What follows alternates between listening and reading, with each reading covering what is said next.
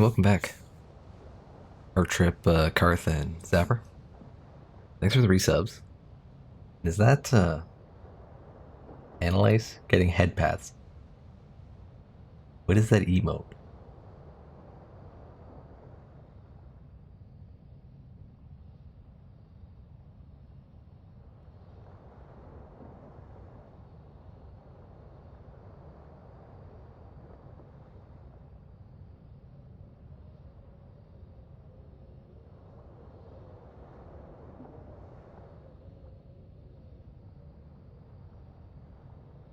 Wow. Wow.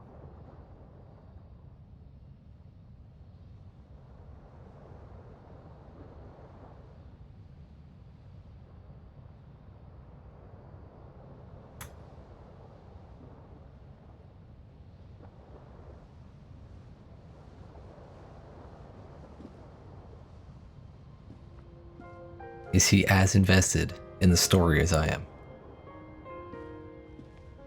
Alright, we gotta sleep. The bed is comforting, if a bit run down. Still, you've earned a rest.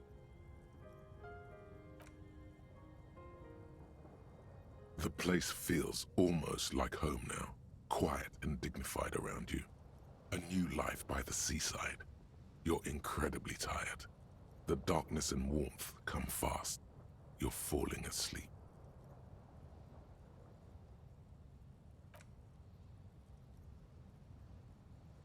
It's easier this time. Drifting off, your head has found a comfortable indent in the pillow. Your legs and your torso feel like lead weights sinking to the bottom of the sea until they're suddenly light. This respite, you've earned it, brother. Bask in the darkness. Let it swallow you up and swivel you around while you forget everything you've managed to remember. I don't want to forget everything I've managed to remember. That would be bad. Is this the last stream? No, this is the one before that. We'll just keep cycling it for you if you don't mind. As long as we can. Spin it like black yarn. Enjoy it while it lasts. Thank you, darkness. Thank you. You're welcome, Harry boy. You earned Wow. it. We actually get a good sleep. After centuries of darkness, Maybe. the alarm rings. But what's this? You actually feel Oh, we do. rested. There's no time to cuddle with your pillow, however, or as much as shiver from the cold. The world awaits. Go. Wow. We're like a new Harry. We got our hat, we got our gun. We remember things.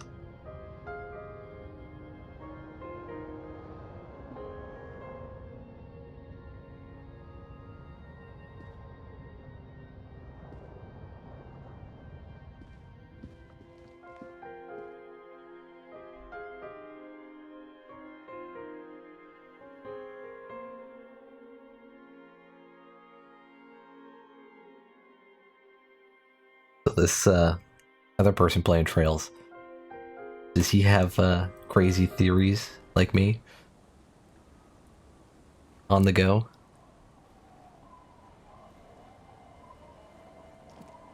Gotta have the crazy theories. Good morning, Kim. Good to see you. You're not gonna believe this. I actually slept. What do we got on the agenda? Already in the pigs. Oh yeah, I gotta go talk to Titus. He was gone. Offer figurines to Dolores Day. I only had the one.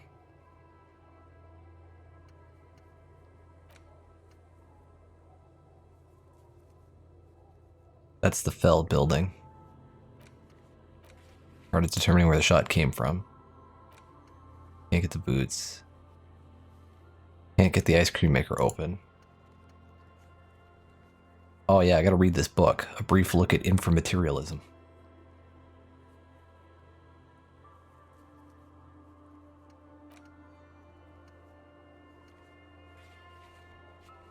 Locating working firearm that shoots 446. I gotta find the gun, right?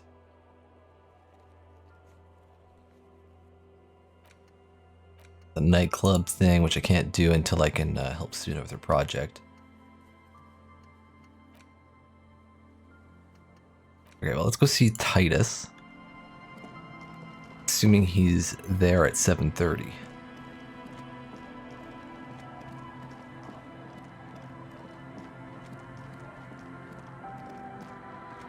Did I fill up my last thought?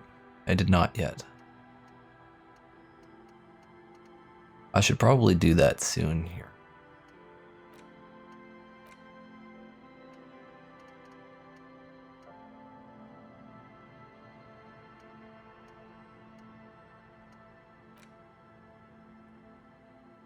I kind of want to get Contact Mike in here.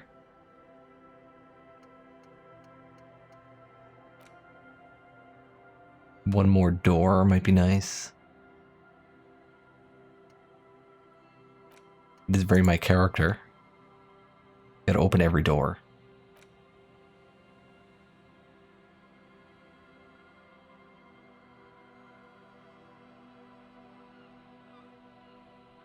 That's this armor.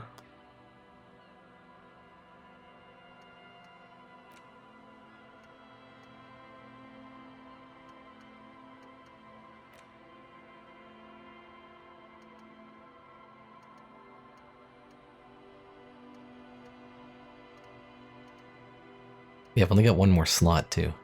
How many skill points do I got? I got 5.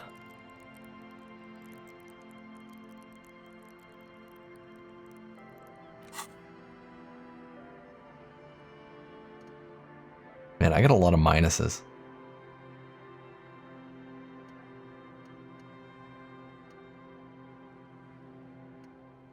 If I cared enough on the first playthrough, I would probably forget some of these ones that are like negatively impacting my stuff that are not really giving me any benefit.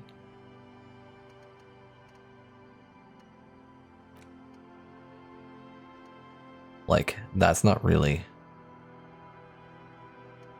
Well, one side's good. Learning caps raised by 1 on psych isn't helping because I'm not even at the learning caps for any of them. But you know, we'll keep them. My character. The question is, what do I want for the last one?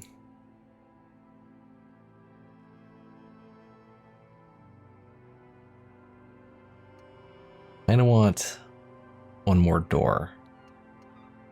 Contact Mike apparently only takes 15 minutes.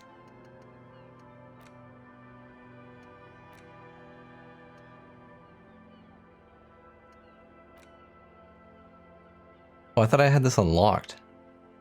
It is not unlocked.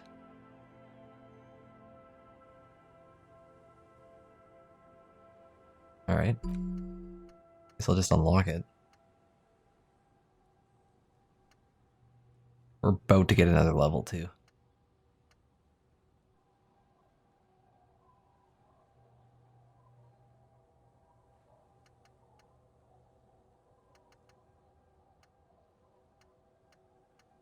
I don't know, I can't decide. It's the last one. Once I do it, there's no more. That's it.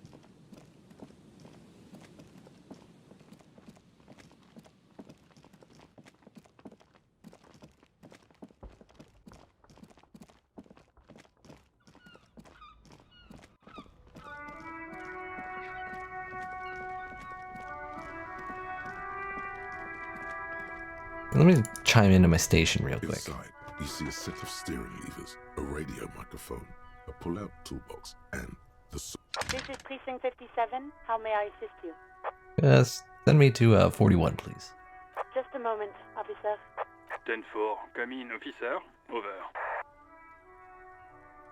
I've successfully located my 9mm Villiers pistol. On me now and I won't lose it again. 10-4, sir. Roger that. And very glad to hear it. I will make relevant changes to the report. I've also found my badge. 10-4, sir. Glad to hear that. I'll write down that there is no need to issue a new one to you then. Over. Roger that. 10-10. Over and out. Alright.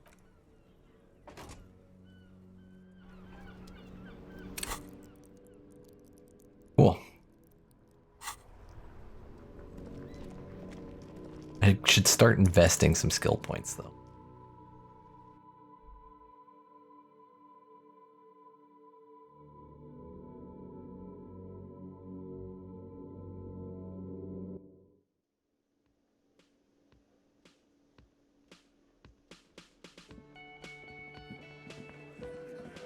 The Coppernado is back. What do you want?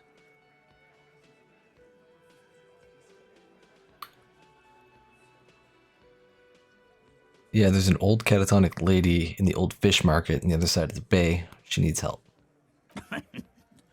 What's that, Copper?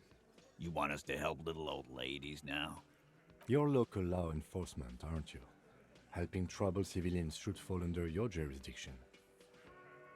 Yeah. We'll send someone out. Who is? Wait. It's the pigs, isn't it? Yep. Have fun. God. Poor lady. Don't worry. We'll handle this. I think she got some family in Cuarón or something. Bastards left her alone when she got sick. We've been getting complaints. Hey, wasn't Everett's B team looking for her the other day? They said something about her, I don't know, finding something? Yeah, I think you're right, Gene. She have something of yours, Big.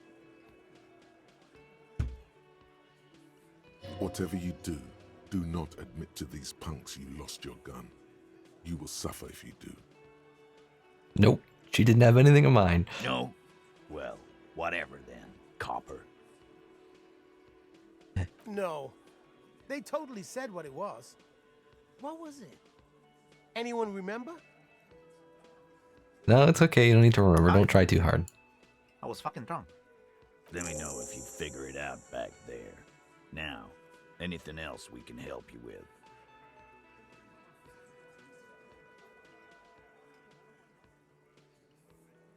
So, yeah, what's her name? Her real name? Auntie LaPlante, we always called her. Something LaPlante. All the French in this game, you'd think they would pronounce this French, LaPlante, rather than LaPlante. Marianne, amigo.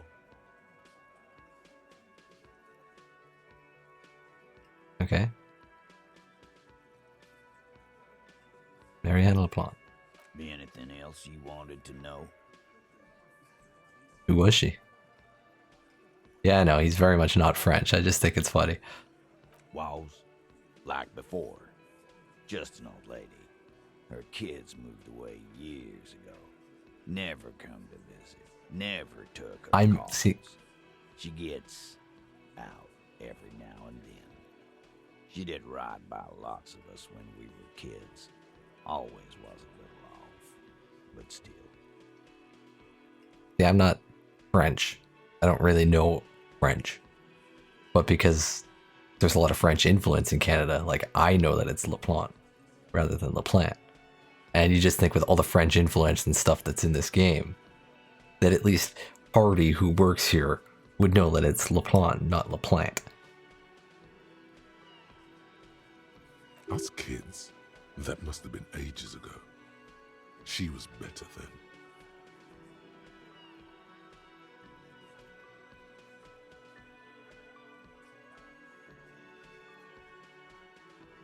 The children kept her together. How did she get like this? Yet wanted to be a cop, you mean? Well, shit. I don't actually know. Anyone know why she started acting like a pig? No fucking clue. It's gotta be the crazy. Who'd want to be a pig? Well, I think I know why. I can't.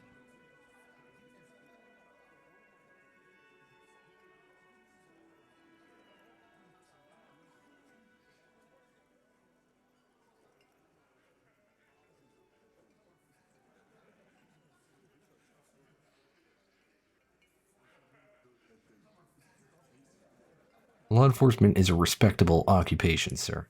Respectable professions don't shoot kids, Cerdo. They don't beat confessions out of prisoners. Easy there, Al. Sit down.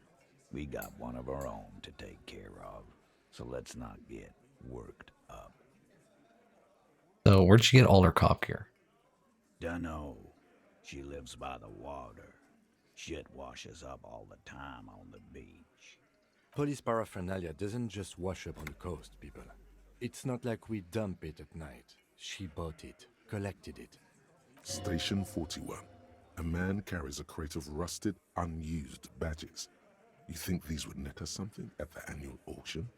A balding detective drags a comb futilely across his head. Shit, who'd want those? Just dump them into the river. Well, thanks for helping out with this one, Titus. No problemo, cop man. We take care of our mentally ill here in Martinez. Ain't that right, boys? Sure enough, we're the real heroes on these streets. Good for you guys.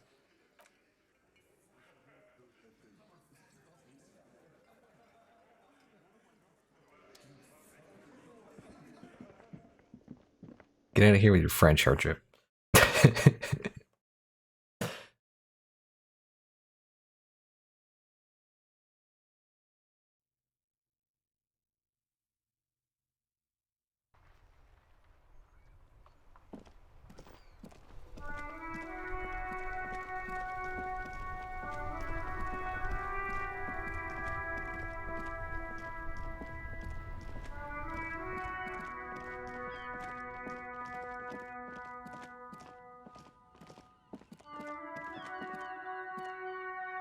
Oh my god, he's busting out the French swears now, too.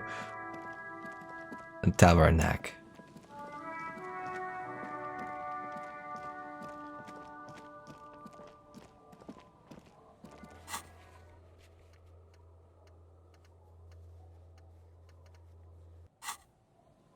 think I'll read my book, and then we'll try and go in the FELD one. What actually, what have I got for here? These things.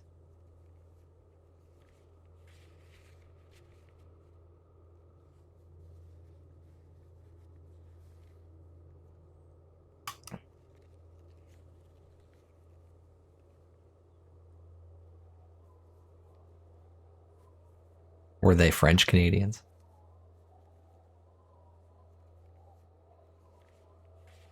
Yeah, I don't have a lot of white checks left on the board here.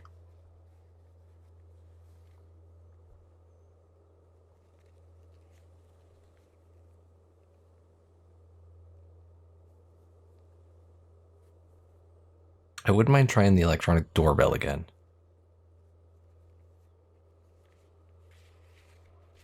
I don't know what the abandoned lorry one is. Well, that was breaking the window, but Kim did it.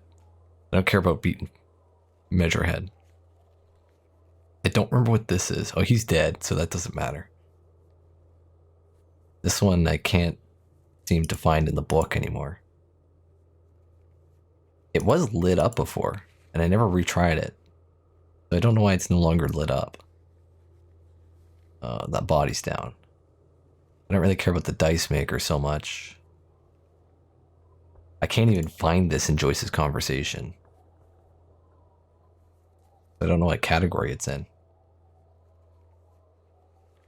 That's asking for a date. This one I don't know if I can even do because it was such a low percentage. And I would like to do the cargo container door. So really, I just want to do volition and rhetoric.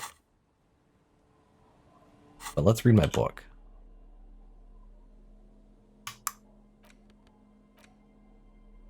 A brief look at informaterialism. A concise introduction to informaterialist theory intended for a general audience. You can tell this particular copy spent a lot of time in someone's back pocket. The cover of this pocket-sized volume features a swirl of orange, yellow, and green. The title, A Brief Look at Inframaterialism, is set in an authoritative yet approachable serif font. What an interesting color palette. It's vibrant, yet somehow leaves you ever so slightly nauseated. So the book is like in this font that the game is in, I'm guessing. It has serifs. On the inside jacket flap, you find a brief summary. What is inframaterialism? A highly theoretical branch of Mazovian communism? A collection of mystical ramblings by a discredited revolutionary? Or possibly both? This brief look, TM, introduces readers to one of this century's most fascinating and misunderstood theories in a concise, jargon-free manner. Okay, so far so good. You turn to the table of contents. The guide itself is divided into several sections with seemingly esoteric titles like Effects of Plasm on Root Vegetables and Mental Projection and Transference. There's also a brief introduction about the life of Ignis Nielsen. Who that is. Read the introduction on Ignis Nielsen. Known to his numerous admirers as the evangelist of the revolution, and to his even more numerous enemies as the apocalyptic Shrike, Ignis Nielsen remains one of the most controversial and fascinating figures to emerge in the years of the anti-centennial revolution, second only to Krasmazov himself. During his unparalleled life, he helped guide a revolution in one country and found a new state in another. Along the way, he committed some of the most notorious war crimes in an era famed for its atrocities. And yet, his most fascinating contribution to history may be the most overlooked. His theory of ideological plasm, from which his followers and successors developed the school of communism known as inframaterialism. Alright, first chapter. If you're like most people, you probably believe that your thoughts reside in your brain, right? Completely backwards. You think with your hands. Always have. Yeah, I'm more of a tactile guy. I let my fingers guide me. It's common for some developmentally delayed children to confuse sights of sensory input with the sight of cognition. But Miss Nielsen, shall we? As Mazov's devoted comrade and leading theoretician, Nielsen was responsible for developing much of the intellectual foundation of communism. But his interests and speculations were famously wide-ranging. So I need a fucking ambulance here. This book just fucking scorched me. During his final years in exile, he produced, among other things, an early guide to home brewing, instructions for raising revolutionary children, plans for a universal pictographic language, and a detailed materialist critique of Dolores Day's chess strategy. A true man of ideas, equal to any of the great DeLorean polymaths. But one subject he returned to time and time again was the fundamental relationship between thoughts and matter. We may yet discover, he wrote in his notebooks, that under certain exceptional circumstances, the proletariat's embrace of historical materialism may be so fervent that their beliefs take form in the world of matter as a kind of revolutionary plasm. Whoa. Well, yeah, let's break it down a little bit. What do you mean by fucking plasm? Certainly, in essence, Nielsen is arguing that thoughts don't just reside inside the brain, they radiate outward from it.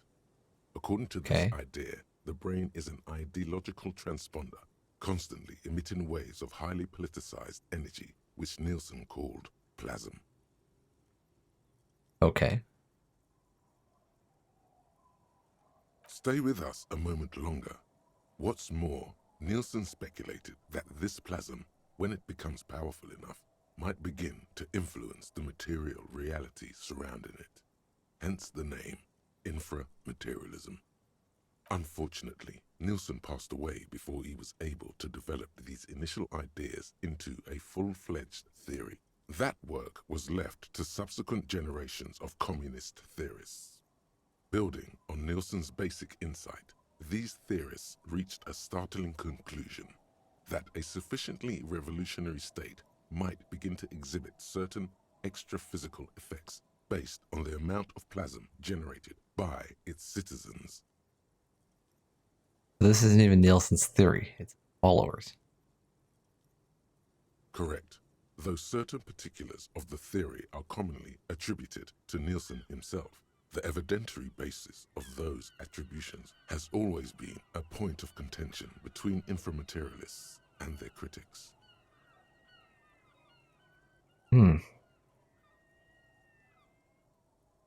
So these people are saying that if enough people just believe in communism, it will come true.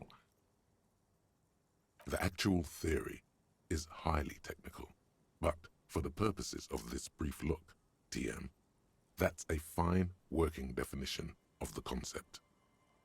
That's because this is absolute idiocy, not even worth engaging with. I mean, it does sound pretty stupid, but you know, I feel like my character's into it, so... Alright, let's hear about this extra physical stuff. Inframaterialists divide the extra physical effects of the revolutionary state by the level of plasm required to achieve them. At the lowest, or first level, revolutionary plasm is believed to stimulate or invigorate matter without altering its essential properties. So how exactly does the plasm stimulate matter? To take one example, during the revolutionary period, many communard farmers in Grad reported extraordinary yields of certain root vegetables, most notably turnips. The difference in these yields was simply too great to be accounted for by mere climate or soil conditions. The only reasonable explanation, inframaterialists argue, is the high level of revolutionary plasm emanating from the commune itself. Even today, in parts of the SRV, there are collective farms whose root vegetable yields exceed those thought possible by capitalist agronomists. Who's to say the farmers aren't just cooking the books? Sounds like obvious SRV propaganda. It's also been postulated that plasm may account for the remarkably full and manly facial hair observed on some communist males. Mine was full. Yeah, I shaved it off, but you could see it is pretty thick. Your hand feels clammy against your bare chin. You wipe it along the back of the book and keep reading. Of course, inframaterialists argue that revolutionary plasm may stimulate human physiology in other ways as well. In fact, reports from the revolutionary period claim that the most radically devoted communards were able to engage in vigorous intercourse for up to 8 hours at a time. Wow, I'm in. 8 hours? You've sold me. Your equipment will be mashed to jelly. They made that in 18. Oh, that's so high. Apparently I don't have enough plasma heart trip. No wonder the communards couldn't shoot straight. They were too shagged out. Hyperproductive vegetables and ultra-horny communards are fine, but this theory hasn't quite gotten strange enough for you. And on that note, you feel like you've gotten the general idea of inframaterialism, enough to carry on a basic conversation at least. But if you'd like to go even deeper into some of the more speculative aspects of the theory, you could always read further. Hell yeah, I'm in. To go deeper, what else are you here for? Exactly. Thanks, conceptualization. The book fits quite snugly into your palm. It would also fit comfortably into a jacket pocket. You flip forward a few pages until you come upon a chapter titled Mental Projection and Transference. When a community has achieved a sufficiently high degree of revolutionary fervor, inframaterialists believe that second-level effects may be observed. At this second level, certain hyper-revolutionary individuals may even develop the ability to extend their thoughts into material space and vice versa. I mean, communists can read minds? According to inframaterialist theory, yes. Under suitably revolutionary conditions, that is. Of course, one doesn't need to be a communist to be attuned to the thoughts of your brothers and sisters. It's become something of a folk legend that during their final meeting, Nielsen and Mazov didn't speak a single word, preferring to sit in silence with their chamomile tea, reading one another's thoughts. Okay. That's strangely beautiful. One of the minor tragedies of the late revolutionary period is that few reliable accounts survive. Much of what we know of the communards' activities during this period come from memoirs and second-hand accounts, some only written down decades after the fact, and of dubious authenticity. Kim's gonna shoot me down here. Let's do it.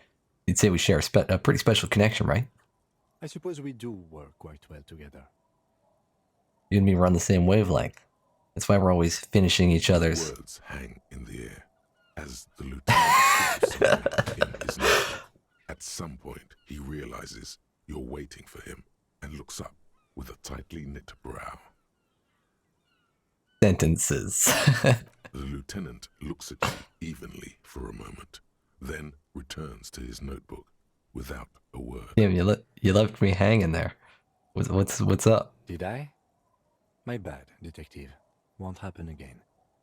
As we were saying, it's generally believed that these effects are only exhibited by certain hyper-revolutionary individuals, generally less than 0.01% of the revolutionary population.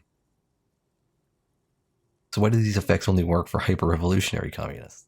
Because plasm has never been directly observed, the exact mechanism behind these effects remains entirely speculative. In other words, there's no evidence that any of this mind-reading stuff is real. If there's no evidence that plasma exists, how can the theory be true?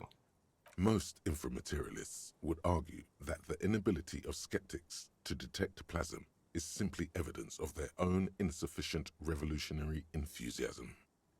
There you have it, a perfectly unfalsifiable loop. The theory is impossible to disprove on its own grounds, meaning it's hardly a theory at all. This should be more than enough for a stimulating discussion. That said, if you're still yearning for more, Of course I'm yearning for more. you breeze through the next several sections until you arrive at the final chapter, titled A Communism Above Reality. When a society's revolutionary fervor reaches the third and highest level, inframaterialist theoreticians have postulated that the laws of physics cease to be laws. Okay, then what do they become? More like suggestions, according to some of the SRV's leading inframaterialists. Of course, it's impossible to say what exactly happens under these conditions. No known society has ever achieved the levels of revolutionary enthusiasm the theory seems to require. Some inframaterialists have even argued that it might require more plasm than humanity alone may be capable of producing. Are there non-human sources of plasma? In the SRV, there have been attempts to organize certain species of aquatic mammals as well as a few of the higher corvids. But as of this writing, only human beings have demonstrated the intellectual capacity for revolutionary communism. Has anyone gotten close to reaching the third level? There are numerous stories from Samara involving bandits or fascist mercenaries being levitated by farmers from the most ideologically advanced communes. Of course, few of these incidents have ever been rigorously investigated or substantiated. The form of these stories also recalls several well-known Samoran folk tales, in particular the one commonly known as Clever Oleg and the Flying Magistrate. Among known attempts to channel third-level capabilities, the most well-documented is the curious case of Coalition warship Debutante. Okay, I've got to know what that's about. It concerns an interesting series of events that took place during the invasion of Revachol. As Coalition forces made landfall, a cadre of Nielsen's most fervent acolytes attempted to compress a Coalition-era static with their collective will. According to Communard law, these acolytes positioned themselves at the top of a redoubt just over the bay of Revachol. From that vantage, they proceeded to visualize pinching Coalition warship Debutante between their fingers, a gesture believed to assist in the extra-physical materialization of their thoughts. So they looked at the ship in the distance, they held out their hand, and they like imitated pinching it. Can you imagine actually seeing somebody do that in a time of war?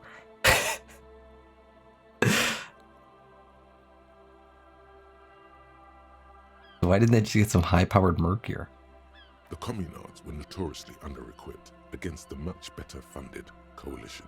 In any event, it's doubtful even ceramic armor would have altered the outcome. The Acolytes, along with the redoubt, were vaporized in an artillery strike before the process could be completed. It's been said, though, that in the weeks following the battle, the captain of the Debutante noted an increase in incidents of crewmen striking their heads on unexpectedly low bulkheads. Of course, colorful anecdotes only scratch the surface of what inframaterialists believe may be possible in a truly third-level society. Okay, so what would it even look like? Would it become just the Pale? Some have theorized that such a society would be fundamentally unrecognizable, lacking many of the institutions we typically take for granted in advanced societies, including organized governments, financial institutions, and law enforcement. Did that book just say there's no place for you in this future? No, it's fine. Others have argued that people living under third-level conditions will be immune to such infirmities as hunger, disease, and mental illness. In some of his later writings, Nielsen himself speculated about the potential for an extra-physical architecture that disregards the laws of bourgeois physics and instead relies on the revolutionary faith of the people for structural integrity. Meaning the buildings stay up because people believe they'll stay up. What are we turning into freaking Warhammer orcs here? Like, precisely. Nielsen observed that the financial system operates on the same principle of faith. So why not an architectural system? On the following page, you come across a few black and white reproductions from Nielsen's own notebooks. One sketch depicts a government ministry shaped like a great inverted pyramid, a hectare in width at the top, balanced atop foundations the size of common apartments. Another depicts a leaning tower wrapped in a dramatic helix. The caption beneath it reads, "The Tower of History." Something about that tower looks awfully familiar. Could it be that's what the students were trying to recreate with the matchboxes?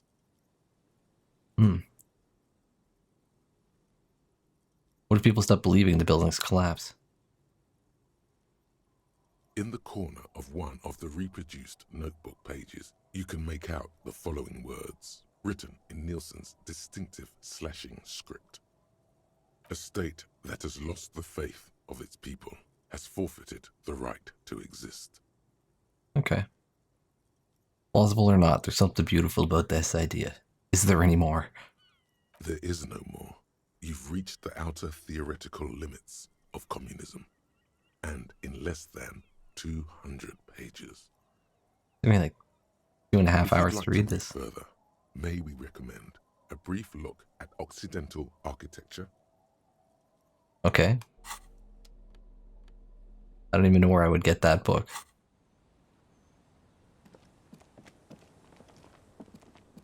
But that's one book for today's. You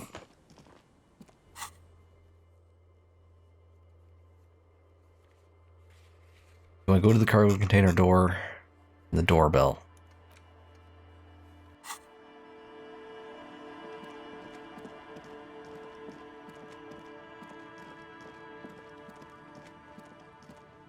I think we do.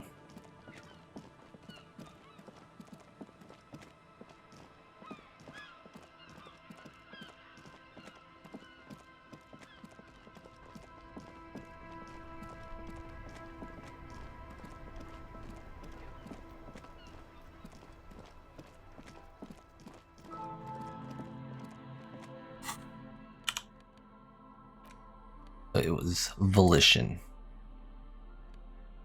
I think this was the only volition thing I had.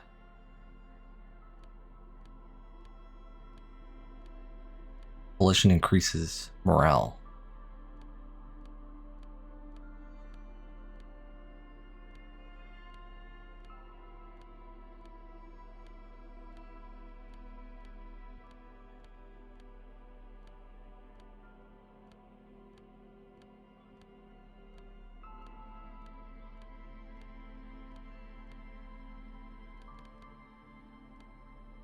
Yeah, that was it. Okay. Oh, I gotta actually put a skill point in.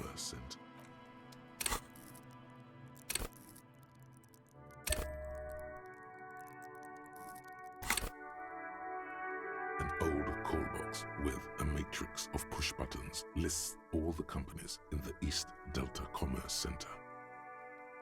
East Delta Commerce Center? This must be the 83%. name of the doomed commercial area. Whatever she says, it can't hurt you. You're a different person now. Stronger, healthier, and... Yeah, look how much morale I got. Alright, maybe not healthier, but it's a bonus that you've drunk so hard you can't remember any of your past relationships. Oblivion's the ace in your corner. Right. This is something we did at like the beginning of the game, so I don't really remember. There's a light buzz as you press the doorbell, waiting for her to answer the call.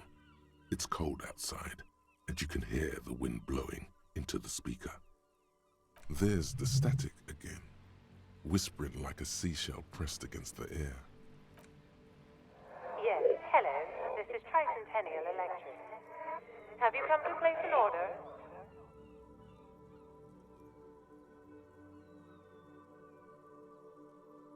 Hi, it's me again. I wanted to talk to you. My God. Here come the bad vibes again. Relax. Distance yourself from it.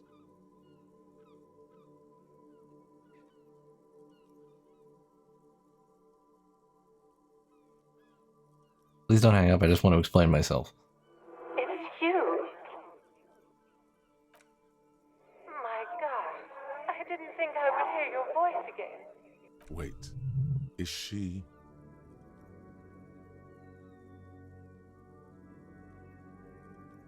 You repeating your words? Did you already see that the last time we talked? Michelle, just please. Why did you even call? I don't understand. You've been gone for months. I thought you didn't care. Is this some kind of joke?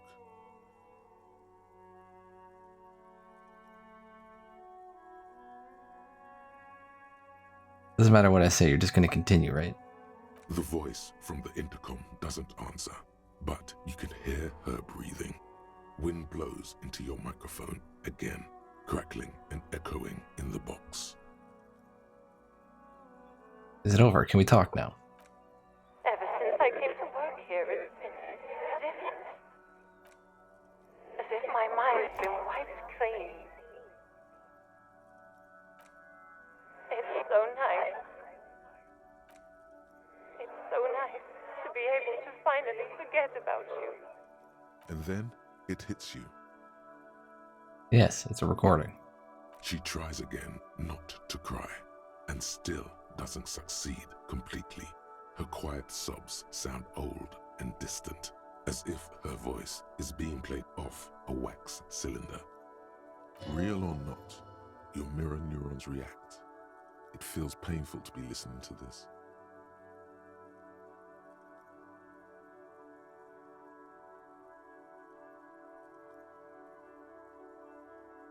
Go ahead, ancient recording. Cry then. Her sound melts into the static from a long-distance phone call. From time to time, you can hear people talking in the distance, but can't make out any words. This is where you hung up the call the last time, but the recording is still going. Listening. A phone rings in the office with an old-fashioned chime, and someone walks by in a pair of heels. The static is like a warm blanket wrapped around the sounds. Is anyone there? No one replies, but the static grows stronger like rainfall. Then a female voice speaks out, completely different from the one before. Glorious and total somehow, crawling inside your head. Her words are too cold to comprehend. She smells of sodium lights and rain streaks on car windows. Eyes like pilot lights watch your shape in dark hallways, guttering. So... it was a recording trapped in the circuitry from some ancient tenant. This sometimes happens. Shall we conclude here? We have other mysteries to solve. A recording trapped in the circuitry. Mm-hmm. I don't have time to explain it to you right now. Maybe sometime later. Something weird just happened to me. Don't take this the wrong way, but during our short stint working together, something weird is almost always happening to me. Oh my god, Kim, why? I gotta be like this. That is true.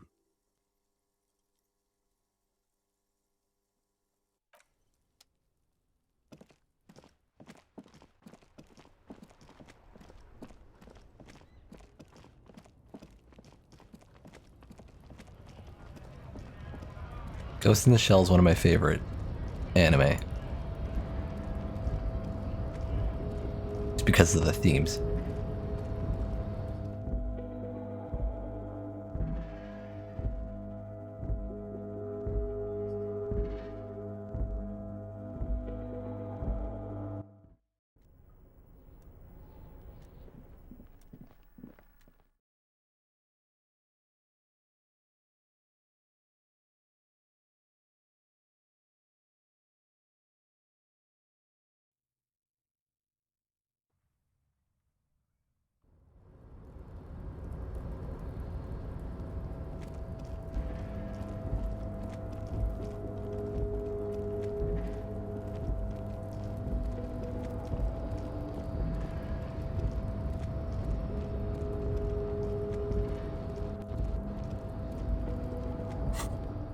Okay, now rhetoric.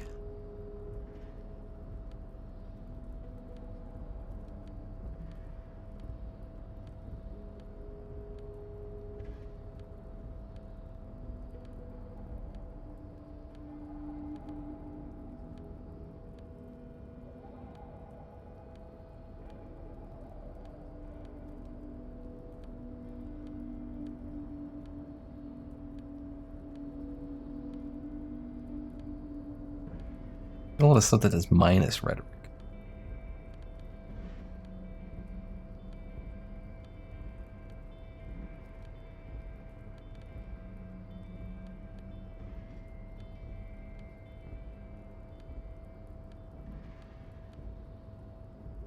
I've only got the one thing that gives plus to rhetoric? Really? What is this?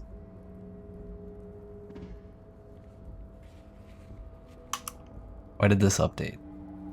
Oh. Oh yeah, that one didn't work. Okay. But,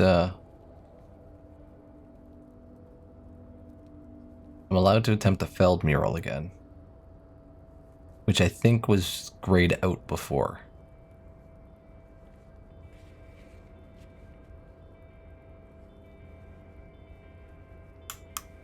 Okay, so now we need rhetoric for the cargo container door.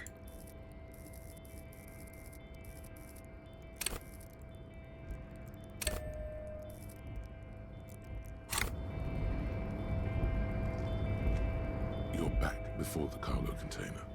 Its draw has not lessened since you were last here. If anything, it seems to have grown slightly.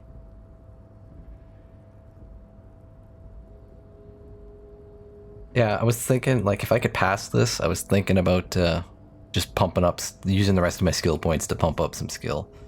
Like, authority would be a good choice because I'm going for the super cop. Feel like I should have some authority or some esprit de corps. Something.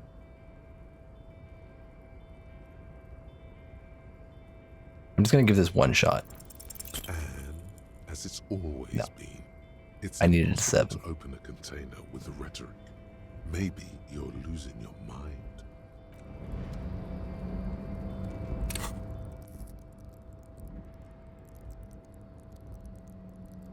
Okay. So my esprit de corps is actually pretty good. I should get some authority.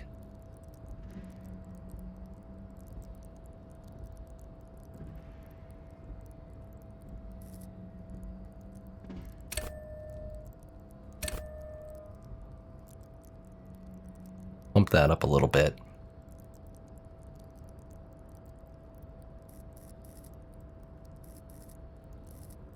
And then, like, maybe reaction speed might be useful.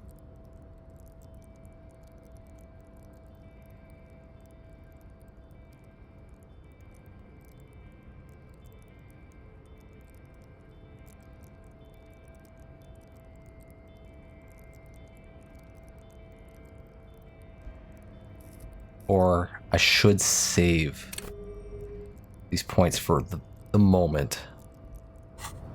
Because I need to pass a shivers check.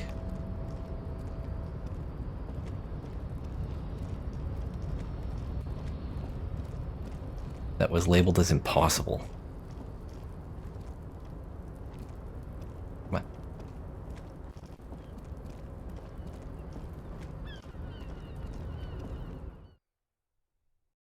Although Kim said there's probably another way, it's just it wouldn't highlight the sewer thing. He's like, the last possible option. I would have gone through the sewer.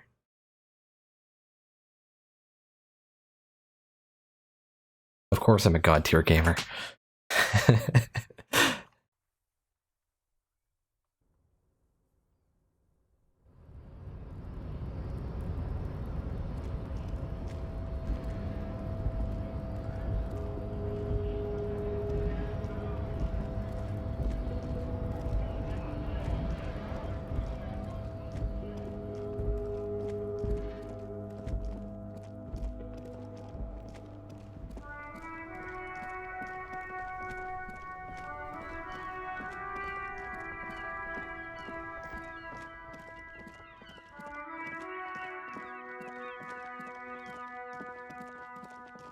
I went and talked to Everett. Told him I got my gun back. But, really now. It's a new day. I should check the traps. The trap is full of locusts, but they seem poor things. Yeah, I don't think any of these are actually going to find anything. I think the Phasmid's real.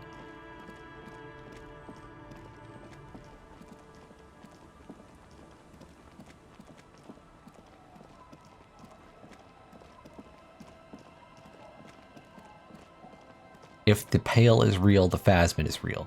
All I'm saying.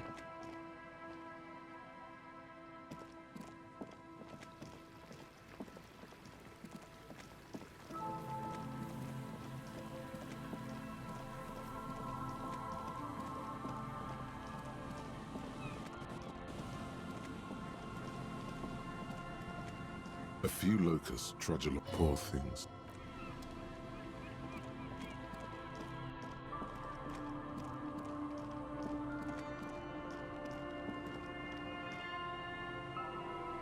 mean, I believe hard enough that the phasmid is real. Dying locusts. Most of them are poor thing.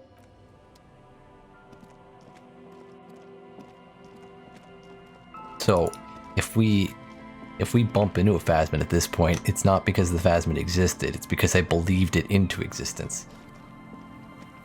Because of my hardcore communism.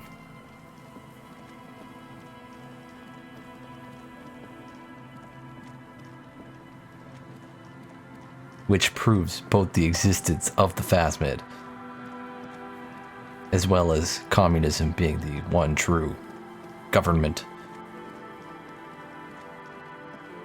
Kim, why are you so fast? How are you getting further and further ahead of me?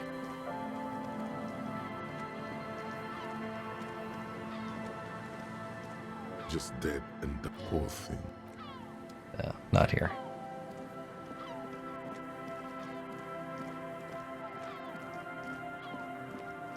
There could be like an in-between step I'm missing. Like Kuna was really interested in the phasmid, but I didn't seem to be able to talk to him more about it.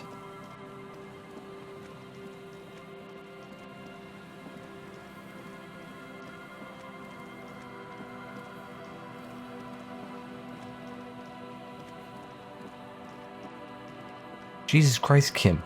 How are you so fast? You're like slowly getting further and further ahead of me. There we go. Take you on the corner. I'm the one in charge here, Kim. I'm the super cop. W freighter. Okay, now I need... Oh, what was it? Shivers? Shivers.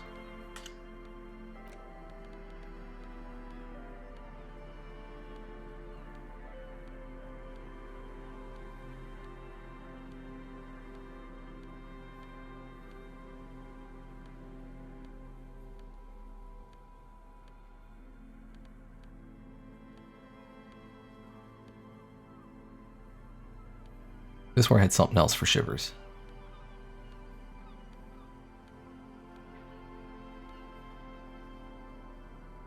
Oh, there we go. That tie.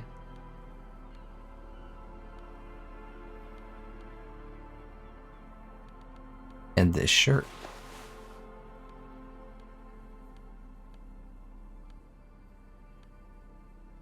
Alright. +3 to shivers, okay. That looks stupid as hell. The once bright mural towers above you. 83%. saying, FELD Electrical R&D. Tomorrow is just a whisper away. I got one for confronting the pigs, too. A breeze, like a quiet Oh. sigh, moves over you. The cool air breaks across you. Go to the big C. The big C. That can only mean one thing. Communism. Wait, what? Go to the children of the Big C. Big C. The Big C, that can only mean communism. Yes, Comrade Zephyr. I shall find them. Girl-child revolution and girl-child communism. Boy-child freedom. Boy-child justice. The wind rushes away, leaving you where you were, on the rotting boards of the FELD building. Officer, are you okay? It looked like we lost you for a second.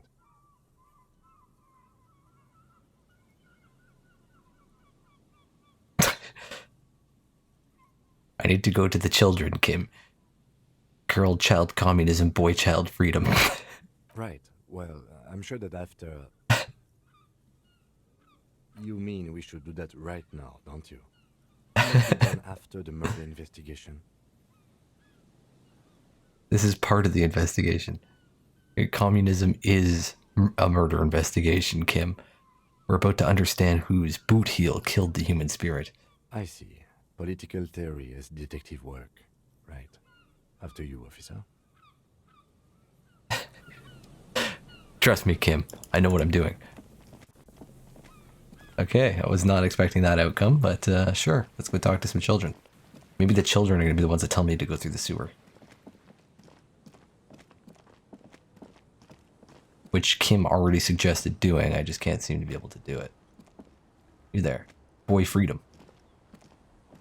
The scruffy-haired little boy kicks a stone while the other watches him do it. Has anything strange happened lately? He had bad words and said, I got in trouble. Bad words.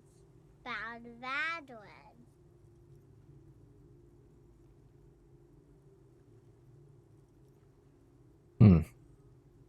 Bad words. What bourgeois mentality? Did it seem certain working class words bad? Boo, what? Was that a bad word? Bourgeois? Yes. One of the worst, child. Don't say more bad words. Move on. Where did you hear the bad words? Was it from someone on the coast? The radio? We just heard funny voices. We thought the voices were funny. We said what they said, and then we got in trouble. Where did you hear them? Did you overhear someone say them? Was it on the radio? Radio? What's that? We just heard them in our head. What do you mean you heard them in your head? This sounds like some high-tier communist thought. You know, I heard people talking, except just in my head. What did you hear? It was like, it is time at last. My nasty speed freaks. Our brother man is about to grow up. DJ Flatios, Big Boy Daniel single is here. Shut up, cause this is the fastest trash that you're ever gonna hear. Turn up the volume. Blow those speakers out. Now here's... No. Don't say bad words, stupid. Why? What a splendid rendition these two rapscallions have offered us here today. Faultless memorization. Perchance they'll enjoy greatness as a double act in the performing arts. A word when you're done. The boy draws a jagged rock across the ground. It leaves a white scratch.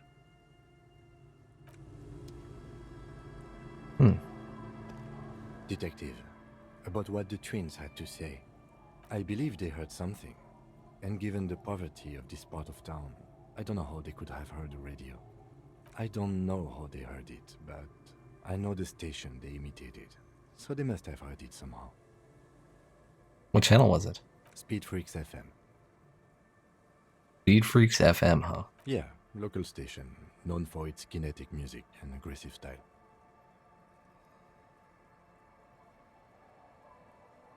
Alright. Sounds like a bit rough for me. I like tenderness in my radio, I think. I won't say idiots, because maybe Kim likes it. He knows the station, so... Yeah, anyway. Weird as it is, the situation is not connected to the murder. This isn't our business. But it is related, Kim. The wind told me so. The lieutenant says nothing. Ocean breeze blows in straight. He raises his jacket coat against it. Besides, maybe it was just a radio they overheard. They might not be old enough to know the difference. How would they have heard the voices? Even if it was a radio, where was it coming from? The lieutenant shrugs. Let's at least rule out radios before continuing. Maybe the twins didn't know it was a radio they were hearing. The washerwoman seems to know everything that happens here. Let's ask if she heard anything before moving on. After you. I need to go speak with Girl Communism now.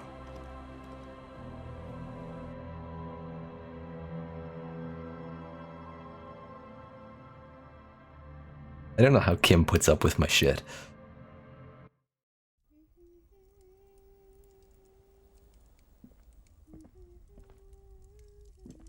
Hello, mister. Oh, she's humming the tune from the square.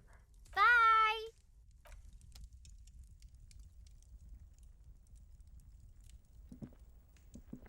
Can you do that again?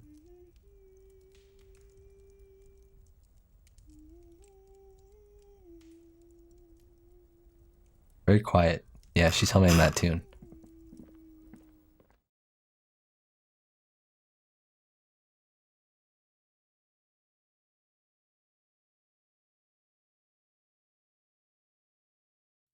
Kim is going to be in for a real shock when he sees the phasmid that I think into existence.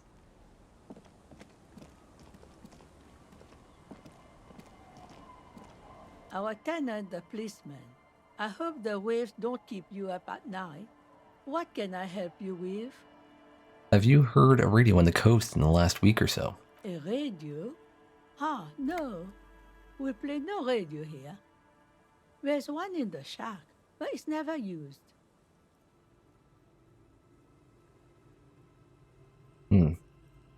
You sure you didn't hear any radio playing? These ears know every sound that belongs to this coast. I would know if I heard anything different. Sounds like my grandmother. My grandmother hears everything. She doesn't need hearing aids. And then she went and got her hearing tested. She needs hearing aids. And now she has hearing aids. Any ideas how the twins could have heard Speed Freaks FM? Was that the nonsense we were spouting? Huh. No, I have no idea where they heard it. They've been in earshot all week, and no radio. We good, Kim? Let's just get it out of the way as fast as we can. Contact dispatch from my kinema and ask them to connect you to the station. Maybe they can shed some light on this. Thank you, Ready Kim. when you are. Thank you, ma'am. Anything else? No, that's it. Okay. Mysterious radio signals beaming directly into children's heads.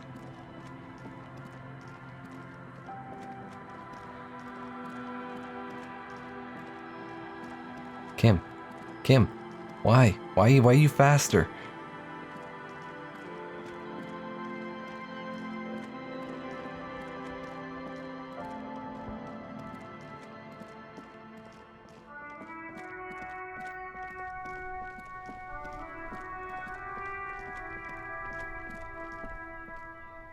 Inside, you see a set of steering levers, a radio microphone, a pull-out toolbox, and the soft glow of the fuel preheater gauge.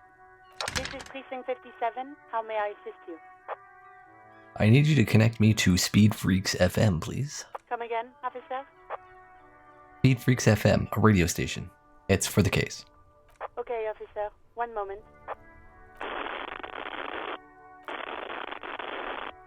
I have the GMF on the line. I'll connect you now. Yo! The word shoots out of the man's mouth like a bullet. Yo! The starting gun fires, and we're off. Is this DJ Mesh? It is. I got a few minutes before I gotta go back on air. What can I do for you, cop man? I'm just calling to confirm. Did you debut a new track from DJ Flashio a few days ago? An asshole is a mouth for shit. And I'm puking. Okay, but what is the song called? Yeah, that is the song. An asshole is a mouth for shit. And I'm puking. People like it. I'm loving it, man. The requests keep coming in for more. I really think it's the future of music, I do. Fucking, like, stinkcore or something. Shit's so nasty. Those stink waves come up like sound waves, you know what I mean?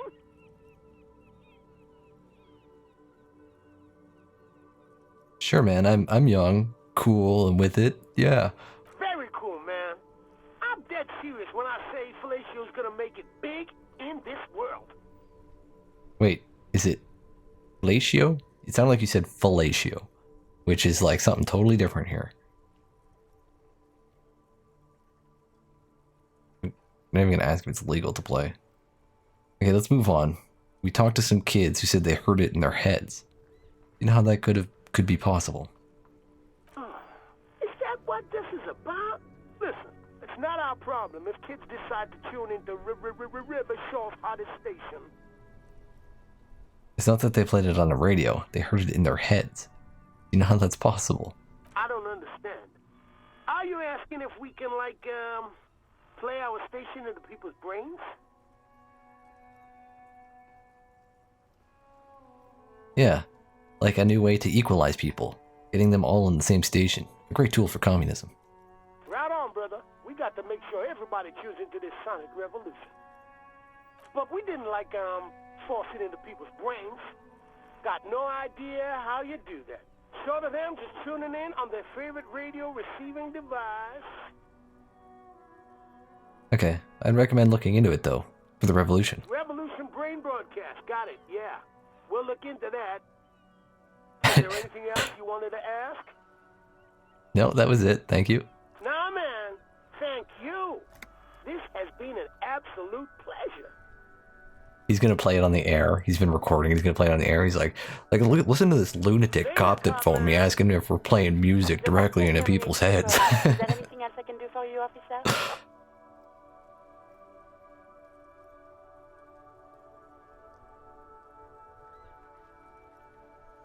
Oh, he does have it saved. I'm gonna turn on Speed Freaks FM.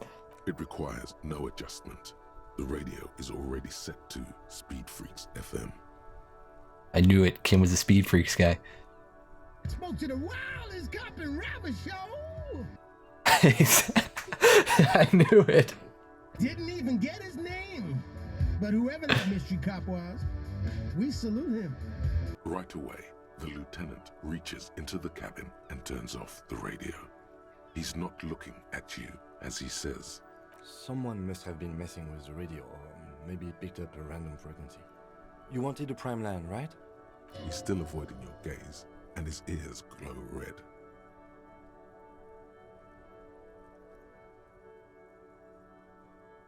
It's DJ Mesh. It was Speed Freaks FM. The lieutenant is resolutely silent, staring at the console. A look of betrayal. The secret has been revealed.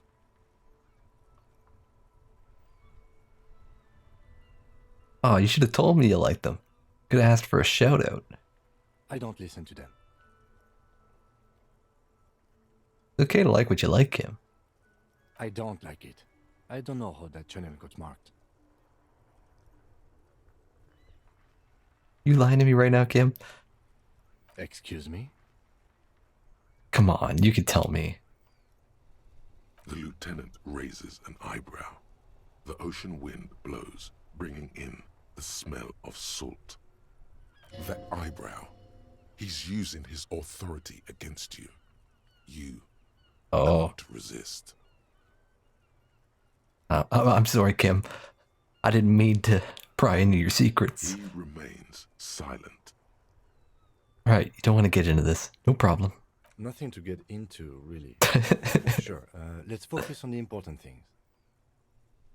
This is Precinct 57. Can I connect you to someone? I'm done for now. 57's over and out. In the cabin, you see a set of steering.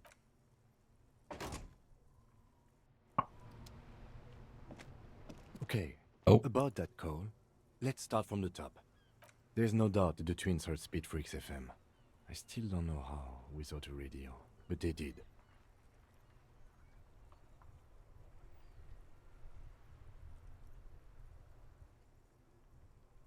What does it mean? I don't know what it means. I mean, a weird voice in my head said to talk to the kids. Maybe it's related. I don't think the voices in your head are related to this, no. But it didn't sound like one of my thoughts. It sounded like a lady. The lieutenant gives you a long look. I don't know what to say to that, or what you want me to say. I'm sorry. I mean, it wasn't my small reptilian brain or my limbic system or anything. Did we ask where the kids were when they heard the voice? I didn't, sorry. No need to apologize. I was just going to say it'd be a good idea to ask them. And, Detective, thanks for this. It's been interesting. You, Kim, every fucking day with me is interesting.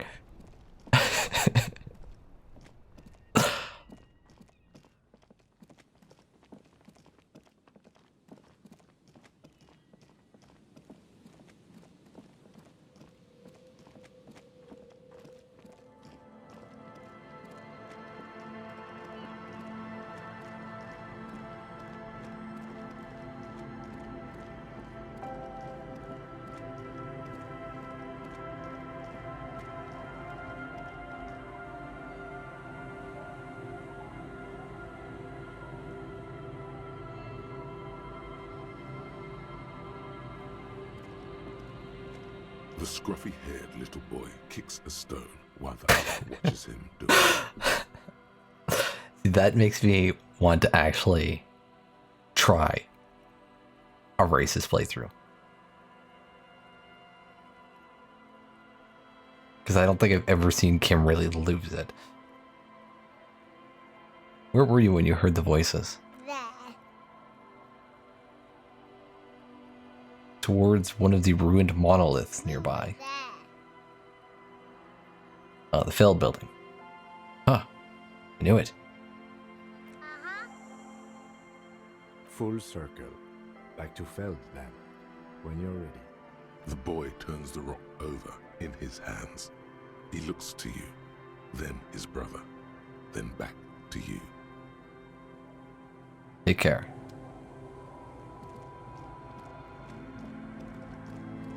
This is a great game. There's so many choices. So many different ways you can take your character.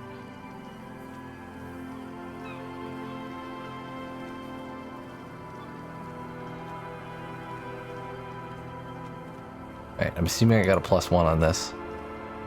The once bright mural towers above you. What the hell? Saying, FELD Electrical R&D. Tomorrow is just a whisper away.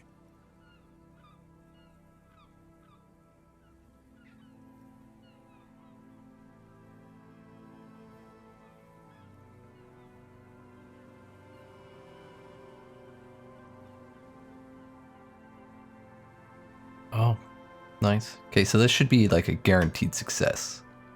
Should be. You know a lot about radio. Enough to know you have no idea how or why those boys heard Speed Freaks FM in their heads. No. I know exactly why they heard it in their heads. You don't need to try and tell me I don't know. It was the power of communism. Knowledge like that isn't just obscure, it's unknowable. Dangerous theoretical facts like that are probably protected under the coalition government's Articles of Dominion, Title 14, Article 7C. While an expert might be able to suss it out on their own, a layman like you has no hope. No, it's no. The answer is communism. You don't know how it happened, but the stores of your knowledge are vast, and there is something crucial in them. Yeah, communism. You know where Ruby isn't. She isn't in the fishing village. She's not with her bullet under the floorboards in the shack. So where could she be? The alcoholics never mentioned seeing Ruby either. Idiot Doom Spiral gave an exhaustive account of recent events, but never mentioned seeing Ruby. You've searched the whole coast for Morel's traps, just as you didn't find the Insulindian Phasmid. You did not find her. You've even entered the church, met Tiago and Sorna. Some criminals seek sanctuary from sacred buildings, though the sanctuary laws were abolished decades ago. But Ruby wasn't such a one. And you do know one thing about radios, Ulan. Ruby dabbles in advanced radio theories. Ulan, the Speed Freaks mystery. It might just be related. Does that mean she's here? If she's here on the coast, she'll be here. And besides, something weird happened to the twins around here. It'd be nice to know what caused that. Another fact for your collection. What was with that static there? That kind of hurt the ears. Where did it go? In through the collapsed roof, flowing down a concrete staircase to the basement, sweeping away footprints in the dust on the stairs. And then the beach below the boardwalk. Its winding tunnels, a whisper away. What is happening? She's down there. What the fuck? I think she's down there, below this building. Okay. Why?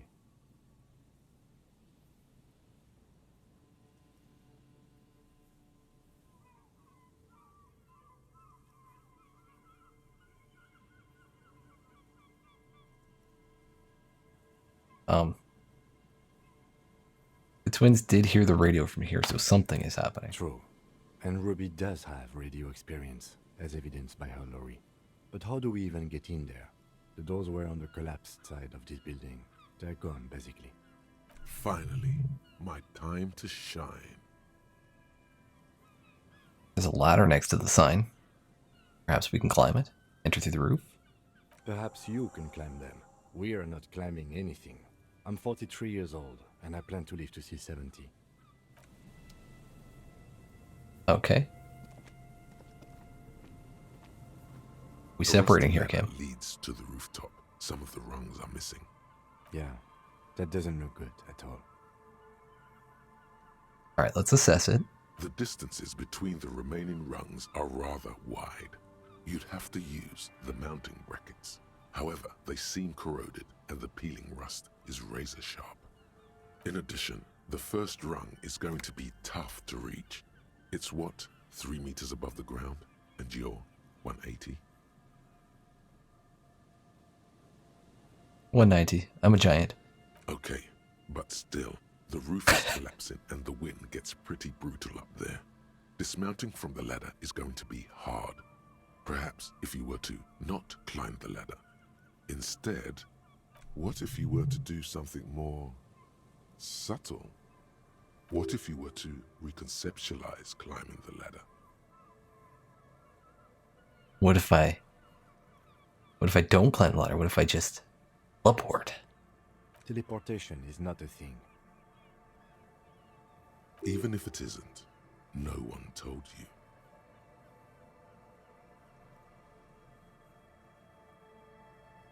It's a thing for me. Communism, my way to the top. Come on, Kim. Where's your adventurous spirit? This really has nothing to do with adventure. We are dealing with basic physics here. Don't want her to try. Oh yes, it could hurt. A lot. Teleport to the roof. All you need to do is close your eyes and concentrate. Darkness enfolds you. You can feel the distance between the bench and the first rung of the ladder. All you need to is... do it. Zoot, zap, pow, crinkle. It's like magic. You feel yourself disappear, your atoms fading out of existence. Oh my god, I can't believe it. Bam! You find yourself on the roof, having mastered the art of physical displacement. Did it, Kim? I teleported. I just saw you climb the ladder. You just climbed it like a regular person. Oh, I love it. The wind at the top of the building starts howling loudly, blowing away the lieutenant's voice. Faintly you hear. Never mind. Find a way to let me in when you get inside. Don't go adventuring with a backup, especially if we think the suspect may be hiding here. Okay.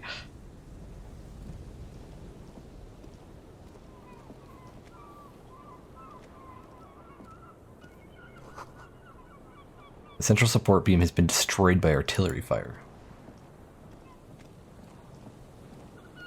Convenient that the roof collapsed in such a way as to create like a staircase down. I can't go over to this roof. Maybe invest some skill points now.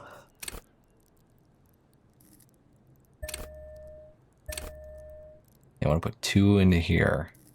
I want to get a reaction speed. That's what I'm going with. I'm going to put some... We're going into a suspect here. I want to put my authority stuff on. Or esprit de corps.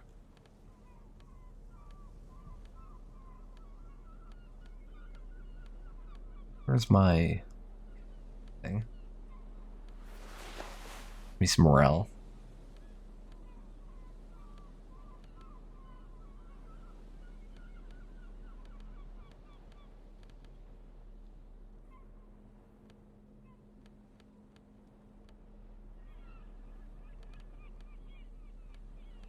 What shirt do I want?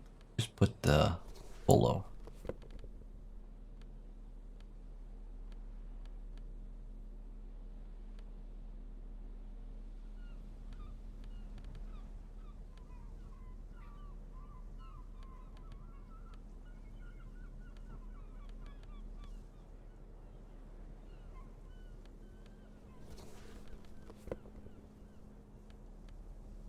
Now, where's my Dick Mullen code? Empathy and hand-eye coordination. Go with that. And this is authority. Yeah. Going in. Maybe I'll take the bag of garbage out of my hand.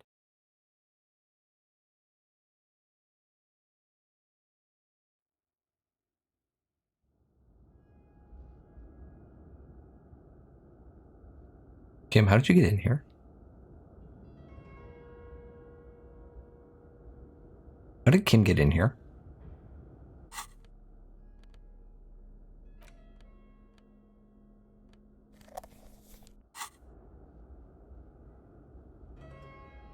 Yes?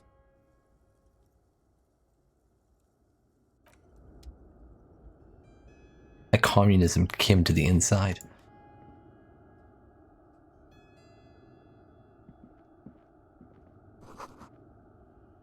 The glass is covered with grime and dust. You can barely see out. Why couldn't we just smash the window to go in?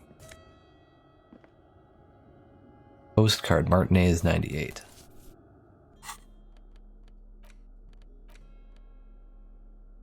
Faded picture postcard from the end of the last century shows Martinez as it was before the revolution. It's the height of summer. Rue de Saint-Ghislain is teeming with parasol-wielding bourgeoisie and Wild Pines flags buttress the walkway. Nothing is written on the back.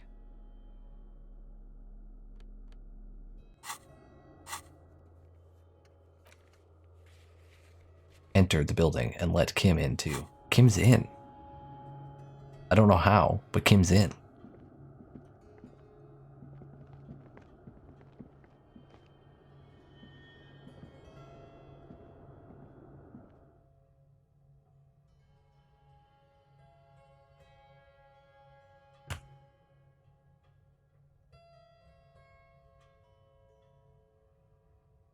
Or maybe Ruby's a shape changer. This collapse nearly sealed the basement. One could barely squeeze by. Okay, so I squeezed my way in here. Antiquated office furniture, last century maybe. That's the pipe that goes outside, it looks like.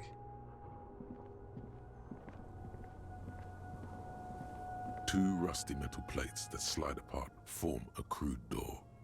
It's been here under the boardwalk for a while. What the hell's going on with Kim? He's teleporting, he's phasing through solid objects. Who's there? Who's there? It's me, Kim.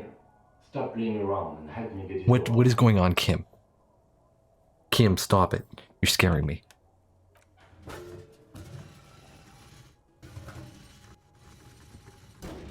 The doors seem to be on rails, but they've gotten jammed. You grab a side and put some strength into prying it open. With the help of your partner, the two metal panels slide open with a creak. Huh. I hope no one dangerous heard that. How'd you even get there? After you climbed up to the roof, you mean? There's a maintenance entrance under the boardwalk. It's next to a drain pipe, possibly a storm drain. It was easy to miss before. He's quite proud of himself.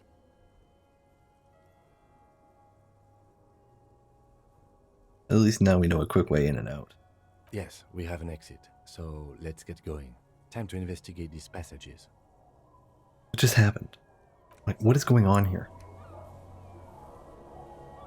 Okay, so that's the exit. I think my reality's breaking down.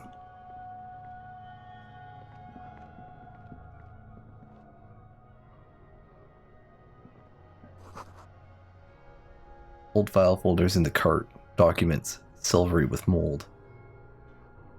I don't even think Kim's a real person. I think he's just a figment of my imagination now. A series of thick, dusty panes of glass. I imagined him into existence. Oh, what's this? Intersolary suit jacket. Okay.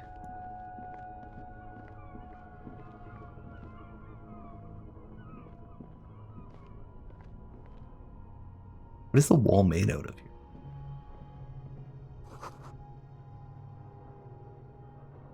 In the beam of the flashlight, a crevice in the wall.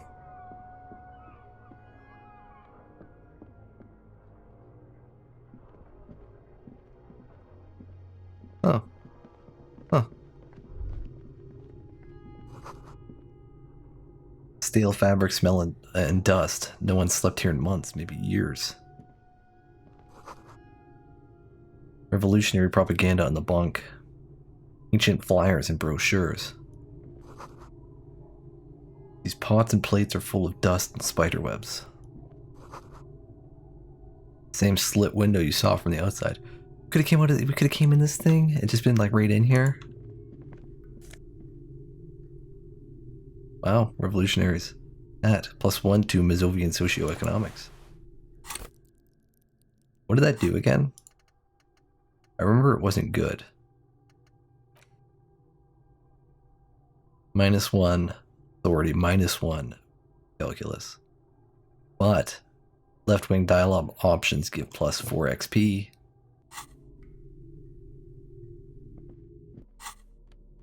So it would be +8.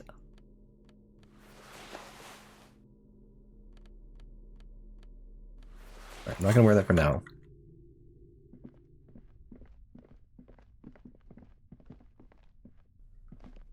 I'll wear it to my communist meeting. I'll get some footprints here. One off in this way. Footprints in the sand. One of the souls appears to be more worn than the other. So that's Ruby. There's something in the air, an unnatural buzzing. The tunnel collapsed. You'll have to find another way around. Okay, down we go.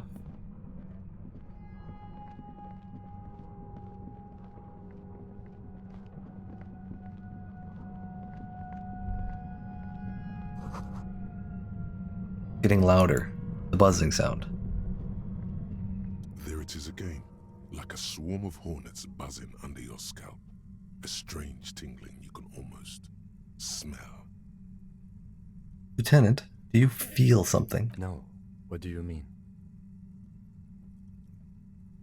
Pain. Strange tingling. I don't feel it, but we should still be careful. There were footprints back there, and I'm pretty sure they were fresh. You really don't feel anything? No, but you are the sensitive one. It's not a quib. Wow. The situation is dangerous. He trusts your gut feeling on this. So I saw them too, footprints, with the right sole worn smooth. Looks like our suspect. If she's in here, we need to plan our next step carefully. What do you mean? Once we detain a credible suspect, who knows what the Union and the Wild Pines will do? We'll set in motion events we have no control over. You will upset the balance of power in Martinez. The deadlock between the company and the Union will destabilize. This part of town is a fine clockwork puzzle. Disturb its peace, and it will start breaking down uncontrollably. So this is like point of no return thing? Is that what you're telling me? Keep calm. Go over the whole situation in detail. We found out everyone's plan to take the harbor. Maybe we should tell Joyce about it. Oh yeah. I'll leave that to your judgment. You already know what I think about cross-pollinating information like this. It's dangerous, but... He just can't be sure. Maybe it will yield something useful.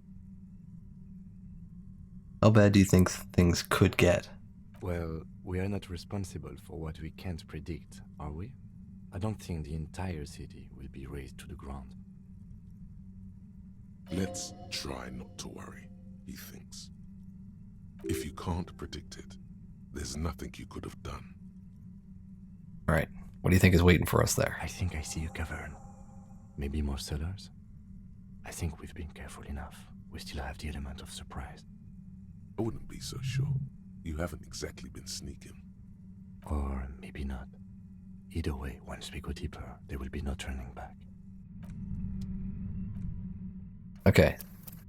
Make an actual save here. I want to go see Joyce if I can tell her, because I didn't have a journal entry about it, so just out of curiosity.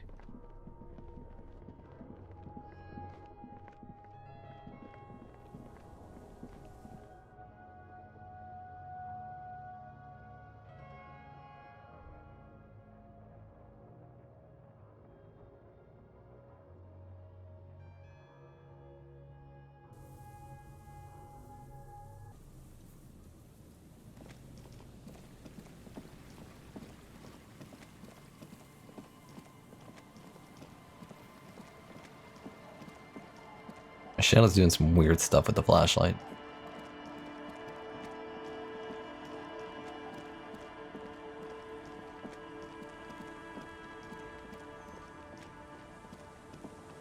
Oh yeah, I gotta go here.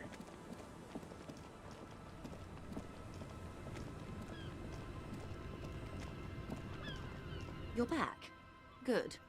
What can I help you with?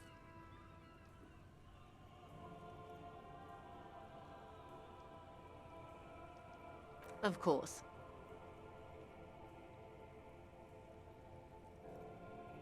Of course. Oh?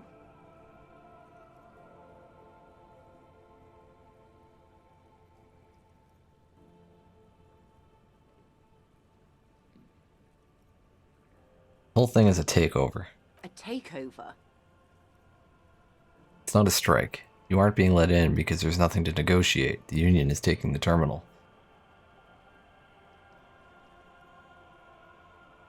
He'll use the drug trade to finance the harbor. Taking it. Green livery, changing into red, blot by blot. Like a cancer of the blood, metastasizing. Then we're talking about a war. Everett needs to let me into the harbor at once. We need to talk about this. He's ready for a war. They all are. They most certainly are not. Crenell has 1,000 men on their payroll. The next batch will be a platoon of 20 men and a gunship. I've seen the Union's forces. They are better organized than these mercenaries. They also have the support of the people of Revachol West. It will take more than Crenell to wipe them out. Wild Pines will need to send more and better equipped men. Make no mistake, ma'am. I am sure you have the money. The question is, how many years and how many lives are you willing to sacrifice? What do you suggest I do?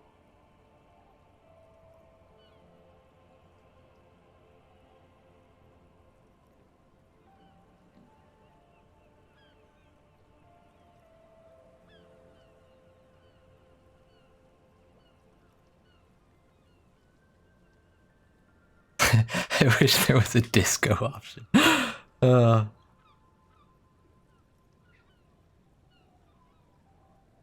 First, will this affect your decision-making process? Everything affects the decision-making process, Detective. Officer? For once, I don't seem to know what the right thing to do is.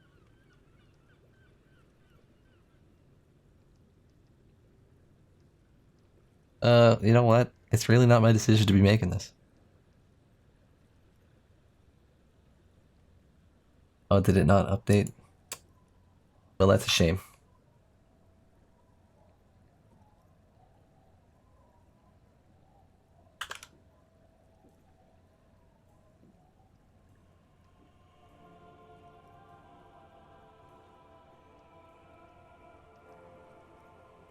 It's not the RCM's job to make these decisions. Of course. Your job is to clean up after them. And it looks like there will be a lot of cleaning to be done in the near future.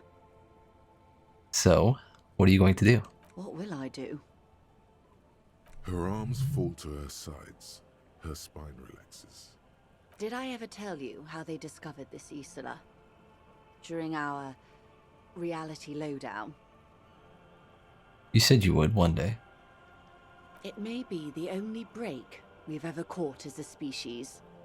the last one for 400 years. Why? The nations who colonized this Isla called theirs Muindi, the world. It was all they knew, all they thought would be. That there would be something more was a gamble, akin to another world, or life after death. The Pale was thought to be impregnable, perpetual. Irene la Navigateur, the Queen of Suren, sent 8 expeditions, one after the other, into the mass at the edge of the world. 5 of the crews did not return. 2 did, but had lost their minds. Each of those expeditions would have been led by an admiral. Sounds like a purge. Like she was purging her political rivals. Sounds political. There was no precedent for such an undertaking. People thought she was punishing the admirals, or had gone mad, or both. Until after years of trial and error, and the development of a strict psychological regime imitating the creation process of poetry. Called Volta do Mar, or Return from the Sea. The 8th expedition returned sane and intact. They told of a new continent of matter. They told the Queen and her counselor, Dolores Day, that the Pale had begun to condense, day after day, hour after hour, minute after minute, slowly raining down until it formed a vast ocean. The air is cold and scented with petrichor. This ocean. The phenomenon has never again been encountered. For a time, the crew thought they were experiencing a hallucination. The mass hand proclaimed, "Lancielinde, Lancielinde," the signal to wake up. But they could not. They were sane and conscious, as islands began to appear on the horizon. There are 78,000 uninhabited islands in the Insulindian archipelago, officer. The freckled face of God. You've thought it 1,000,000 times. After life, death, after death, life again, and the world. The Pale. After the Pale, the world again. A total shift in human comprehension of reality. On the 2nd day, a great skua was shot down above the flagship Elysium. The bird was preserved and brought back, along with pollen. 4 years later, the Queen's counselor was proclaimed Her Innocence Dolores Day, the elected world spirit. The age of humanism, internationalism, and parliamentary rule followed. We were high. The great skua was the first bird they saw. The first living, autonomous organism. Proof of reality. It's the symbol of Insulinde, detective. The coat of arms of the suzerain and the wings on the crest of the commune. I seem to have it in for it. Or it for me. I broke one. In your defense, it is a nasty creature who plucks food from the throats of lesser birds. Yet much like Revachol, it is also magnificent and rare. Imagine the suzerain of seagulls. But leaving us here. On Caillou, the Pebble, the largest of the fertile, uninhabited islands of the northeast Insulindian archipelago. 4 centuries and 2 revolutions later. And this was the last break we got. The nations of Mundi proceeded to discover 5 more Isolae. Or they discovered us. All in the rush of the great inter-Islary reconnection. But these others weren't uninhabited. We had to kill people there. Wipe out indigenous populations. Gunboat economies. Or they came to do the same for us. Or had done to each other. But here, there was no one but the skua, the Liliat Sea, and the Blood Beach, and the River Esperance. It was the new world.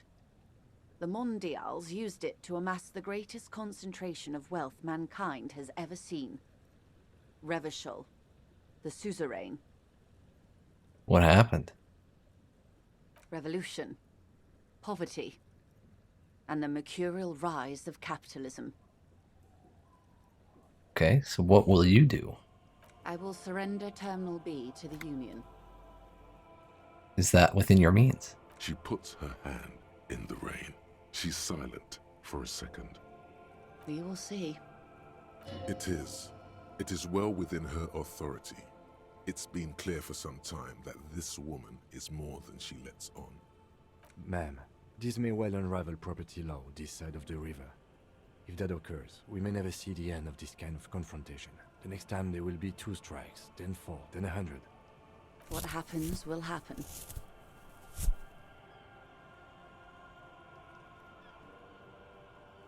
The hell was that noise?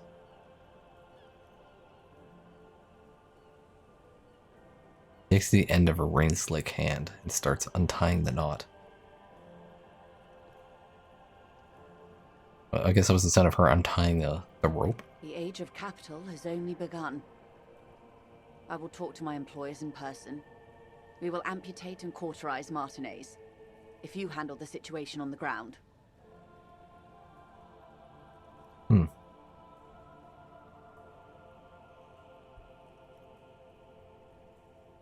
You're going now. Yes, Mr. Clare has a 2-month head start. I can't let it grow any bigger. And I've exhausted all my options from here. So, she generally avoids that term with her employers. There are no employers. She's a member of the board. Probably a partner. You are the Wild Pines. There are no employers. You are the citizens' militia. There are no superiors. Of course I have superiors. That's right, Detective. And next time, you should confer with them before you go setting events in motion. Despite his words, he's not really sure whether to be annoyed with you or not. Events are already in motion. Whether your actions accelerated or momentarily retarded their progress, even the lieutenant cannot really say.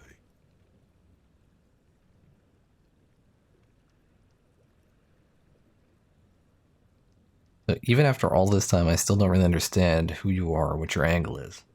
I have not deceived you. I told you exactly who I was. Rejoice Layton.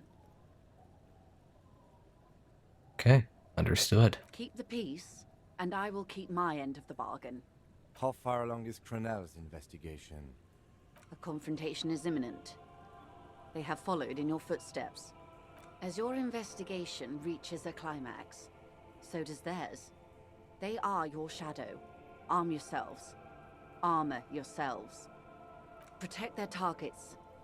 Violence may be unavoidable, but we can limit the casualties. When will they make their move? Where? Soon. I do not know precisely. They have cut off all communication, you see. They know I've been feeding you information. One last thing, Lieutenant Dubois. I've given the matter much thought and come to this conclusion. You're not an amnesiac.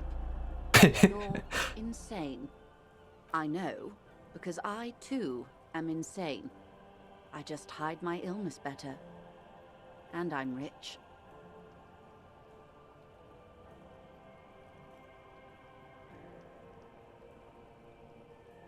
Isn't everybody a little insane? No, Detective. No one's as insane as you. Don't worry, madame. I am very sane. You're goddamn right. I am the king of insane. So you're over-radiated. I'm overexposed, baby. My travels take me through the Pale dozens of times a year. I've got the longing. And I've got it bad. She would die to return to it. The Pale. The past. Anything one can return to. How do you keep your shit together? The same strict psychological regimen the 8th Admiral developed when he crossed the Pale and discovered this Isola. The Volta do Mar. It's used by inter-Easlary travelers and other troubled souls, even to this day. You could use a little of it yourself.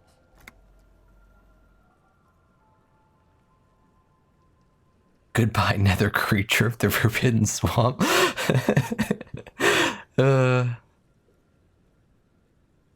Alright, goodbye. Rejoice, Layton. Watch out for yourselves. They will strike soon. The lieutenant watches her boat grow smaller on the bay, its white sails fluttering. With worry in his eyes, he does not know if it was the right thing to do, but he doesn't say anything. You wonder what Everard has to say about this. Slowly, the sails turn gray-blue as more oxygen gets between you.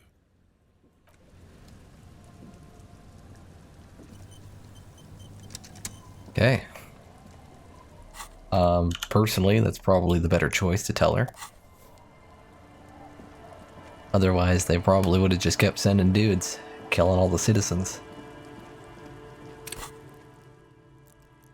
I got a skill point again. We got a thought, the Insulindian miracle. You were reminded of a poem somewhere deep inside you, the translation of which you don't remember. Nulla sarà cambiato della luce. It begins, colori cum grigio e marrone, tutti stampati uno sul altro. Oh my god, I can't read this. Freaking like Italian. You're reminded of it when you heard about the discovery of the Insulinde. But what does it mean? How do you know it by heart?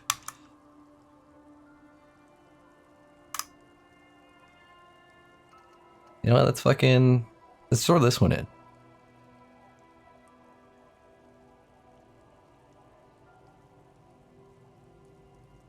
Kinda interested in it.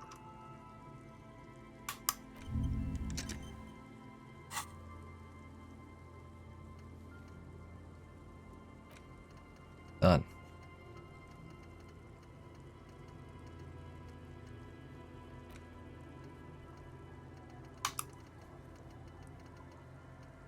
We did a lot of stuff.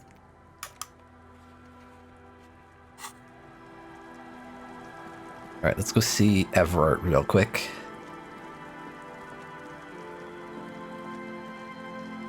I could probably fast travel if I'm back over here.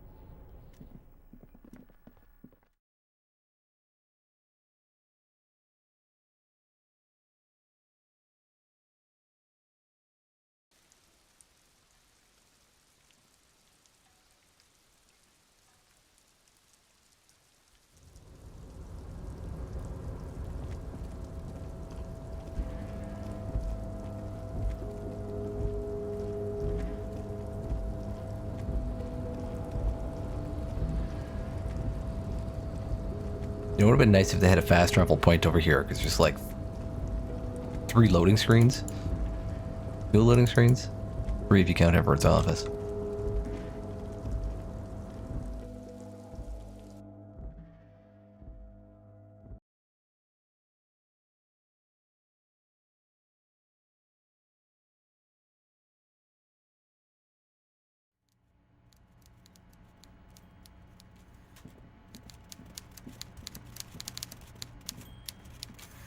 Alright, Mr. Everard. So, the ship has sailed.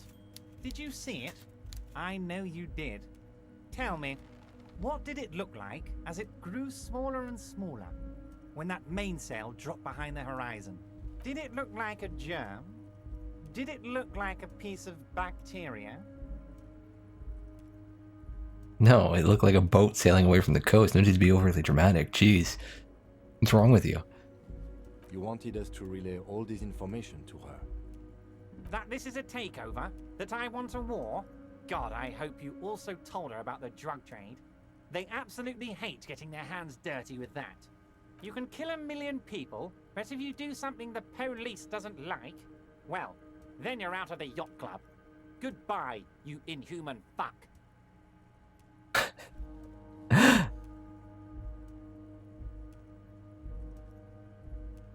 Hmm.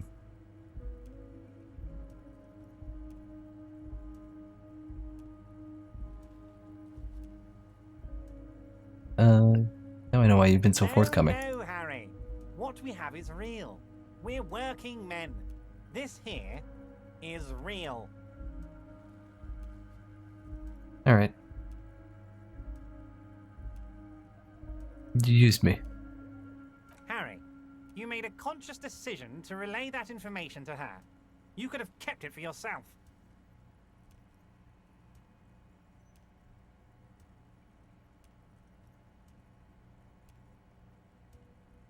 She told me, yeah, use my intellectual curiosity against me. The only reason I went and told her because I was curious. Against you? Oh, Harry, I'd like to think I used it for you. She did tell me a beautiful story about the discovery of the insulin day. Of course she did. Rich people have the best stories about all the interesting things they've done and seen, all the beautiful places they've been to. It's just sentimentalism. She can afford to be sentimental, and she can afford to lose as well. It saddens him that she can. Sours it, but only a tiny bit. I mean, I'm down with taking her down too, because she is capitalist. But she said she's insane, like me. She's not insane. What did she tell you? She told me she's overrated for pale transit. No, she's not. She's a sentimental alcoholic. They all are. Never take a drop and you'll be 8 laps ahead of those upper-class winos. Just like old Mr. Clare here. Try it. You'll be a real super detective. I've actually walked the path of sobriety for a while now. I can see that, Harry. Alcohol has left its marks, but you're doing better than when I first saw you. Rich man is shitting himself. The working class sober.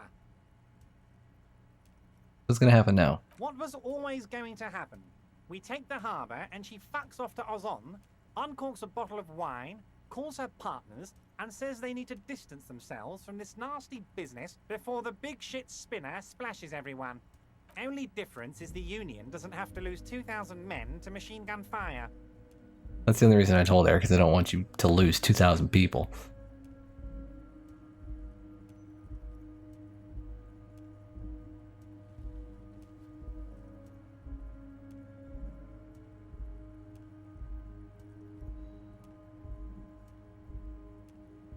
Look, I just want to do police work.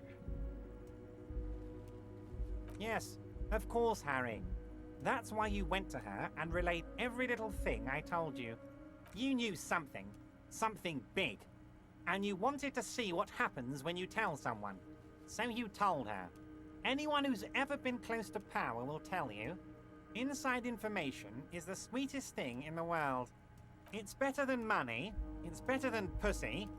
Money only makes you special for some salesmen. Pussy only makes you special for yourself. Information makes you special for all mankind. It's the ticket to history. My thoughts exactly. Right on, Harry. What you did was participate in history.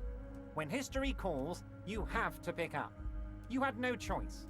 None of us ever do. A hard disco cop like you, I knew you weren't one to resist temptation. You know what, detective? I am going to leave this out of my report, and I suggest you leave it out of yours too. Just look at the three of us. The 3 careless boyaderos. Good times, good times. Okay. Okay. Hell yes it is. So what now? Now there's a whole lot of work to do. For me and for you. I suppose there was a reason you came here, so let's get to it. What can I help my best friend and comrade with today? Well, comrade. Okay, now you're talking my language. Look at my gun. My. She's quite the looker, Harry. You can't imagine how pleased I am the 2 of you are reunited. Tell me, was it difficult to convince the pigs to give it up? The important thing is... No, not at all, I actually. knew you could handle it.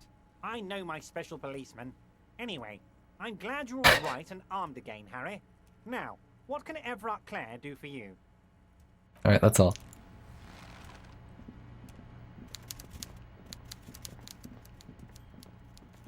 I mean, Everett's an asshole, but I also didn't want Joyce to win, so, you know.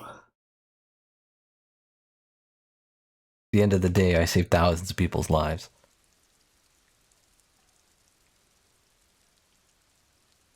And the working class elevates. Which is a win in my book. Which is a win in Harry's book. Sure, they're socialists and not communists, but you know.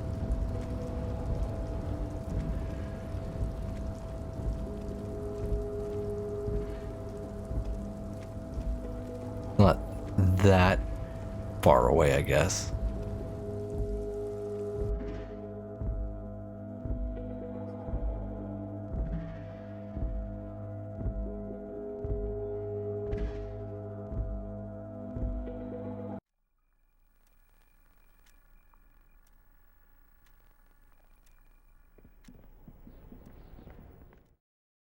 Alright, now we continue.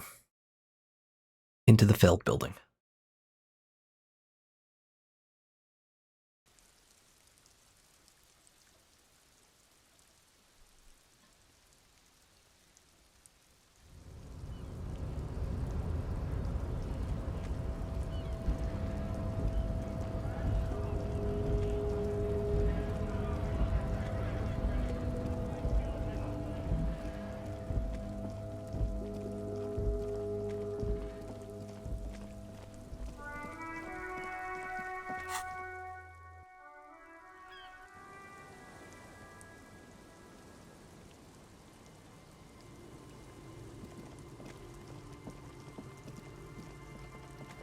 You ready, Kim?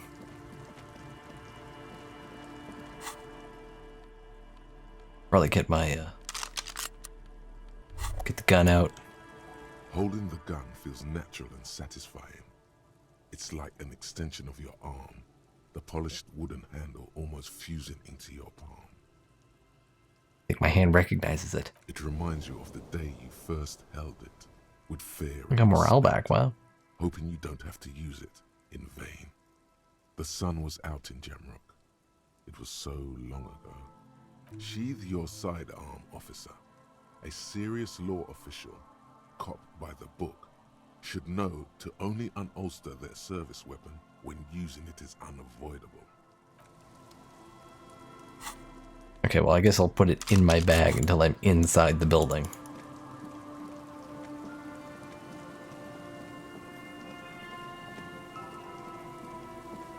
Over here.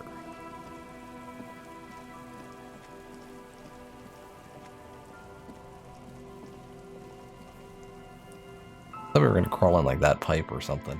I don't know.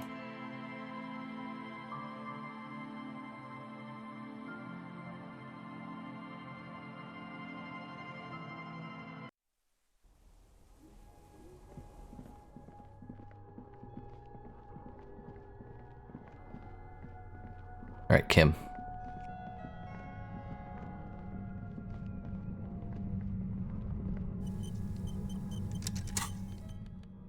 Guns out.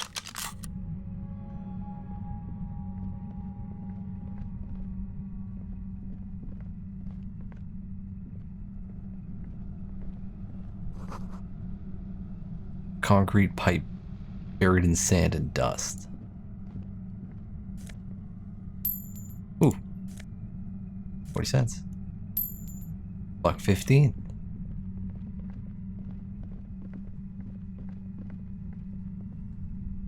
Suddenly, your entire body is What the paralyzed. fuck? Aggressive white noise fills your skull. A strange pain, like you've never felt before. Through the static, you hear a woman's voice. It's like 1,000 radio stations are being blasted into your head all at once. But her words are the only ones you can make out. I know you're feeling pretty uncomfortable right now. Don't move too much or fight it. That'll just make it worse. Can't say it's a pleasure, officer. I was really hoping not to make your acquaintance. But here we are. As she says the word officer, you feel a spike in the agony. It sounds like the entire radio frequency range is screaming directly into your neural pathways. I don't think covering my ears is going to do anything, so I'm not even going to fight it. That's an awful decision. Why would you not want to shield yourself from it? It's an entirely new type of experience. Way worse than all the previous ones. Don't focus on the pain. Focus on doing your job. Tell her she's under arrest.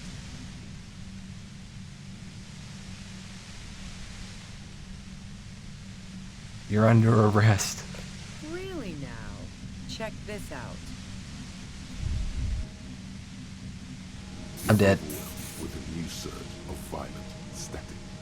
It feels like a blood vessel exploded in your brain. Are you gonna kill me too? No, I'm not going to fucking kill you. You almost If just that did. was my plan, you'd be dead already. All things considered, I'm being pretty reasonable here. I'm using a pale latitude compressor. You and your partner have been caught in its field.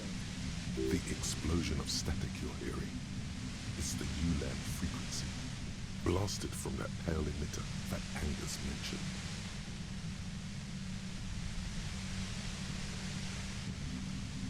I saw your equations. It's the ULAN frequency.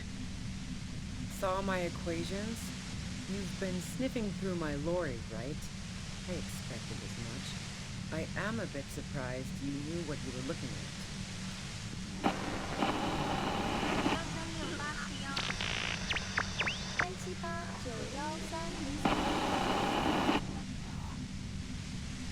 You should probably check on Kim. That's what good partners do. Let me look at Kim. Right behind you, officer.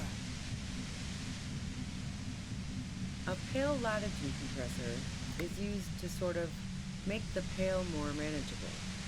With a lot of these, you can force a radio signal grid on the pale, literally crunch the distance across it. Signals are relayed across a series of repeater stations fixed to buoys. Not a fun job manning those stations. All alone out there in the pale, people lose their minds in just a few years. Sounds like she knew someone who used to man one of those stations. But she won't tell you about her.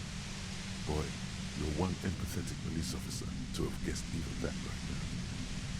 So, what we are experiencing is a concentration of radio waves. Precisely. This is an industrial strength paraboloid. It's meant for forcing dimensions on something that doesn't have them.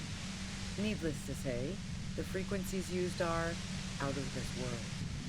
At the upper limit is the large prime number generator station. It's used specifically for pale latitude compression. That's why you may be hearing some numbers. But you might also hear, or think you're hearing, local radio chatter. This must be how the twins heard the radio in their heads. They must have been standing by when she tested it. She likes telling you about the machine. Keep her talking. Look for an opportunity to break loose. How did you get your hands on this? I built it myself. And she's proud of it too. As she ought to be. This is way beyond your abilities. That's illegal. I'm guessing it's patented. But we are beyond that, aren't we? Oh yeah. Way beyond. Have you experienced the compressor yourself? Yeah, I stuck my head in there before using it on you. It seemed like the ethical thing to do. Can't say that I enjoyed it. The field was weaker, but I can imagine what you're going through. Will I stay like this forever? No. Once I shut down the compressor, the pain will end. It may take a few minutes for you to steady yourself, though. It's a bit like waking out of a very confusing dream.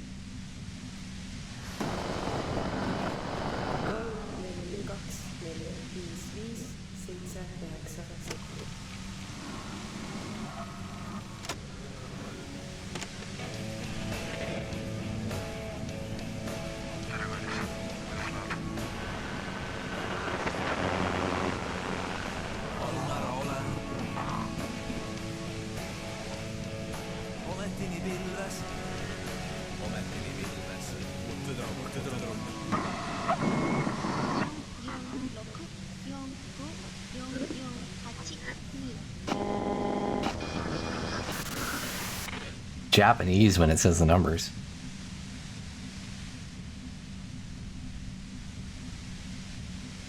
This is all great, but let's talk about the man who was killed. Yeah, let's not talk about that shit. You were hunting me and fell into my trap instead. That's all there is to say about it. So she thinks of you as hunters, not cops, and of herself merely as prey. Could you turn it down just so I could ask you something? If you've got something really important to say, you can do it through the white noise.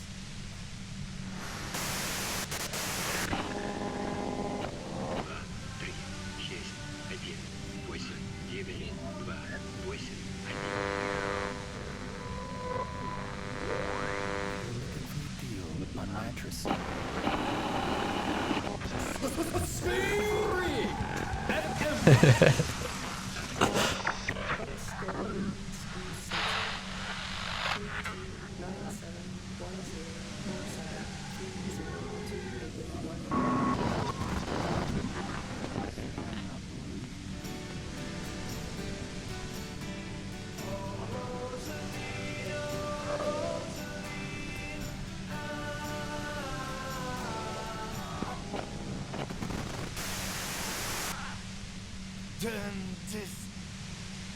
God damn it.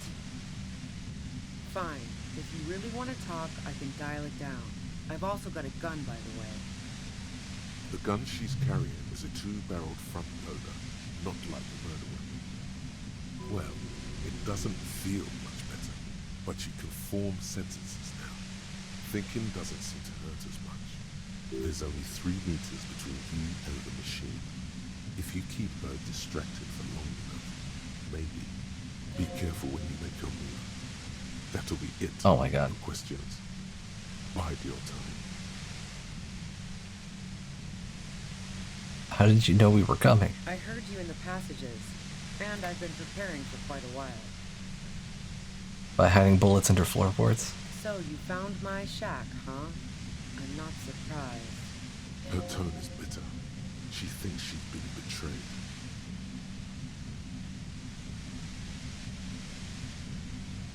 She didn't rat you out, by the way. Isabel, the washerwoman. So nice. That's one knife I didn't want to find for my back. As opposed to the other knives she's finding there now. Hardy for one. Why hide the bullet, though? This could have turned out pretty bad for me if you hadn't walked right into 25 bands of ultra-high frequencies. That's her admitting the bullet was an emergency exit. Did you shoot Lily? No, I didn't do it. I only helped stage the lynching, though I doubt that makes much of a difference to you. Who ratted me out, by the way? Was it Titus? No, he wouldn't have broken first.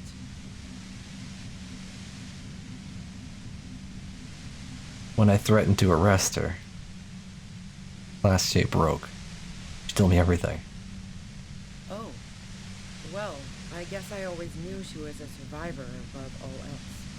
But she couldn't have known I was on the coast. How did you find me?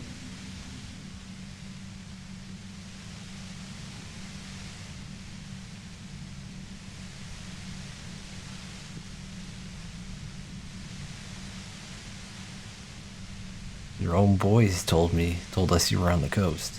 My boys?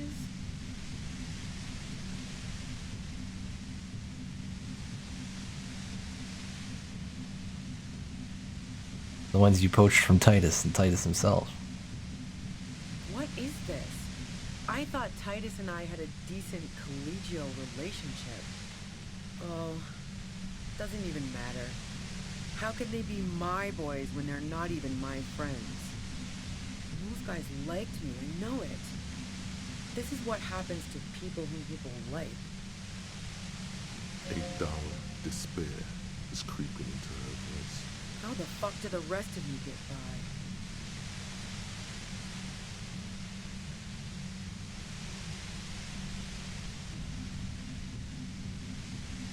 Wait, wasn't it you who called me the human can opener? It's not personal. I opened them up. I did, didn't I? Now you've come for me. Fuck them all the same.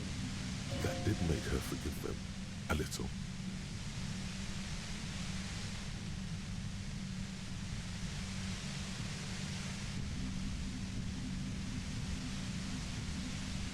I do it by asking questions, and I have some for you. Like what? I already told you I didn't do it. The strong moral compass. She still wants the opportunity to make a case for herself. Would you say that Lily was a likable person? I didn't like him. Hardened mercenaries aren't particularly likable types.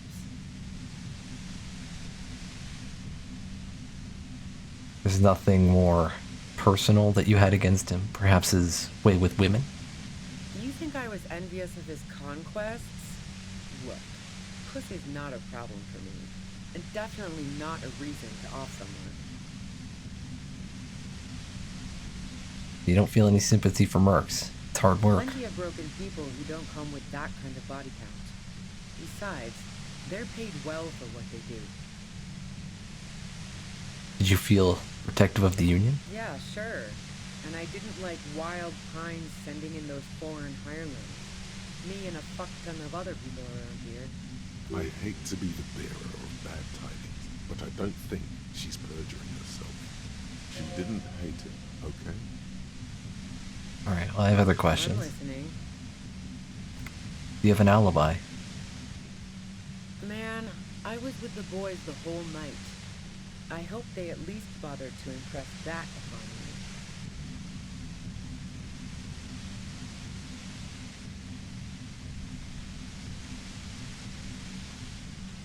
They did say you had left to take a really long leak, 15 minutes. Yeah, and I'm sure they also made some funny remarks about it. They always do. I've driven a lot of long haul and chugged a lot of beer, man. Can't do either without some power of mind over bladder. And anyway, that wouldn't have been enough time. Hold on. No one takes a 15-minute leak.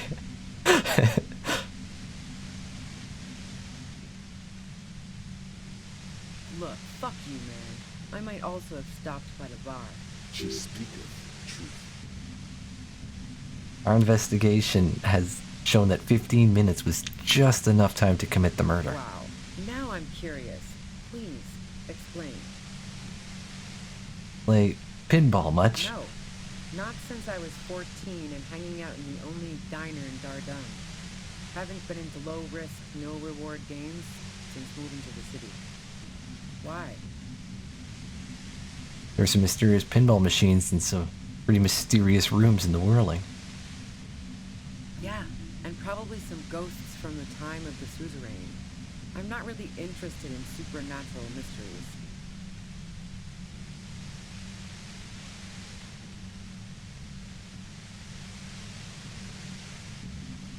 That's a shame, because I happen to be a paranatural detective. Ooh, they sent a ghost cop after me. Congratulations. So what about elevators? Do you like elevators? Meanwhile, I'm under like immense pain from this thing, just like beating around the bush here. What the fuck do elevators have to do with anything? Do you or don't you? Not particularly. Not even quaint old rickety ones? I'm not really into old shit for old shit's sake. God damn it! So you know she's not an antiques enthusiast. Not my jurisdiction, man. But it also doesn't sound like she used that secret route at all. Look, there's a secret way from the ground floor of the whirling to the roof. Don't know it, but also... Evaluating your competence as a police officer. The shot couldn't have come from the roof. Or we would have all heard it downstairs. Yes, I know. I've been saying this the whole time, and I have not been able to tell anybody this. She has a point there. No one mentioned. That didn't go super well. You've got to lay something better on her.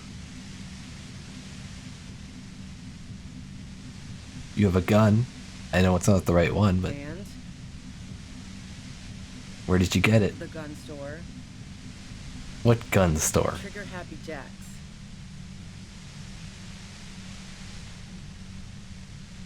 That does sound like the name of a real store. Kim, is that the name of a real What's store? the thing?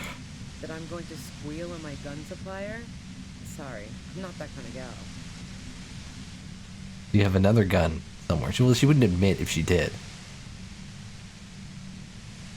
I can't quite tell what kind of gun it is. What kind of gun is it? A knocked-away 80 front loader. 2-barreled. Not really what you were looking for, I'm guessing. That isn't it.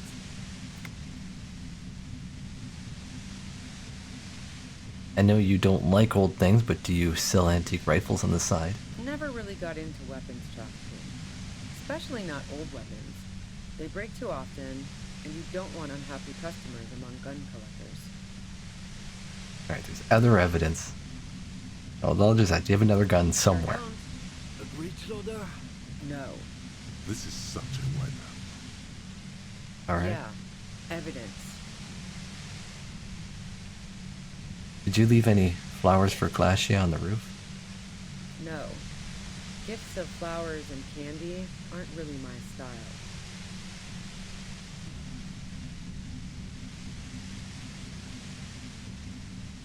These weren't just flowers, they symbols of revolution. So now I'm leaving revolutionary symbols around? Come on. Was that pity? For you? She sees you're grasping for straws here. But Glacier was mourning. I never did understand why, when someone dies, a house's worth of flowers has to die too. Okay, so you didn't leave the Maybells. No, I did not. You like to hang out on rooftops. Who doesn't? Oh, you probably mean Claudia's rooftop. Sure, I've hung out there. She's got this great antenna.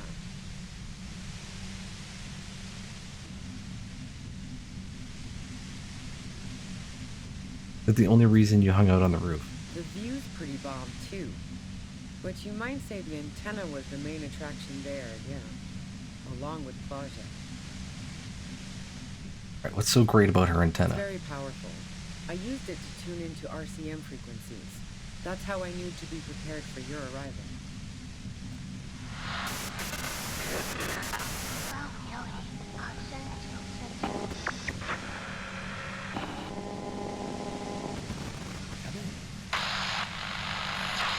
So, you're sure you didn't shoot the merc from the roof? Yes, I'm sure. And anyway, as I said before, the shot had to have come from afar. You liked Glacier a lot. I considered her a good friend, yeah.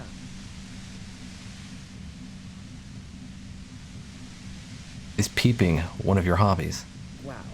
Pissing, pinball, and now peeping. I'm just not following your insinuations, Detective. There's a hole in the wall you can see into Glacier's room. I wouldn't blame you if you... If I want to stare at a pretty girl, I can pick one up at a bar. Or, worst case scenario, look at a naughty photo.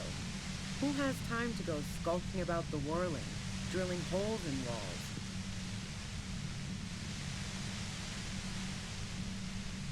Glacier looks like a girl in one of your posters. Seems to be your type. What the fuck, man? She's everyone's type. She's your type. Are you sure you're not the one who is excited about the peephole? She's beginning to suspect you've broken into her lorry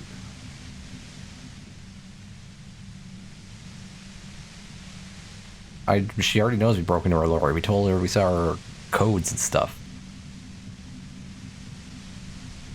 So you haven't been watching Glacier through a hole in the wall. Look, she has an effect on people.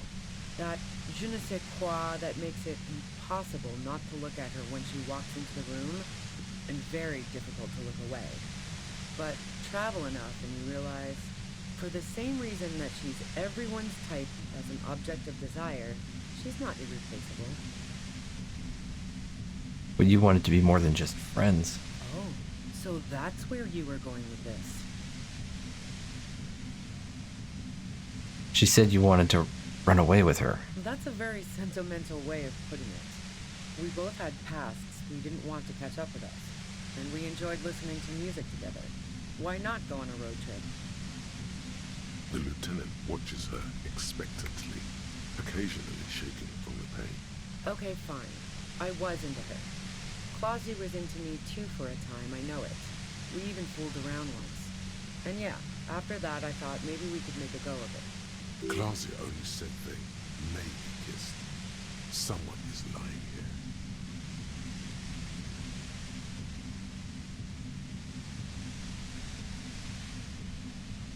You said you only kissed.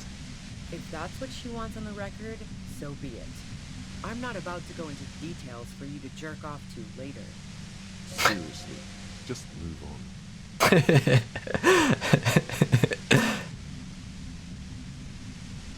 Alright, well then what happened?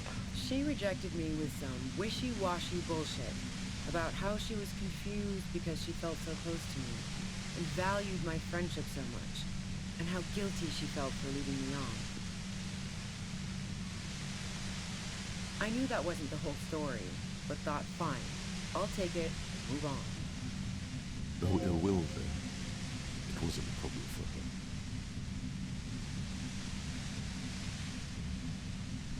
Well, actually, said you got very angry when she started seeing Lily. Threatened her. Yeah, one time when we'd both been drinking, I said some heated things about how dangerous her patterns with men were. I was a little worried she'd blow it out of proportion in her head. All the drugs she was doing can make you feel like you're living in a DeLorean tragedy. By the way, DeLorean tragedies are still held in high regard for innovation in language and motifs. They are also known for overwrought emotions leading to catastrophic outcomes. Thanks, Encyclopedia. This isn't really the time. I'm glad I can think, though. Clearly, get Encyclopedia chiming in. Despite everything, you helped her by staging the lynching. Yeah, the girl seemed terrified. The merc was beyond caring what happened to his mortal coil. It was a no-brainer. Alright. Go ahead. It's your... And mine too, he thinks. But keep on. This must be done. You're running drugs for the Union. I've been through your lorry. So, Heart of Gold Tommy fucked me over too. Never trust a musician. That really comes as a blow to her. How does she connect it to Tommy? Like, I've literally just been through her lorry. You could see it from the road. Not like there's any guards there. Maybe twist the knife, just in case. Make her more desperate.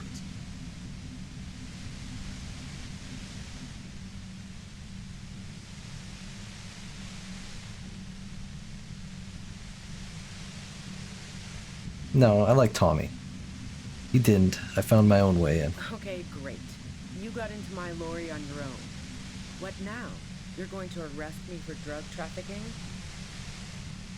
Beneath it, she's relieved Tommy didn't betray her.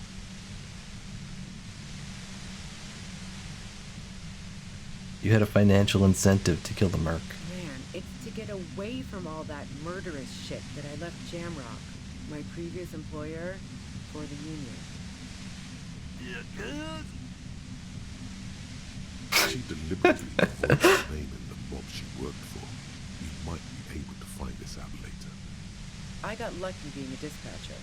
Never had to do any of the really dirty work myself. This gun has only been used for self-defense against serious scum.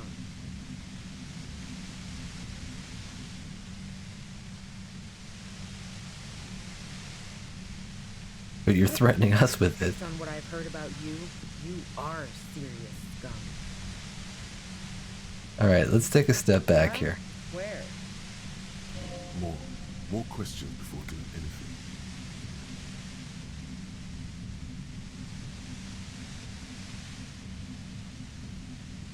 Okay. Who killed the merc if it wasn't you? How should I know? As I keep saying, he already had a bullet in his head when I got to him, and there hasn't been any useful gossip over the radio. Those rings around her eyes, her tired voice. She's been staying up late, listening in on the conversations crisscrossing Martinez. Police radio? You've been following the case? Who hasn't? You know, I can still see him there, in Claus's room, lying on his side. He was still warm, but the bluish light coming through the broken window made him look as though he'd been dead for a good long while. What happened Sunday night? Tell me your version. She eyes you warily, as though gauging your sincerity. She's refusing to adopt the demeanor of a cornered animal, a leader with no one to lead. She still wants to retain some control of the situation. It's okay. We just want to... All right, don't kill yourself over it. I was shooting the shit with Hardy and the boys over a few beers, like always. Then Klasha comes in, all pale and shuddering. She sits down with a drink, trying to steady her nerves. So I grab a seat next to her. Did she also seem high to you? Oh yeah, super. But I didn't think too much of it at first. I'd seen her party hard before. You said you knew something was wrong immediately. No, I really didn't. She's not that easy to read. I just assumed she'd done too much blow. It wouldn't be a first for her. But no such luck.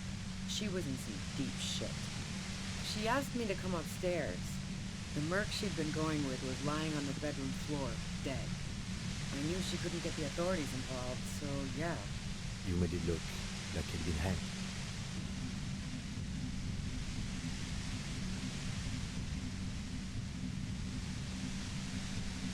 She said you seemed to have a plan prepared when you got there. What? No. Faking a lynching was her idea.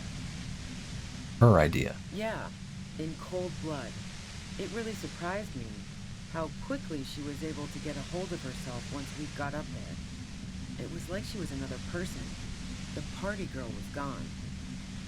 She asked me to help her drag him into the shower so she could wind the shower head around his neck. To fake lividity. Then she dressed him while I went to get the Hardy Boys. Glacia knew exactly what she was doing. You can't remain calm under pressure otherwise. She lied to you about that, too.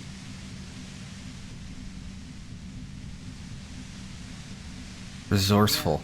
I wasn't sure whether to admire her or be disturbed. Do you think she killed Lily herself? As I keep telling you cops, we didn't hear anything downstairs. No gunshot, nothing. But even if this is true, weren't you worried this lynching might lead to... War? The thought crossed my mind. But the mercenary's death was going to have repercussions either way. Although the way things are going... She doesn't want to talk about this, but not because she has something to hide. She doesn't want the guilt. Fuck it. I'm not responsible for these people after what they did to me. If you didn't kill him, why hide? I saw you roll into town. I wasn't about to stick around for questioning by a goddamn La Puta Madre agent. So this is what she was scared to tell Titus. This cop.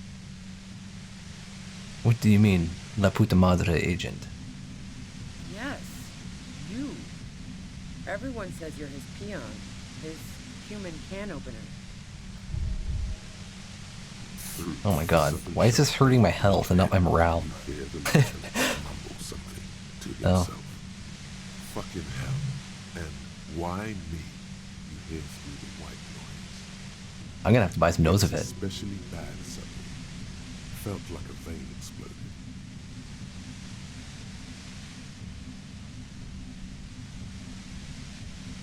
Who's everyone? How do you know this? Everyone in Jamrock. The cops, the criminals. Why do you think I'm holed up in here with a goddamn death ray waiting for you? If she knows that about you, she must know your real name too. Tell me, what's my name? You know that about me, you must know my name. Harry Dubois. One corrupt motherfucker with a disco pants and funny tie. Agent to La Puta Madre. So she knows your name. That doesn't mean you're on the tape. Criminals make up bogeyman stories about cops all the time. All of this just means that you're effective. Criminals know you and are scared of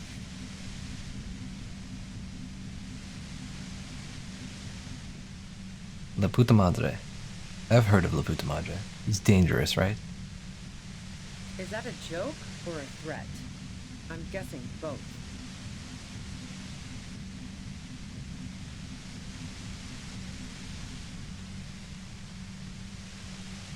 I'm sorry.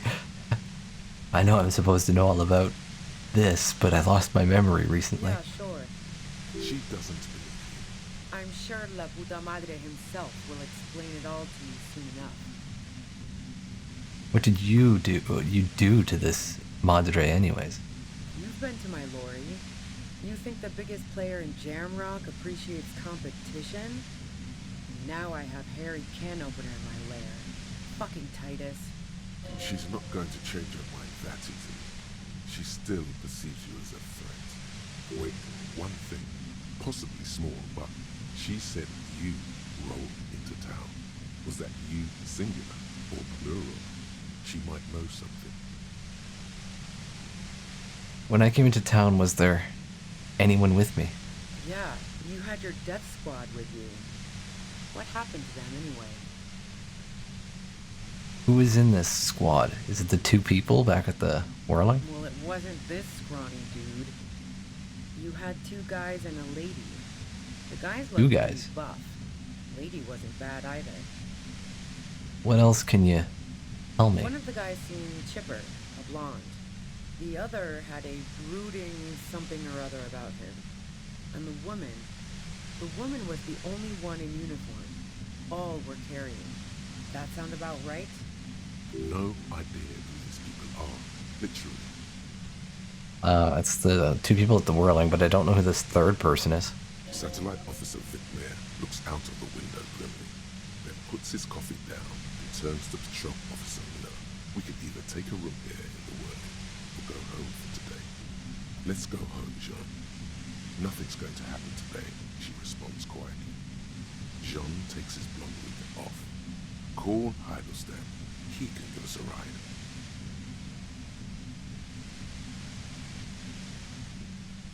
I think I know them. They're in Martinez. Friction, lock, set. Don't leave me here. Please leave. Fantastic.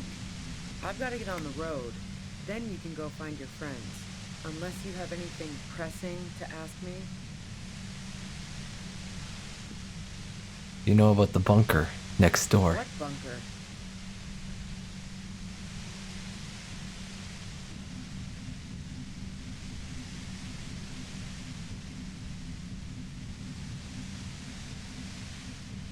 Just a place some comrades stopped through.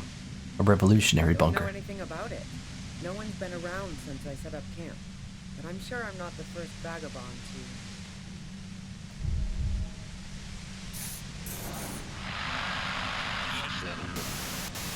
Keep calm. All right. Breathe in. After the pain recedes, it's a little clearer. 72% now.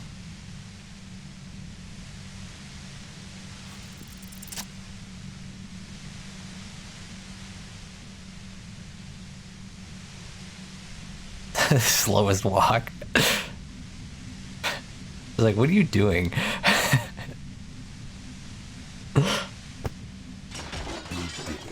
The compressor It kicked me. broken on its side.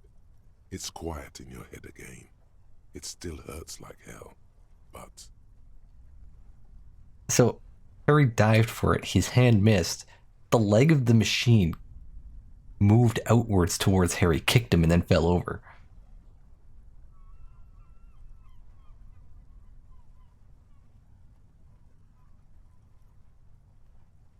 See them fireworks, Kim? She looks at the machine, assessing the damage. Her hand trembles.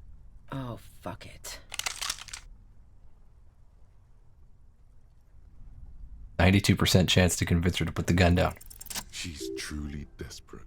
She thinks she has no other options. You need to give her options. What options? You know.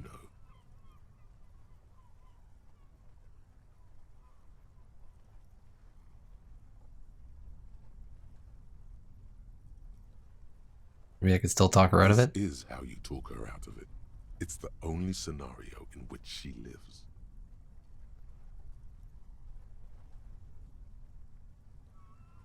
Alright. You know what? Just walk away. She stares at you, frozen, the gun still in her mouth, eyes filled with dark intensity. Then something shifts in her. Gratitude, doubt. She's still ready to go.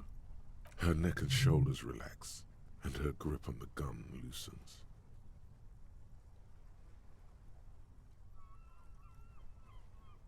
You don't have to do this. You're not cornered. I'm letting you go. Day of miracles. I'll take it. She runs past you, then past the lieutenant, and disappears into the darkness of the tunnel. Good call.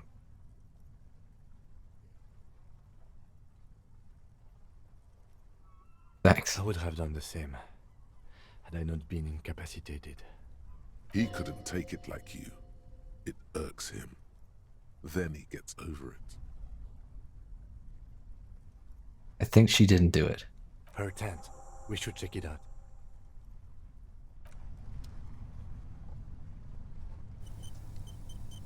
You doing okay, Kim? These bright lights hurting your eyes at all?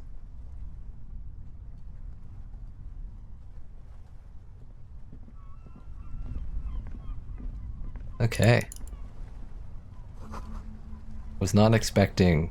I guess I should have been expecting something, considering people were getting radio waves in their heads.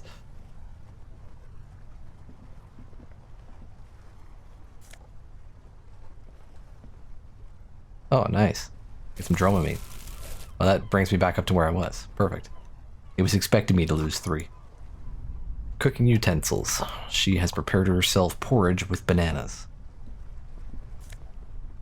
Got here. Ooh. $8.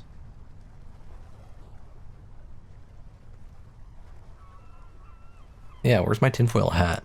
The plain red tent stands by. Especially this Harry, he needs a tinfoil hat. It was pitched by practiced hands. She's used to camping out. The tent looks old, but well maintained. In the darkness of the tent, a rolled up sleeping bag, cooking utensils, some books, and a kerosene lamp. It reeks of cigarettes. Alright. Shine my flashlight on the books. Assorted soft covers, mostly pulp horror. A motor carriage lies buried in the snow on one cover. On another, a ghost airship. You also see a collection of radio enthusiast magazines. See anything? Rager Monthly, Journal of Material Science. More Technological Digest. One of the magazines doesn't have images on the cover. It's not a magazine, it's a leather notebook. Notebook? You pocket the worn brown leather journal. We should read this immediately, like right now. Okay. First off,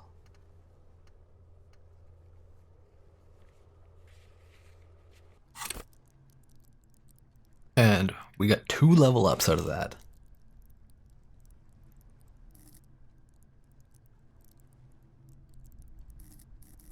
Feel like I need more endurance, but I don't know.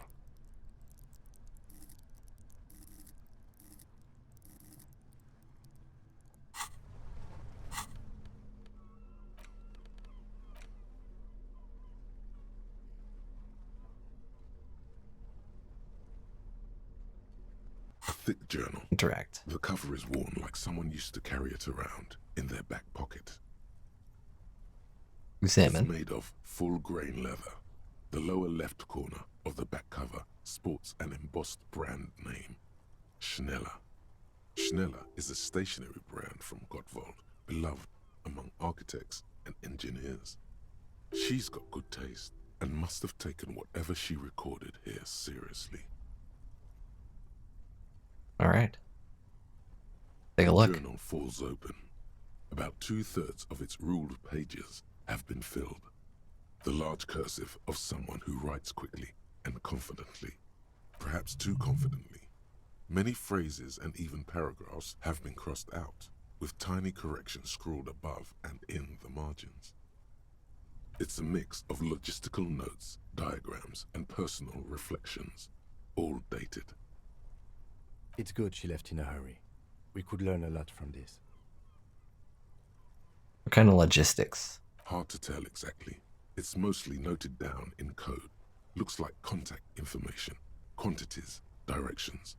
There could be useful information about local operations in those notes. We have a junior sergeant at my station who's good with codes. I can give this to her after we finish this.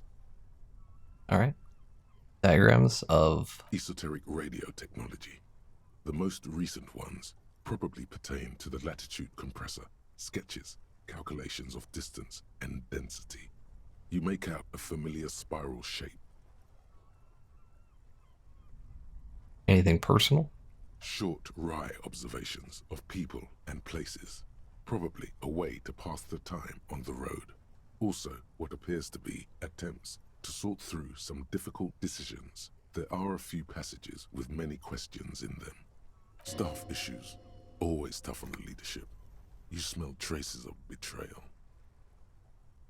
How far back do the entries go? The first entry is from August 2nd of last year. It reads simply, I know my position is precarious. All I can do is make myself as useful as I can while looking for a way out. Remember, no one is indispensable. And what did she write the day that Lily died? Nothing on March 4th. March 5th, though, well, that's bound to come back and bite me in the ass. I'm bad at this. Loyal to a fault. But that's another matter entirely. You have no idea what she means. These are personal notes. Don't expect to understand all of it. Anything about La Puta Madre? That name isn't mentioned as far as you can tell. Small wonder. Would you talk about La Puta Madre in your journal? You do see an M, though. La Puta Madre.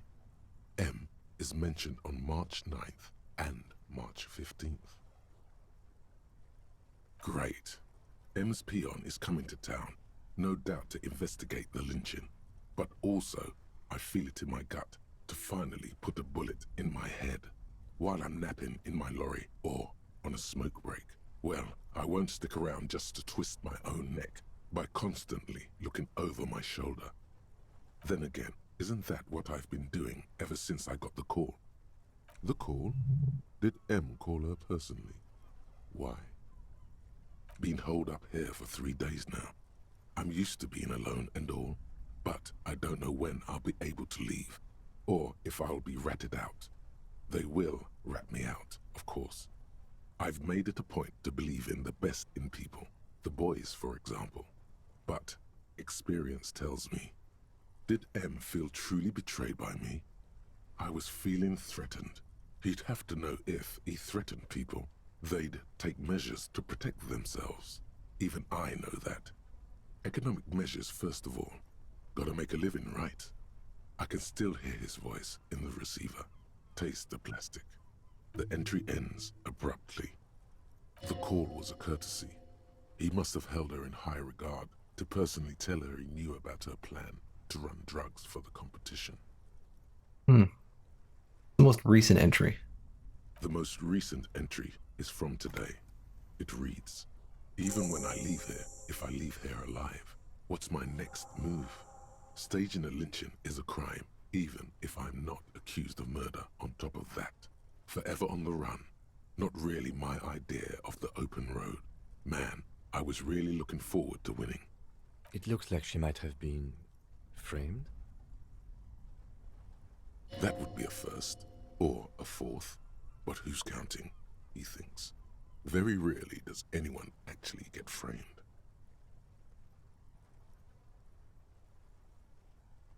If she didn't do it, then maybe it's good that we didn't catch her. I wouldn't go so far as to say that. We have other reasons to arrest her. Besides, I'm not sure her life as a fugitive is going to be much better than Guido's. Especially if she has problems with the Madre. Do you think I really am a La Puta Madre agent? No, I don't think you are. Ask someone in your precinct if you want to be sure. He truly does not believe you are. Perhaps he shouldn't be so trusting. His trust is well placed. You aren't. You can feel it. Okay. And who do you think killed the merc? Classio was the one who pointed the finger at Ruby. Perhaps she was trying to steer us away from herself, or... No one heard the shot. Maybe she had an accomplice. Either way, we need to keep an eye on her. One thing is for certain. We have business back in the whirling and rags. Questions to ask. We should get to it. What's my thought coming along? Oh, this is going to be a long one. I guess during that whole time I wasn't thinking. I feel like it should be further along than it is. Call your station. I don't dare to call my station. I'll ask those people. Wait, who came with me?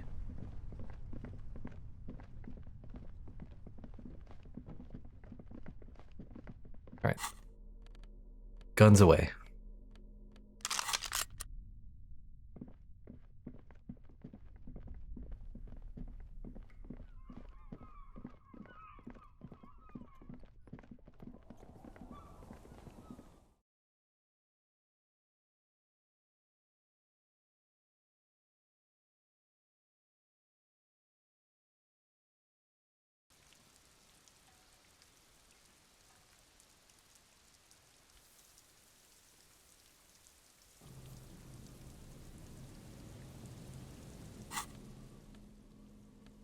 Flashlight away.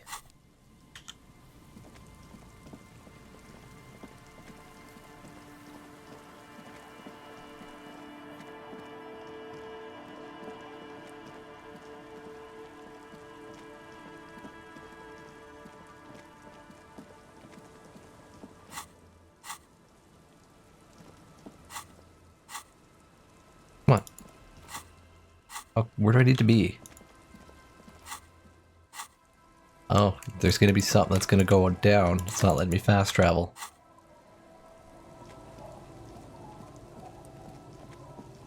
Something tells me something's gonna happen.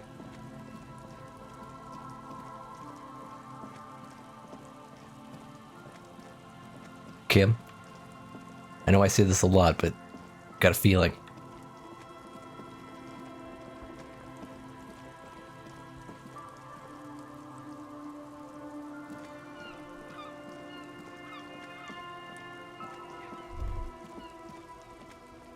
Stop. Now. It is time. For what? Crisis. Death. You can feel it in your blue soul. There it is. What am I supposed to do? Prepared. Make sure you have your pepper box in your hand. Your Good. fingers reflexively reach for the Villiers 9mm pistol in your pocket.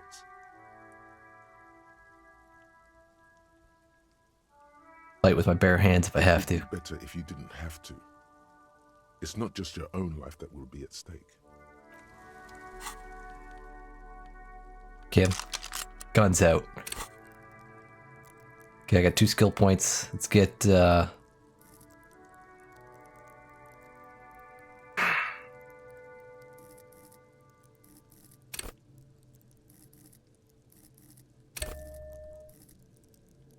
a hand-eye coordination.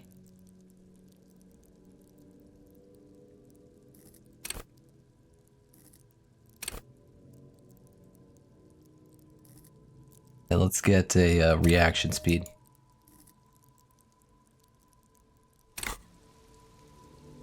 And what do I got? How's my clothes here? Got hand-eye coordination.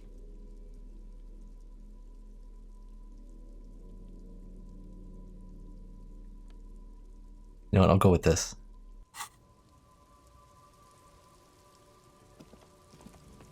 Going in. I'm all out. You ready, Kim? Shits to give, loincloth. Welcome to the fucking Put your damn gun down. People are gonna get hurt. We need to talk this through. All right? Shut up! You're not gonna talk yourself out of this, loincloth shit fuck. This is the mercenary at the gates. His chest rises and falls under the ceramic breastplate. His fingers reach for the butt of his sidearm. Say nothing. This is a misunderstanding. Nothing irreversible has happened yet. You can just return to your unit and forget all about this. The Kipt is merciful, willing to spare us if we just forget about our murdered and humiliated commander. I think we should just kill everyone, Corty. You are all drunk. Come to your senses. You won't gun down 7 people in the middle of the street. This isn't a frontier town or a jungle outpost. Easy, Lizzie. Let me handle it. I know guys like this. I'm sure we can come to a peaceful agreement. Ain't that right, fellas? He is facing overwhelmingly superior firepower, and he knows it. Peaceful. Another guy here. Oh. Nest in your abdominal cavity like a little wild mouse. The masked man's words are barely intelligible, but you can hear them. Fuck, there's a third one. How did we miss something like this? This third one, he is the most dangerous of them all, heavily armed. And look at his gun. The lieutenant is genuinely worried for his life. You should consult him before getting in there.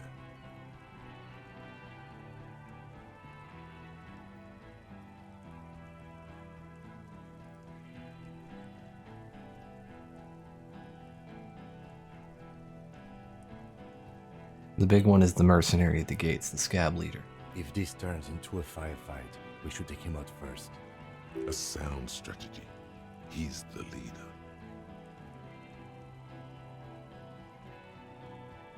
So what do we do? My plan is not to get killed, but we have to intervene. Alright, we're out of time. This is... Mercenary Tribunal. Alright. Let's do this, Kim. This is the police. Get lost, comedian. You cops had your chance. Now it's fucking time for some justice. I think he's calmed down a bit. Pig fuck! Oh. Easy now. No one needs to die here today. Oh, people are gonna die today. We're not leaving it like this. These tribals hung him up for everyone to see. No one is going to kill anyone. Let's just put the guns down and talk like civilized human beings. She doesn't seem to understand the severity of the situation.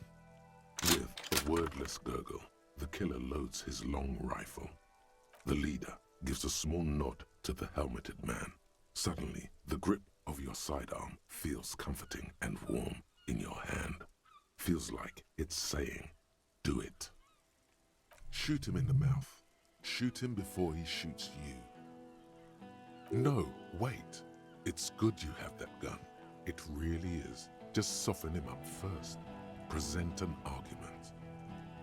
I'm barely keeping you together here. This is it. The big one. If you talk to him, he will rattle you, not the other way around.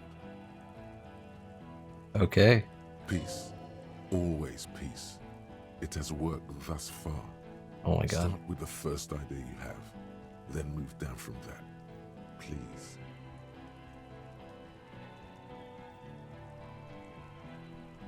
Always peace. Okay, so... Who was that? I didn't know you had a third guy. Rude. Rude is the killer. Rude, the killer. Owen Cloven. He doesn't talk much. All of you cunts inside out.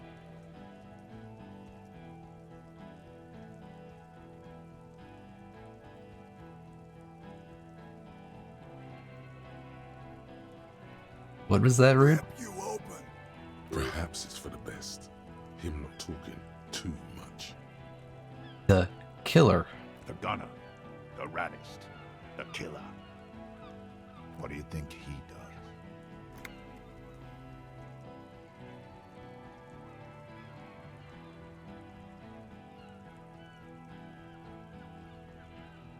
He kills. Hard loincloth. He fucks natives up. Soldier of the apocalypse style. Easy. Easy now. Alright, let's try and think of an argument here.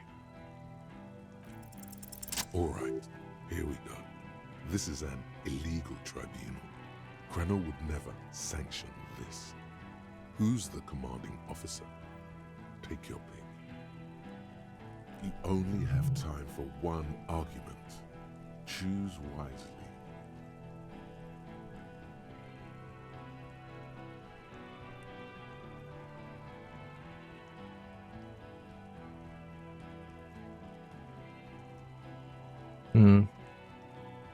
Crenell does not give you the right to conduct a tribunal.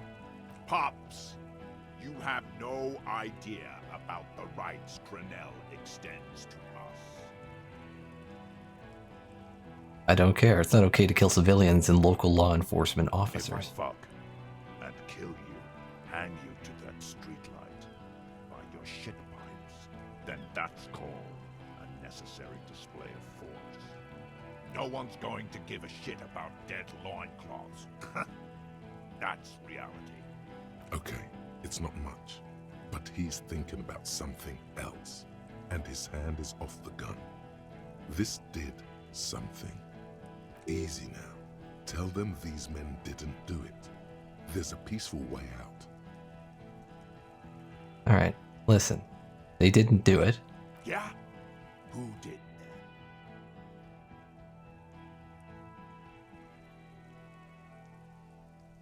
It was someone else. Someone who's not here now.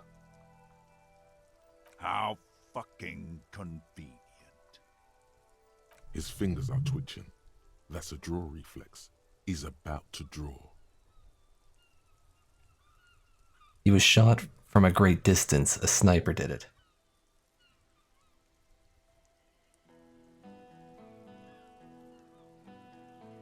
You think I'm fucking stupid, cop? What if I just shot one of your pals here, right now? Huh? How about the kid? Tell me, it's a magic fucking sniper one more time. Listen, please. This cop and this drumhead cop marshal won't decide who... Why doesn't he believe me? The Hardy Boys confessed to hanging him, all together. Titus said we took him out back and hanged him. He said it loud, in a public place. Listen, he was shot. He wasn't hanged. Listen to me. You're lying. DePaul heard it. A Kiel Model 40 revolver, 8 rounds in the barrel. The gun slowly sways in his hand from the inebriation. You heard wrong. She and these men have been helping us find the shooter.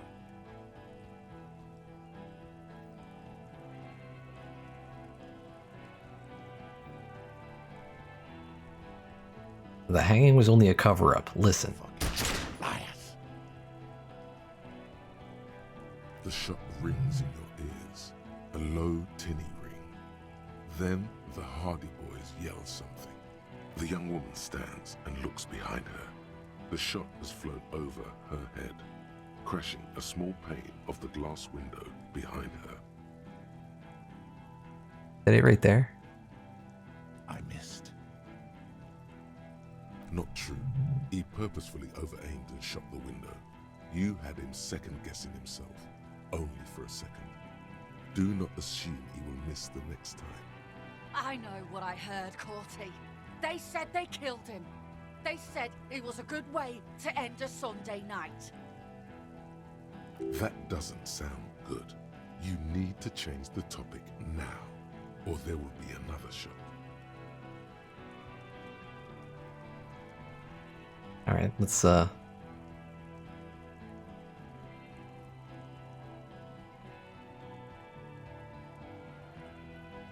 The Wild Pines rep does not approve of this. Yeah, you're all drunk. So what?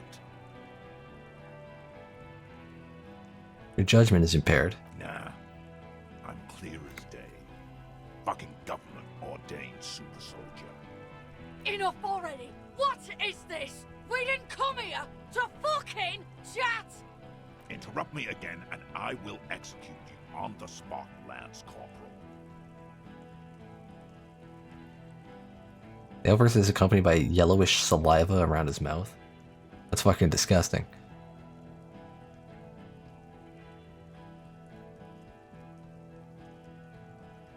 And yeah, the Wild Pines rep does not approve of this. I care what that company cunt thinks.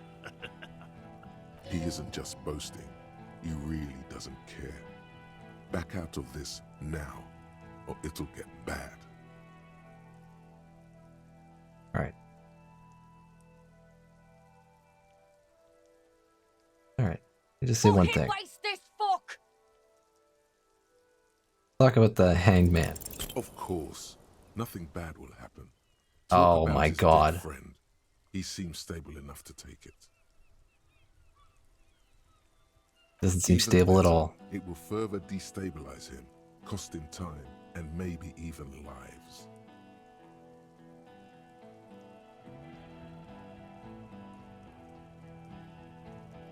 I feel like I got to know your dead friend during our investigation. Talk to me about my loincloth. Oh well. Okay, yes. Immediate failure. Things are worse now. He's observing your every motion carefully. Here we go. 92%.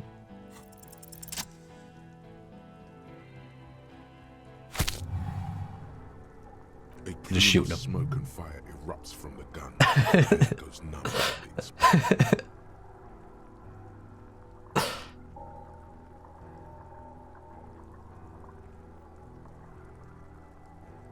Look through the smoke rising from the barrel. Now let's look at Cortainer. There is a hole in his cheek. Blood gushes out as he stumbles backward, eyes filled with rage and disbelief, gurgling, muttering something unintelligible. To your right, the killer raises his rifle and takes aim at you. His moves are steady, but the long barrel of the rifle sways. I only have one bullet. An Easter AR-FA-7, built for taking out light armored vehicles. It will devastate you. Where's Kim? Kim, where's Kim? Corner of your eye, you see the lieutenant raise his pistol and aim it at Rude. He's trying to find a straight line of sight before the rifleman can take you out. In the background, the leader staggers. It's not easy. He has 0.6 seconds to do so. He won't make it. You're on your own. You step down the barrel of the gun. You see Rude's mask behind it. His eyes in the slit of the helmet, like a camera lens, focusing on you. 0.4 seconds remain. There are 6 little black dots in the tip of the barrel, like a honeycomb. This is a knock cannon. It shoots 6 rounds in one pull of the trigger. Oh my god. That's because that thing will fuck you up. Absolute destruction. God, you're so frail. Too frail to think further. Time is running out. Alright. The shot rings and you Nope. stumble. Something violently tugs at your shoulder, pushing you backwards with incredible force.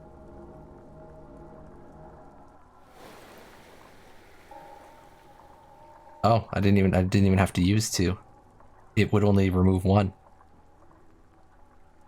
Okay, that's good to know. A volcano of burning pain erupts from your left shoulder. God, please. He's aiming for the eye slot in Rude's helmet. An extremely difficult shot. You got this, Kim. The rifleman will fire at you again. Oh, but then this chick's aiming. 2 shots. And Kim's in the way. And you hear a scream. But you're too hurt to see who got hit. Kim, did he hit the rifleman? Wait, who screamed? Dying in a puddle of blood behind you. His Yeah, fuck you, mangled Glenn. torso has 2 gunshot wounds. Blood gushes out of them like red geysers. You see 2 crazed eyes stare at you through all the smoke and the panic, with blood gushing from his Oh my face. god. He Jeez. raises his pistol at you. Then he squeezes the trigger. Just look him in the eye. Vengeance, framed in blood, lips shaking. This is the last thing he'll do on Earth. But he will do it. He is your end. There's no way I can beat that.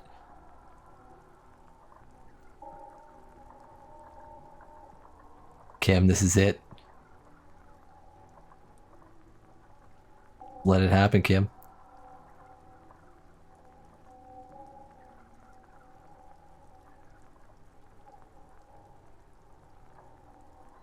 You'd have to be a reaction god to pass this, yeah. Kinda just want to let it happen.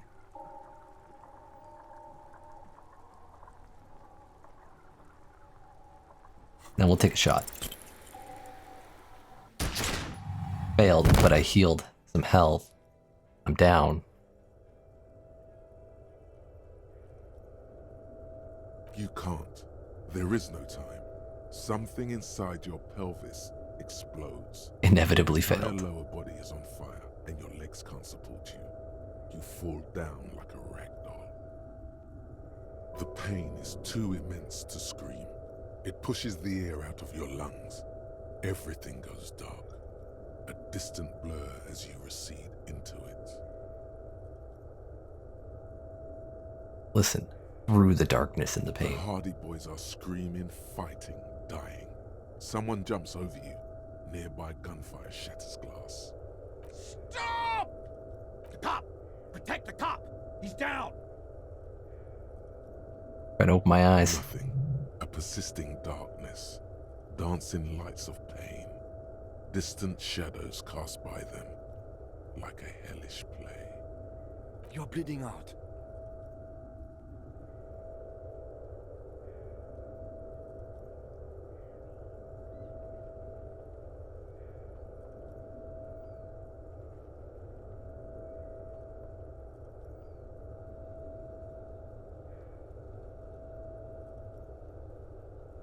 Gun down in the line of duty. It's okay. Super cop way to go. Yes, keep talking. Stay awake. Look at me. But you can't. It's so hard. Your eyelids grow heavy, and the sounds ever more distant. And a cold comes over you. The lieutenant, too, is somewhere far away. Almost gone. When suddenly, you sense something behind him. A slender white shadow towering. Someone stands there, raising her pistol at him. The lieutenant does not see it. He's pushing down on your wound with both You hands. bitch, you better not touch Kim. Scream immediately. He's gonna die. 97%.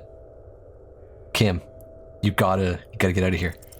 No, you say, and hand out your firearm to him. Your hand trembles, and your eyes are full of fear. I have no bullets. That's all it takes. There is no room for hesitation.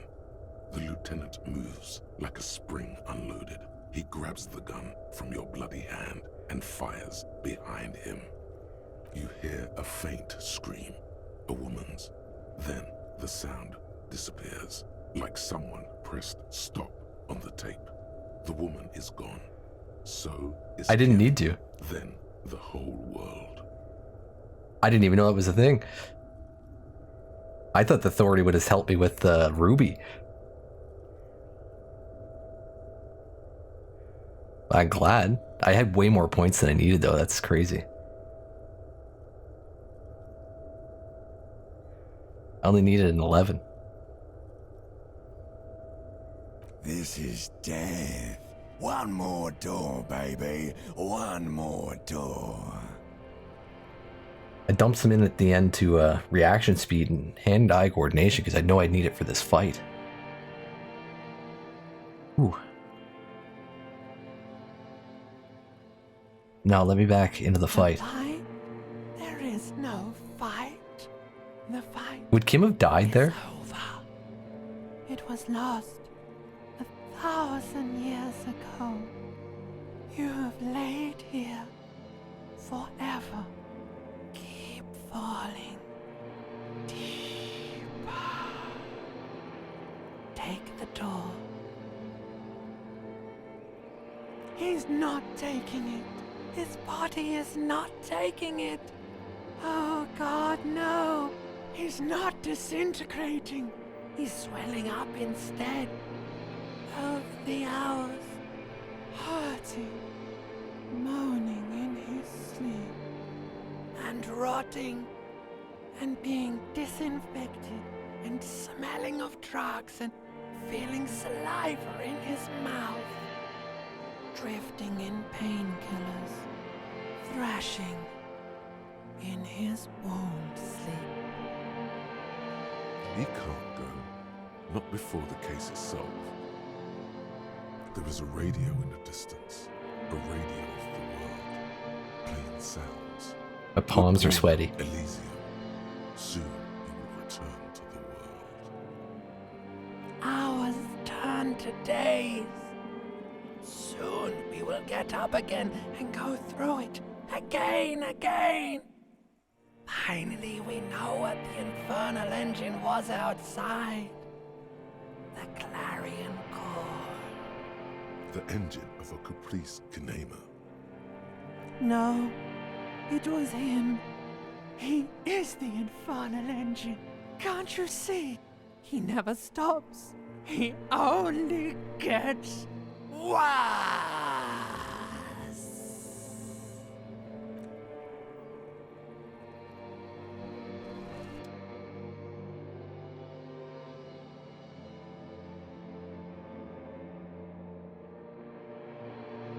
We're not done yet.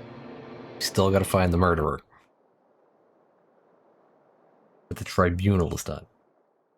You see the lieutenant's familiar shape in the orange jacket. It turns double, then triple, from the pain. Holy shit, they cleaned up the room. Kim. Sunrise, Parabellum. He says that in the middle of a freshly cleaned room with the fan above. Like a halo. Face is covered in bruises.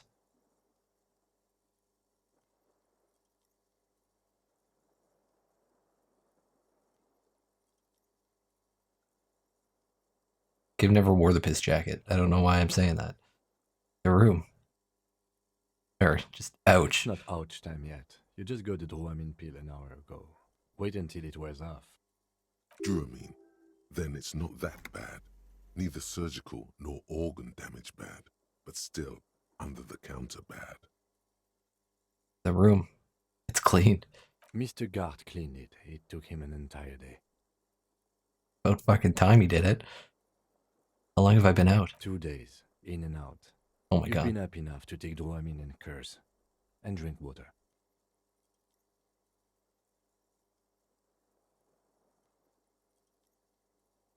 What did you say? Sunrise? Sunrise Parabellum. Sunrise, prepare for war.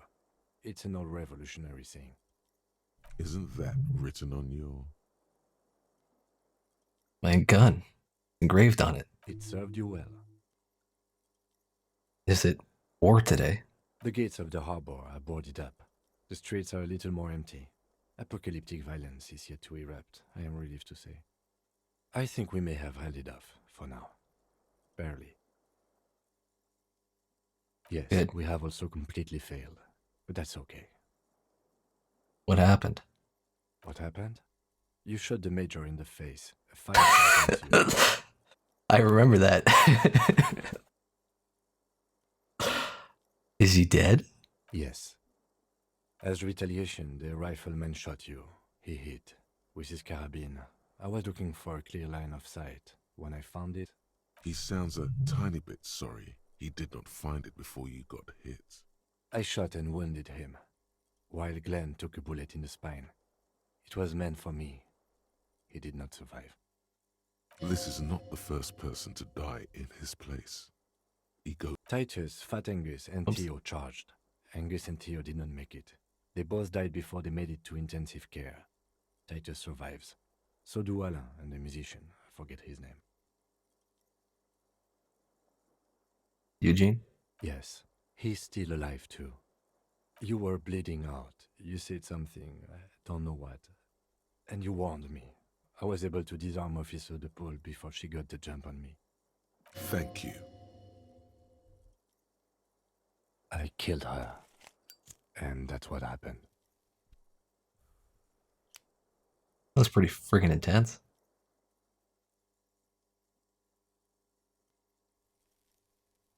Thought you only smoked one a day.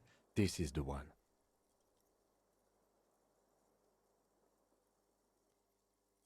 They're all dead. All three of the contractors. De Paul was the last to die. Evrard had their bodies returned to Crenel for a funeral. The company is yet to retaliate. Why? Because we deterred them? Or Joyce did?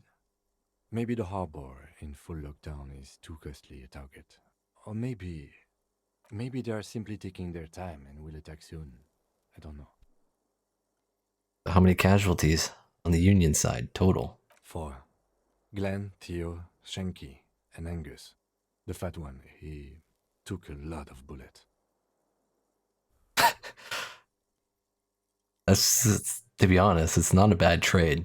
3 heavily armed and armored mercenaries and 4 fleshy, squishy Union workers. I don't even think they had guns. All.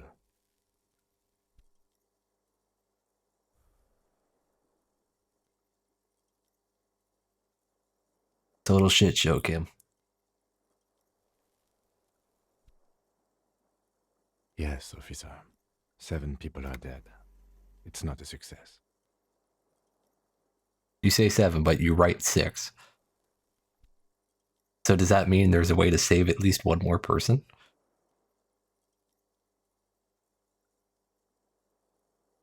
But what's done is done. The violence is cordoned off. The Hornets did not get into the beehive.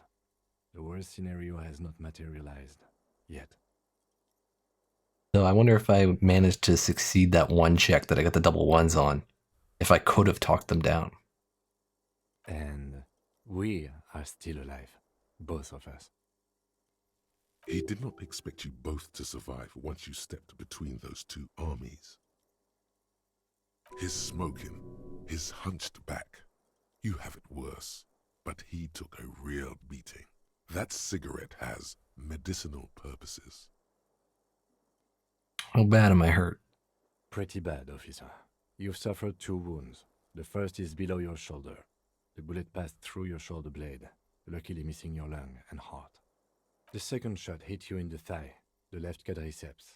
No major arteries were nicked, but the bullet had to be removed. Bacterial infection was treated with mercurochrome. Can I walk? We will see. If it's possible, then by pure willpower alone, you are going to have to become a psycho-locomotor. Okay, I'm a psycho-locomotor. Kim's gonna be like, yeah, you're okay. Good. You'll need to be. Whatever that is. Has anyone from my station been to see me? No. A man and a woman sit in the front seat of an armored motor carriage. The woman is driving. The man lights a cigarette. Jean Vicmer is his name. The asphalt vanishes under the wheels of the machine. Ahead, harbor cranes rise to the sky. Yeah, where the fuck were these guys? Back to that shithole, he says. Good. I don't need them. I called your station after the fight. The injury was logged in. They told me they've sent officers to join you on the site. Odd. You haven't seen any, have you? I'm sure they're worried about you. That means he hasn't seen them around while you were out. They're not really worried about you. If they were, wouldn't they be here? Yeah. They're so worried about me. Where are they? He may have some idea, but he's not gonna get into it with you. That's between you and them, he thinks. So if not my station, then who treated me? I did. I didn't know you could do It's that. part of a detective's task chain. You can do it too. Can I? Actually, you can. You can Okay. even remove a fractured bullet, it seems. I guess that's true, but that guy was dead. And I dug around inside his skull, and I don't know if I would do that to a live person. So are you hurt? Not very. I have a concussion from that woman beating me with the butt of her gun. I tried to not move too much. Things would be worse if you didn't warn me. Thank you. I did not see her coming. Stupid of me. Okay. Let's do this, Kim. Solve this case. I honestly have no idea how much is left in this Easy game. now. It feels like I'm getting close to the end here. Your balance is way off. You feel like you're about to fall over on that thing. How are you?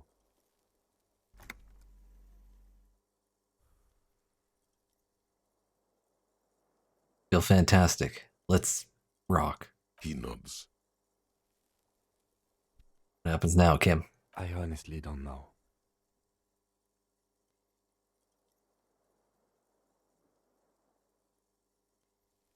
You don't know? We can't talk to Everard. The harbor is in lockdown. Everyone in there is outside our grasp now. Joyce has left too, thanks to our meddling. You don't think it was a good I idea? don't know what to think. It might not have been a bad idea. There is a pin somewhere in the machine. Something is keeping Connell from sending in a death squad. Maybe it's her. Maybe she kept her hand. Either way, Ruby's gone, and Claudia too. We really should have arrested her, you know? She's gone too. Oh yes, she left 20 minutes prior to the tribunal showing up. I asked Mr. Gart. Turns out it was a bad idea not to arrest her, but maybe it was a good deed that will pay off in heaven. Who would have figured? By the way, the lieutenant does not actually believe you will be spiritually reimbursed for letting her escape. You just have to live with it. So who did it then, Kim? Who killed the hanged man? I don't know. I think the theory you presented, it's someone else outside our circle of suspects, was right. It better be. Everyone within the circle is either dead or gone. Somebody from on that island. We gotta figure out how to get to that island, Kim. Honestly, I think our investigation has not produced a single credible suspect. Okay, so once more, Claudia has escaped. Absolutely. There's no other way to go about it. We screwed up. He's made his peace with it. He's had time to do so. The fucking Mayvels, Kim. The flowers. What?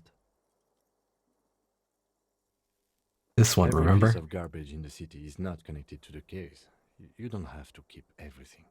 He's wrong. No, Kim. Every piece of garbage in this city is connected to the case. What about the hole in the wall? Someone was checking her out. I don't know. That's been there for years. The goddamn footprints. Yes. God cursed the footprints, not solving the case for us. Au diable. There's still a 28% possibility the shot came from a distance. We should go upstairs, rethink the ballistics in situ. I agree with this. What else? See? There's that.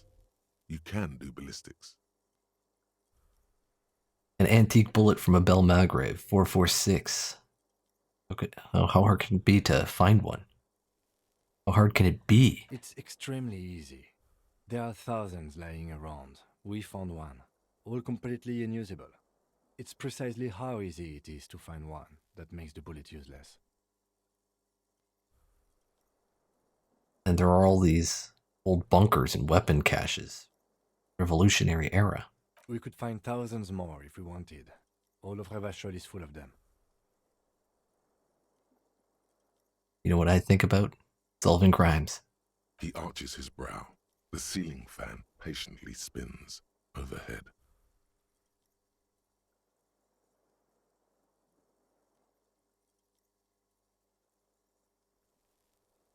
Solving crimes is hard. It really is very hard. He sounds surprisingly weary. You're not ready to give up, are you? No. Are you ready to limp? I'm ready. Good. Where do you want to limp to? The lieutenant did Back to the mention roof? doing more ballistics. Yeah, we should go check out Mr. Rainier Disco Dancer's room upstairs. Why not?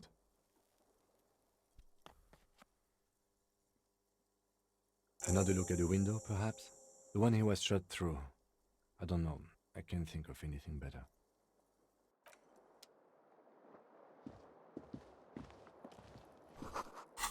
I'm glad you didn't take my gun out of my hand.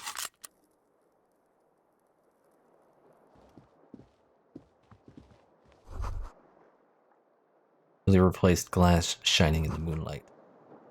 Your traffic outside. Back in the world again. Okay, we got a skill point.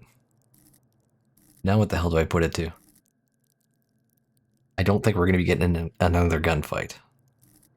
Like, that was the big one. That was pretty intense.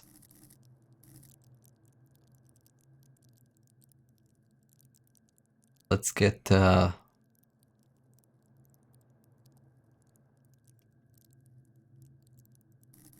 like the balance I got going on. We don't need this tree. This tree's garbage. I mean, I kind of feel bad for Encyclopedia. I picked it as my signature skill, and it's not super high.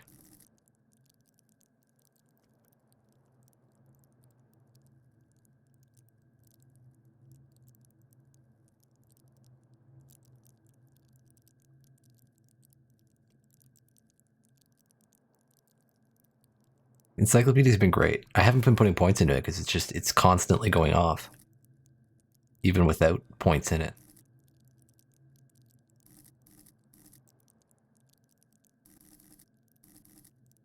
I'll just save this one. We might have a whole new series of white checks.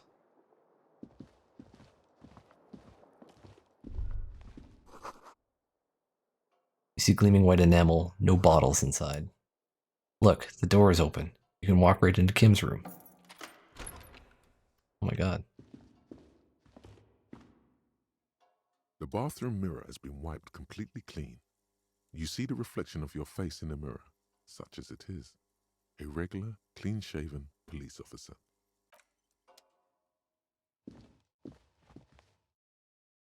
Oh my god. The alarm is set for 6:50. Medicinal supplies in the cupboard. Mercurochrome, scalpel antibiotics. These papers bear the stamp of the RCM. They appear to be fragments of the lieutenant's paperwork, half finished. You make out notes on this and other recent cases. I had Garth open the door to your room. You were running a low bacterial fever the first night.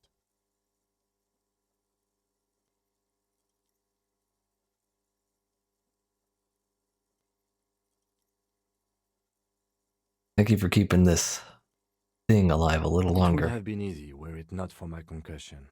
We both got lucky, considering the odds we faced. Let's go? Alright. Did I have to pay for this room? The fan stands still.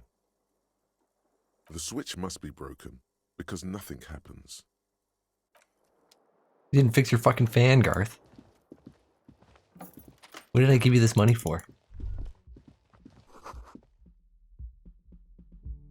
That leg hurts. Maybe if you don't run, it'll be okay. Oh, you're gonna be fucking making me walk slow. Looks like she left something on the table. Next to the stack of bills, you see a note. A few lines jotted down in large, uneven handwriting, just as the writer was about to rush out the door. I'm sorry, I fucked everyone over. P.S. I didn't kill him. P.P.S. Gift upstairs. A gift? What? What could this gift be? I am not drawing my gun, yet. But I don't like gifts. It's a bomb. He's not, but his hand moves instinctively toward his holster as he studies the note. Relax. Not everyone is out to trap you. Seems she left in a hurry. It's hardly surprising. Okay, let's go check out her gift. Actually, did she take her drugs? The medicine cabinet is empty. Not even a toothbrush. Pity. Shit. She really cleaned this out. She certainly had her priorities straight when she was packing. Alright.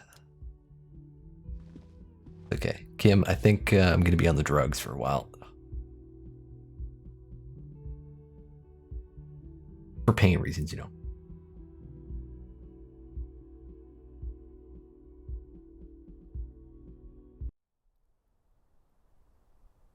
What the fuck is this?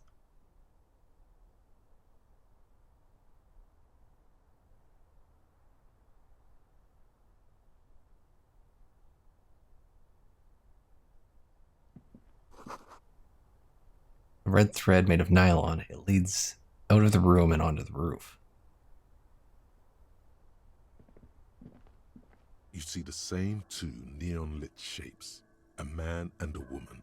Only now a red thread bisects the room, pointing from the antenna outside to the cupboard on the wall. This is ballistics. She's left a trajectory for us. A ray of backward motion explodes from his mouth to the roof outside, A prime, to then widen into a radius of locations in Martinez, B prime, B double prime, and B triple prime. Where does the thread lead? It suggests the bullet came from the extreme upper quadrant of possible angles, from a point beyond the roof, B triple prime. The island. That's what I suspected. However, it shows it coming through the top corner. The island in the bay. So is she trying to tell us the shot came from the islet? Unless she thinks the perpetrator was standing on the ring antenna. That is where the thread seems to point. There are ruins on the islet. Sunken sea fort. I saw it through the coin-operated viewer. I remember. How did she know how to do this? She was there that night. She would have known precisely where the bullet hole was in the glass. She had a long time to think about it after, standing on that roof, staring at the glass. It also looks like there may be more to her skill set than we know. The question is, should we trust her?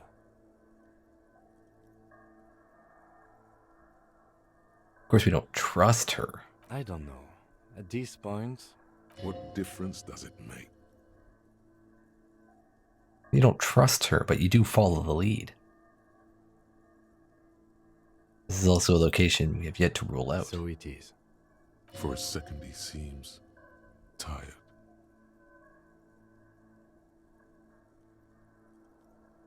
You seem unenthusiastic. I just haven't gotten a lot of sleep these past few days. He doesn't really believe this will yield anything. Maybe we need to go to the island. What the fuck was that, Kim?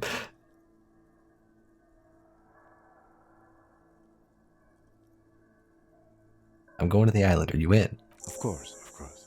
I'm in. How do we get there? Joyce Messier had a sloop, but she's gone. Lillian the net picker. She's tarring her boat. Ah, yes, of course. The village. Let's go.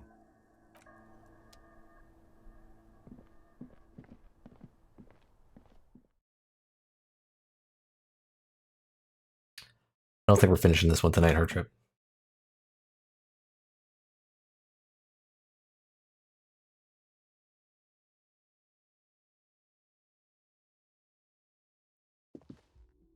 Unless it's over in the next two hours max. I can't let this be another Trails where I'm up until 2 in the morning.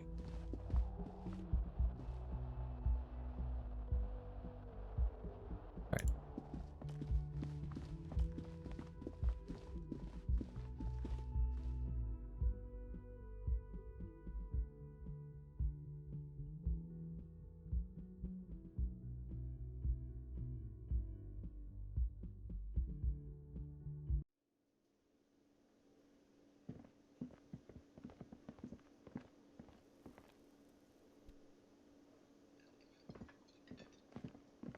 Oh, you're up. It's good to see you back on your feet. Did you like your room? I cleaned it for you. I did, thank you. Big improvement. You're welcome. I thought it would be nice for you to wake up in a clean place after you, let's be fair, defended this establishment and its clientele from gunfire. I give credit where credit is due, and that, sir, was a nice shot. I was watching until you hit him. Crawled inside then. Bullets started flying. Anyway, I wish you a quick recovery. Also, you and your partner are staying here free now. This establishment supports cops. The stay is free, the drinks are not. It just felt I needed to specify that. This establishment supports cops today, not last week. Where did everyone go? Oh, you know, people don't tend to stick around after shootouts. Turns out they're not good for business.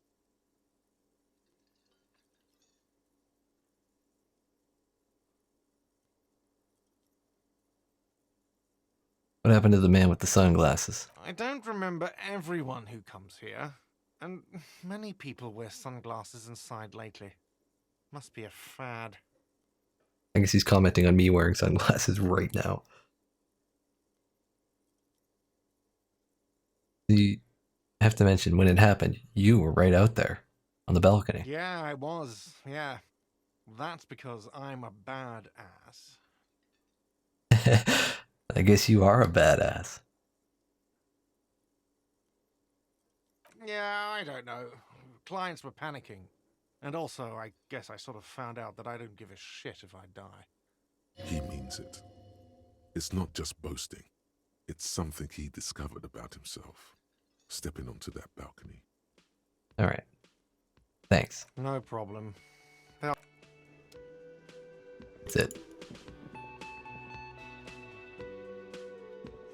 Hi again, Gendarme. Bye-bye, Gendarme. What is this guy's purpose? You can't talk to this guy, but he's highlightable. It's all about money, you know. What the fuck is... What does he do?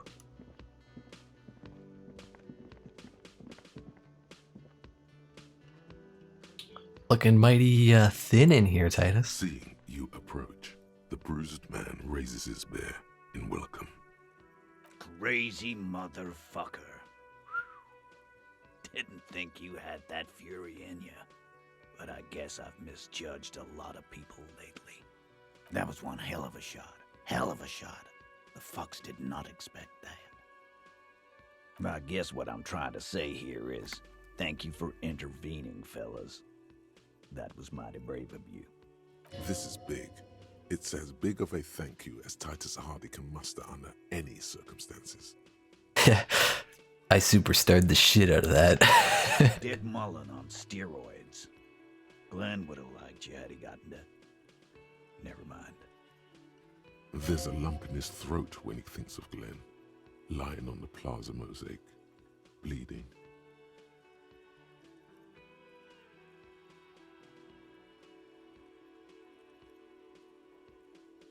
So you lost people. Theo was old. I think he'd be pretty happy with the way he went. Never could imagine him withering away on a sickbed. But Angus, he was just a stupid kid. Didn't realize the mess he'd gotten into. Trusted me. Still, the balls on that kid. Went down fighting for someone else's shit like a fat, angry bear. Here it comes. The last one is the worst one. He only deals with it by drinking copious amounts of 8% beer. And Glenn was my friend. Best I've ever had. I'd love that crazy homo like my own brother. We're all fucked without him. But what do? This job is shit. Where's that Shanky fella? Dennis, that poor little rat is dead too. I always thought he'd run. But no, he stayed. Stupid, brave fella.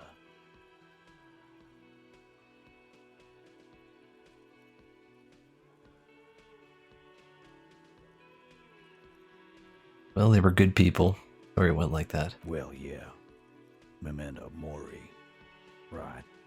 Memento mori, or remember that you must die, is a slogan various religious orders have thrown around since the dawn of mankind to emphasize the vanity of earthly life and the transient nature of all earthly pursuits.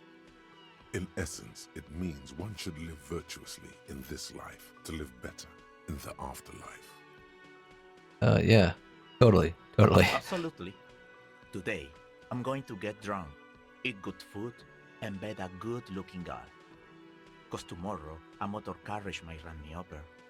Or you might die of a heart failure, or syphilis. Hey, fuck you for ruining a beautiful idea. What's gonna happen to the Hardy Boys now? I guess I'll take a closer look at our union members.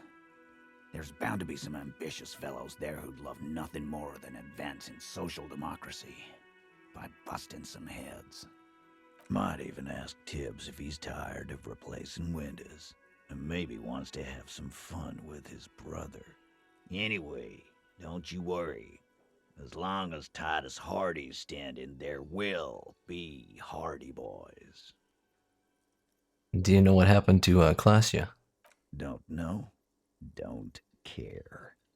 I'll be glad if I never see that fucking woman again. Titus, after all we've been through, level with me. You really liked her, didn't you? Nope. He did.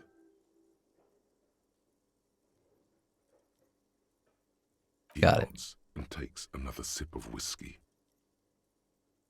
Well, so long, fellas. Be good so I don't have to come back here again. Take care, coppers. You two look after yourselves now. Death passed on you today, but men don't get that lucky twice. Copo loco. And normal cop, I guess. Good luck in Shamrock. Scars made the best tattoos, they say. Thanks for getting involved, guys. Not a lot of cops would step into that line of fire, but you did. And if you ever feel like the uniform is holding you back, I've got a few vacancies. You'd make one Hardy Boy, copper. And Titus Hardy himself would make a good officer. That man was born to lead. Yeah, the RCM could really use a man like you, Titus. Think about it. I will, capo. That's a promise. Hey, Artie's heroes. Scoot, because the Hardy Boys got some mourning and drinking to do. Take it easy on the drink. The danger has not passed. This town needs you on your feet. Good point, Beano Claude. We'll keep the vol under 12% tonight. It's not the, whatever. Whatever. I'm not gonna say anything.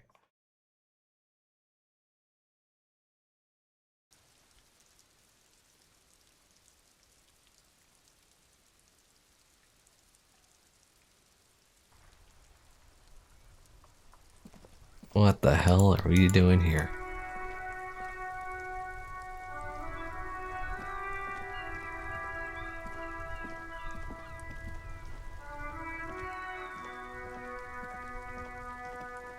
The graffito has been painted over the traces of the fight that took place here. It smells of blood and heavy fuel oil. This was Cindy the Skull. Looks like Cindy the Skull finally found the words for her masterpiece. The lieutenant crouches, touching the fuel oil with his finger. Looks like it, yes. This is still fresh. It wasn't here yesterday. He's gonna she fucking siphoned the gas out of my fucking Kanema. I smell heavy fuel oil. And blood. Some of it is even yours. Heavy fuel oil. Isn't that flammable? What are you trying to imply, Fingers? You could buy some smokes, light up a ciggy and throw it in there. You know, just to see what happens. See if it's flammable. It's better that way. safer.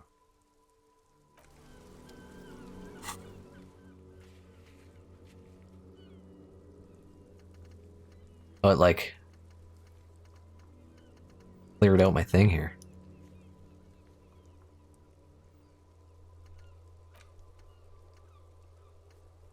Set what it says on the can. Go to the island. We're all the way back around to Monday. Let's talk to my station real quick. Inside, you see a set of steering levers, a radio microphone, a pull-out toolbox, and the soft glow of the fuel preheater gauge. This is Precinct 57. How may I assist you? Well, I'm sure they know.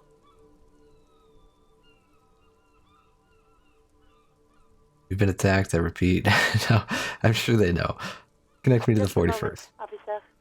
10-4, come in, officer. Over. Jules, I've heard that some people think of me as La Puta Madre's peon. You think I'm corrupted? 10-4, sir. Well, there's been some talk, sir.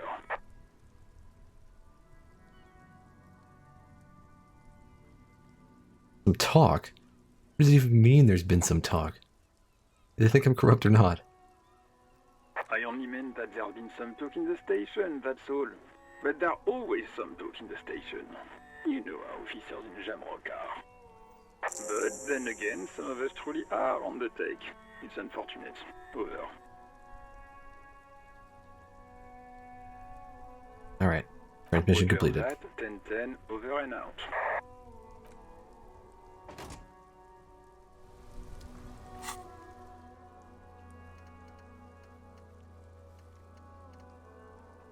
Someone marked as done now?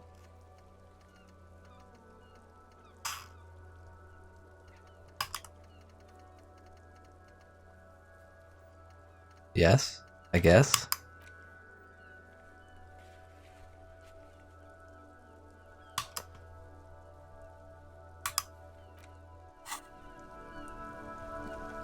Okay. Oh, he's still here. My man, you're alive. Almost. Kind of. Sort of alive? Alive, limping, and with a punctured lung. Man, what a day. I missed out on most of the action, but I heard it was quite the encounter. Had a strong sense of finality to it. Yes, it So did. what's next?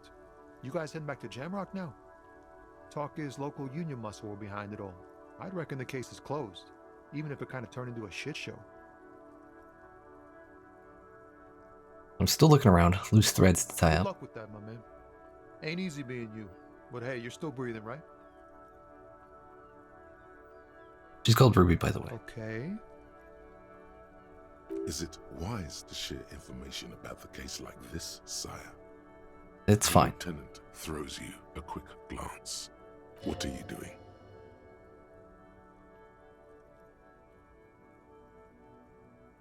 That's it. Can't share anymore. Just her name. Probably for the best. You keep your job to yourself. With a job like yours, you have to. I didn't know if you knew her name or not. Figured you should know her name. Let's buy some nose of head.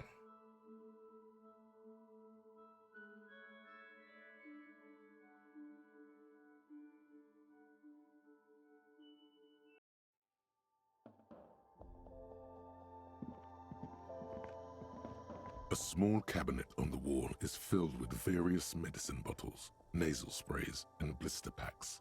They all bear Or we the could Saint Dramamine. Baptiste Pharmaceutics logo. Okay. I need Dramamine. Here. I hope Saint Baptiste makes you feel better or something. Okay. Alright, I need Dramamine. Here. I hope Saint Baptiste makes you feel better or something. I guess 10's the max. Alright, just give me one nose of Okay. head then. Here. I hope Saint Baptiste makes you feel better 9 or plus. something.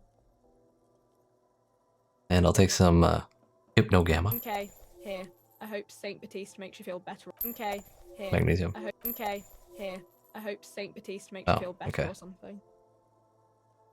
There we go. We got like a bunch.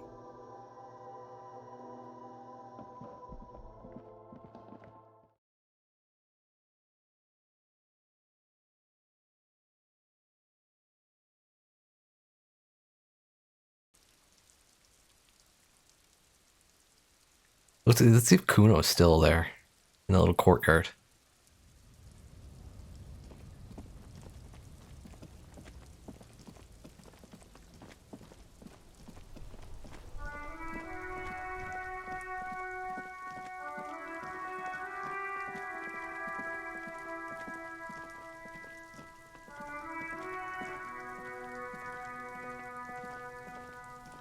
Everyone says you started crying in the middle of a firefight and then bled like a pig. I guess that was cool. Who's saying that? People, they say you'd kind of died for a moment, that you let your shit out already, but then came back. So I guess that's what's cool now. I shit myself? Because you got half your dick shot off, and you're an invalid now. Kuno's gonna treat you different. Kuno doesn't reward weakness. It's business as usual with Kuno. Kuno's cold like that. Watch out, pig. It's a dangerous world out there. But Kuno's got his eyes on you. What the hell's that supposed to mean? Who knows? What the hell? Kuno's creeped me out, man. Kuno's little shit show. I can't click on that. I'd have to be up on the roof. Didn't go outside. I probably should have. Well, we gotta walk everywhere, so... Can't be bothered. We're going to the island, Kim. But first, I want to take a detour over here. I'm gonna go see Cindy.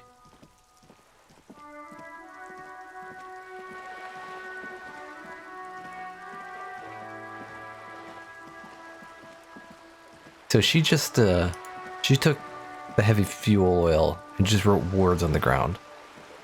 And then, like, I did the same thing. So she's just copying me.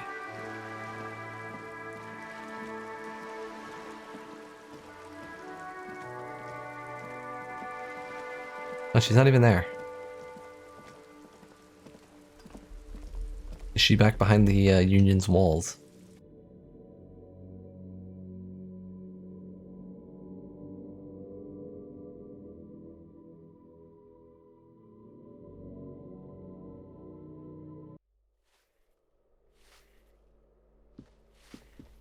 How you doing, old lady? Give me a moment. I'm off.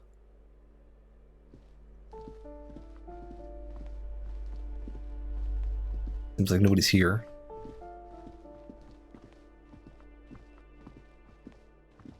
I didn't get to have my final communist meeting, unless there's going to be one more day, but I feel like this is it. This feels like it's the end.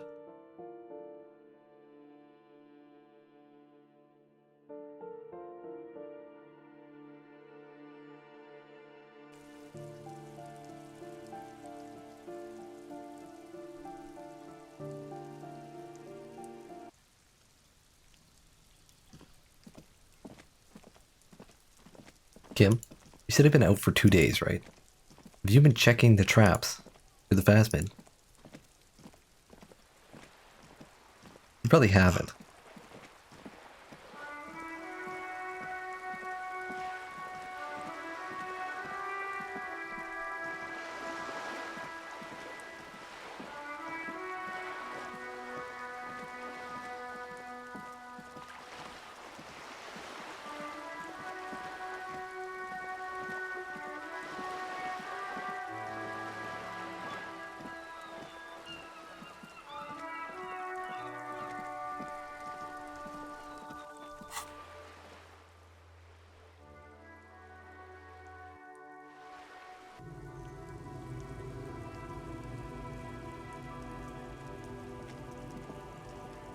Yeah, he's just sabotaging me.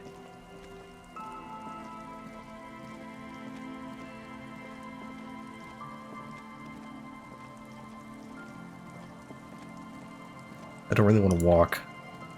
I thought there was one that was closer. Like way over there. I'm not going over there.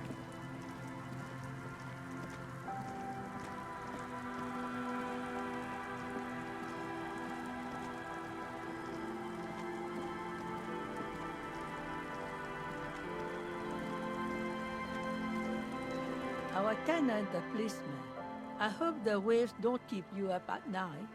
What can I help you with? I got shot.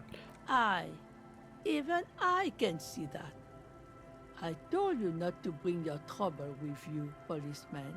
We've got troubles of our own here. Though I suppose you took the worst of it. Turns out you were your own ill omen. Guess you were right. The men with guns were coming for me after all. They weren't coming for me at all. They were coming for the Hardy Boys. I'm But whatever. not sure those were the loss of the men with guns either. There are always more coming for your kind, officer. Then we'll be ready for them.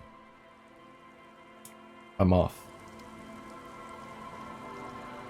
I hope I do get another day out of this though, because I do want to have that that meeting. Officer, what happened? You're wounded. Why are you wounded? You look terrible. You're not limping. You're you. She sounds almost disappointed with you, reprimanding you for falling and hurting your knee.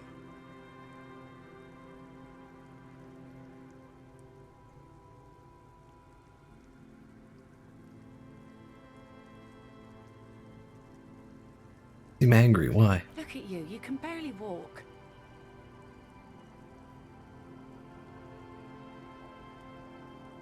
I got shot in the foot. Pretty badass. You would have liked it. Is this from the shooting in town? We heard gunshots. Not that we don't hear gunshots all the time, but they were closer than usual. There was an exchange of fire on Rue de Saint-Guylaine. It's nothing to be worried about, madame. I also got shot in the chest. That's nothing to brag about, officer. I'm not bragging, it fucking hurts. It's not serious. He'll be okay. I have a question for you. Of course. Can I help you with something? We need to get to that island. That won't be a problem. It's wind still and the tar just dried. We've got 2 days of relative sunshine ahead.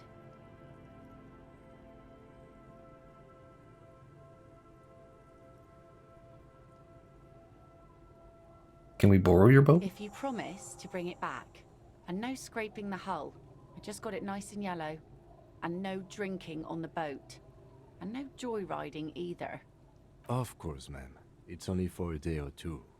Official police business. Aye.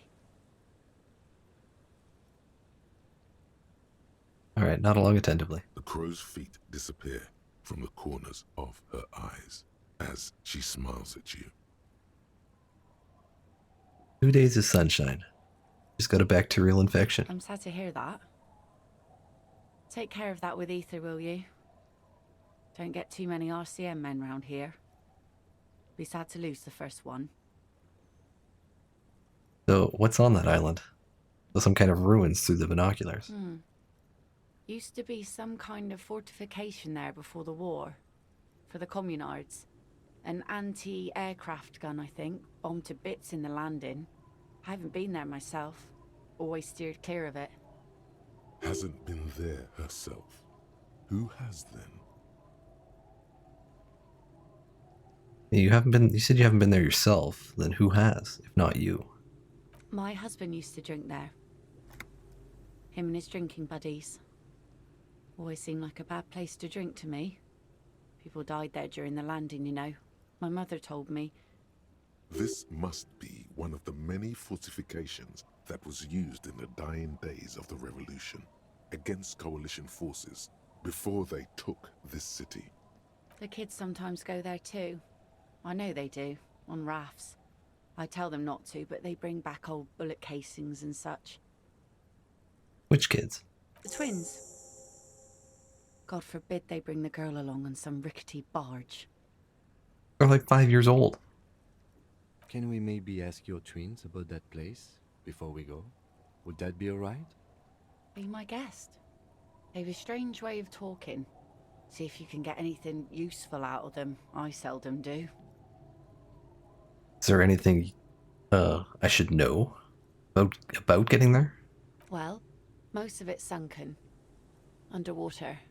That means concrete underwater. Cut your boat if you're not careful. Be sure to enter from the south side. Water's deep there. Aye, aye, Captain. Okay. We'll use your skiff to get there Please then. be conservative with the fuel, will you? Just filled her up, but it's a small tank. Be seeing you.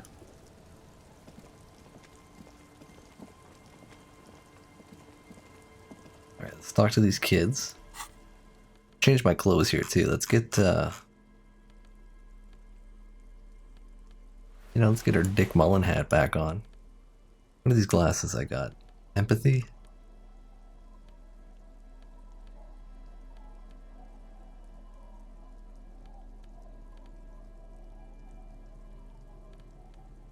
Some of these glasses going. Alright. We'll rock those.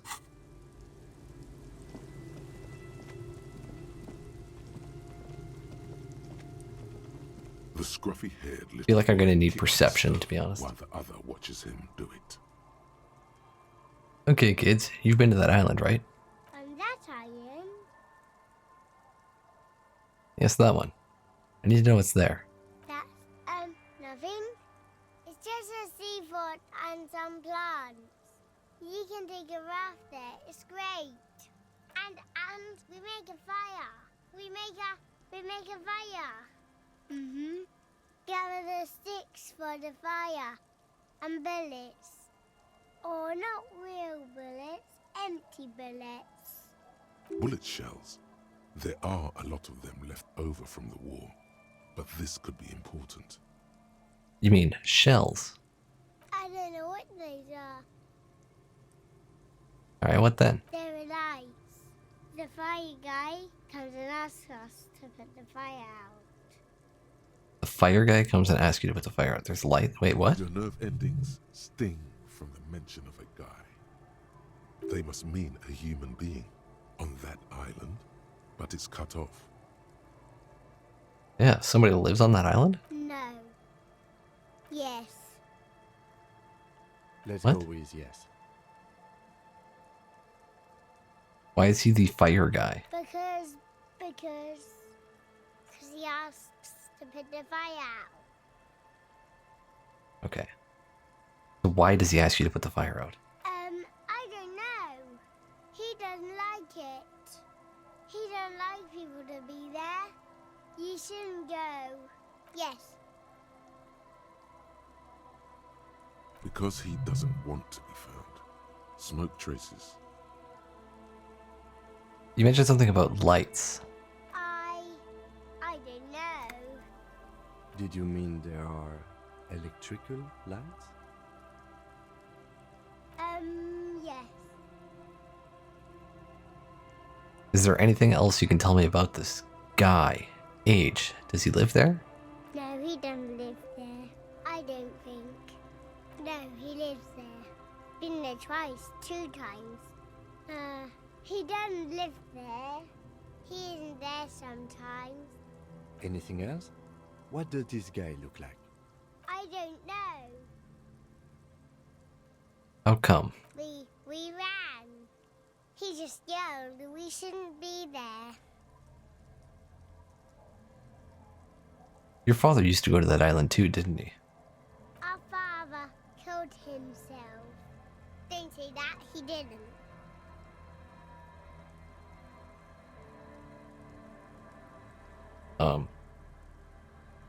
I'm sorry.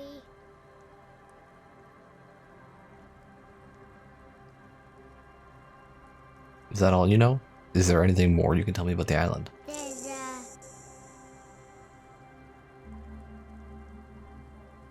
It's clear that he has no intention of finishing. Lights, fire guy. We should check up on that island. Yes. Bye, kids. Got another level. Feel like I'm gonna need perception to avoid the concrete in the water, so I don't damage our boat. I'll put 1 point into it.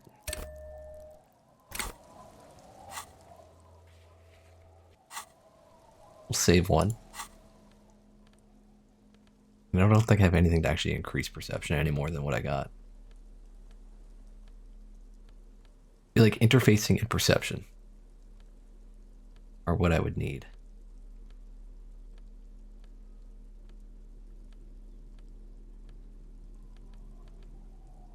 Maybe reaction speed.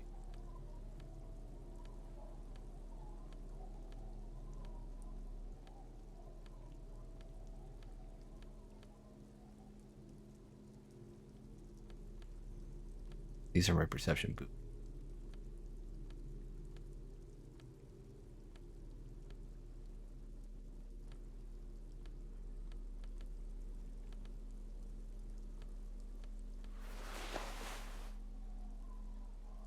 Kim, why are you in my pants? Why can I see my bones? You can see my bones. I have no feet bones.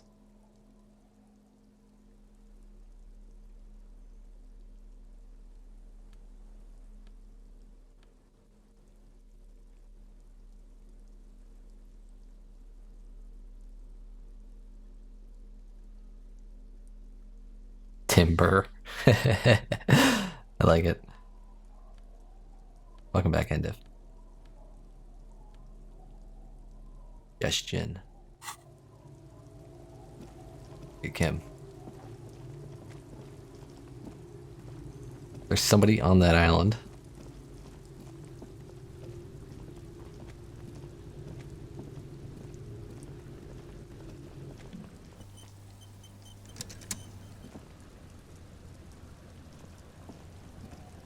A skiff with a small steering engine in the back floats on the calm mirror of the sea. Its 2 seats are empty. That engine doesn't go down far enough. That's it. One pull of the starter handle, and you're off into the bay. A strange trepidation comes over you. Are you sure you want to go now? Have you made all the necessary preparations? Closed all your accounts? What do I need to close my accounts? I'm coming back. Remember what the net picker said. It's a small tank. You won't be going back and forth on this. Take the engine came hold the boombox. Alright, Kim.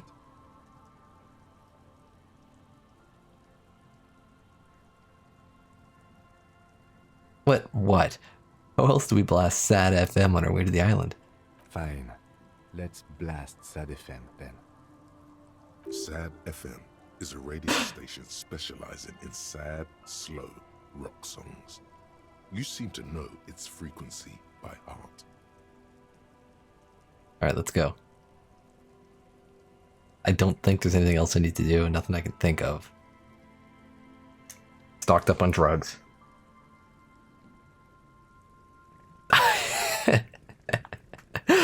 I look like an asshole. That's dangerous. Also inefficient. You're only getting like half the effectiveness of the motor.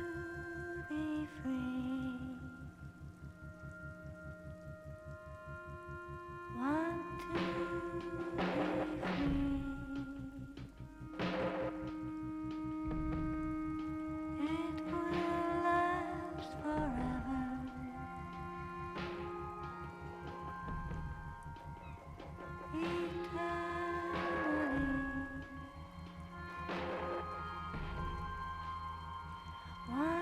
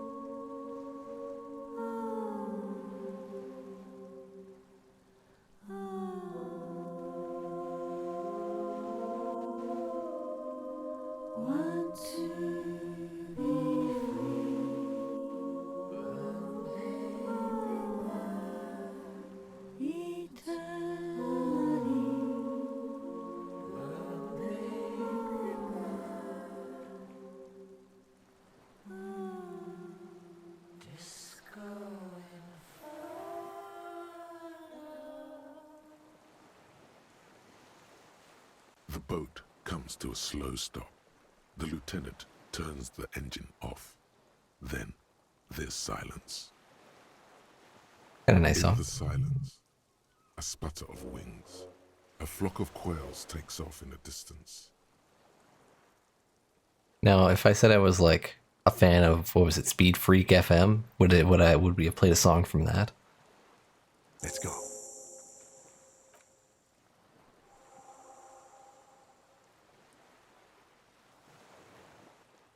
What is this, by the way? Like a pipe that comes out, but then it like goes all like fucking MC Escher out here or something. Or the chain trails off into the ocean. Trails off into the ocean, connecting the island to the supply depot on the coast. Leads to the depot in Land's End. Ah, yes. So it seems. What do you think it was used for? For bringing munitions to the island, maybe? And supplies? You could also lock the bay when you raise the chain. As a defensive measure, lock it off that side of the bay. Lock it from whom? From enemies. Enemies of the commune of Revachol. This sea fort was a revolutionary fortification, I believe. Okay. Makeshift bridge. The bombs were powerful enough to break the foundation. Well, that's not a surprise. Concrete's not some wonder material. Pretty easy to break. These tires are falling apart. They're at least 50 years old.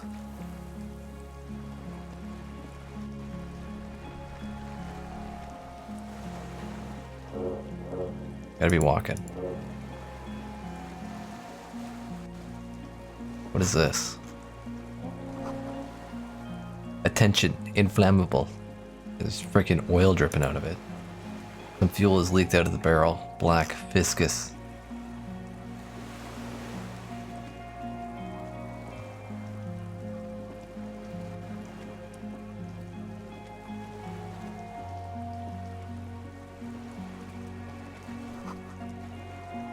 Barrel says ICM. See a star with little specks on it. Warm blood trickles down your armpit. The ligature is off. It's nothing. That doesn't sound good. The little birch from the coin-operated viewer. Still holding on. No way to get up there. The stairs are gone.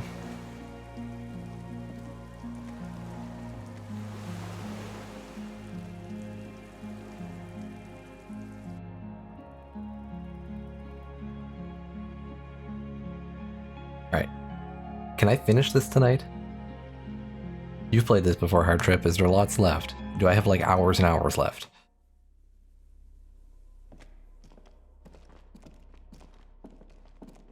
Or is this like almost done? Careful, these stairs have collapsed. This was once an armament rest. When cannons were attached here, medium distance, large caliber.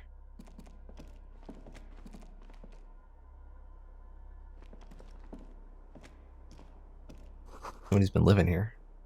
Folks mostly fantastique and fictional, or historical fiction. Dishes stained with sauce and fire. Survivor's kitchen. An old cylindrical generator is nested above the ammo lift, with makeshift electrical wiring running out of its side and across the floor. The cables disappear into the wall to your right. The lieutenant puts his hand on the metal barrel, checking for warmth. It's cold now, but someone has been maintaining it. The wiring has been repaired.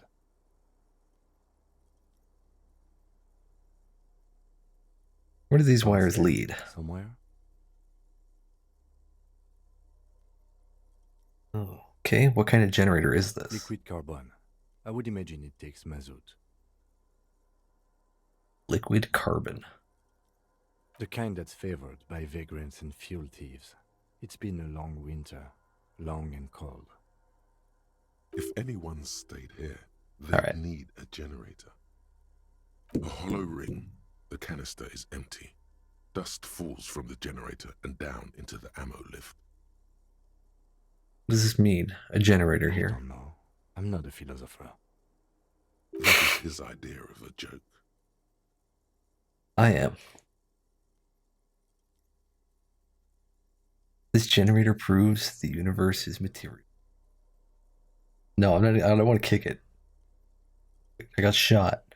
I mean, why is it here? Someone with basic electrical skills has restored it in order to keep the room warm. Maybe it's the fire guy. The wind outside picks up suddenly with a faint howl. Inside, it's warm.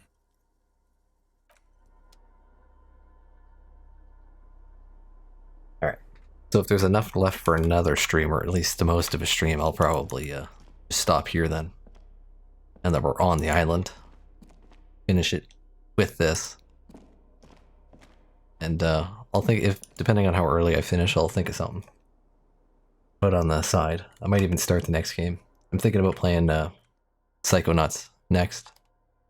Because Psychonauts 2 came out somewhat recently. And I really want to play that, but I want to replay the first one.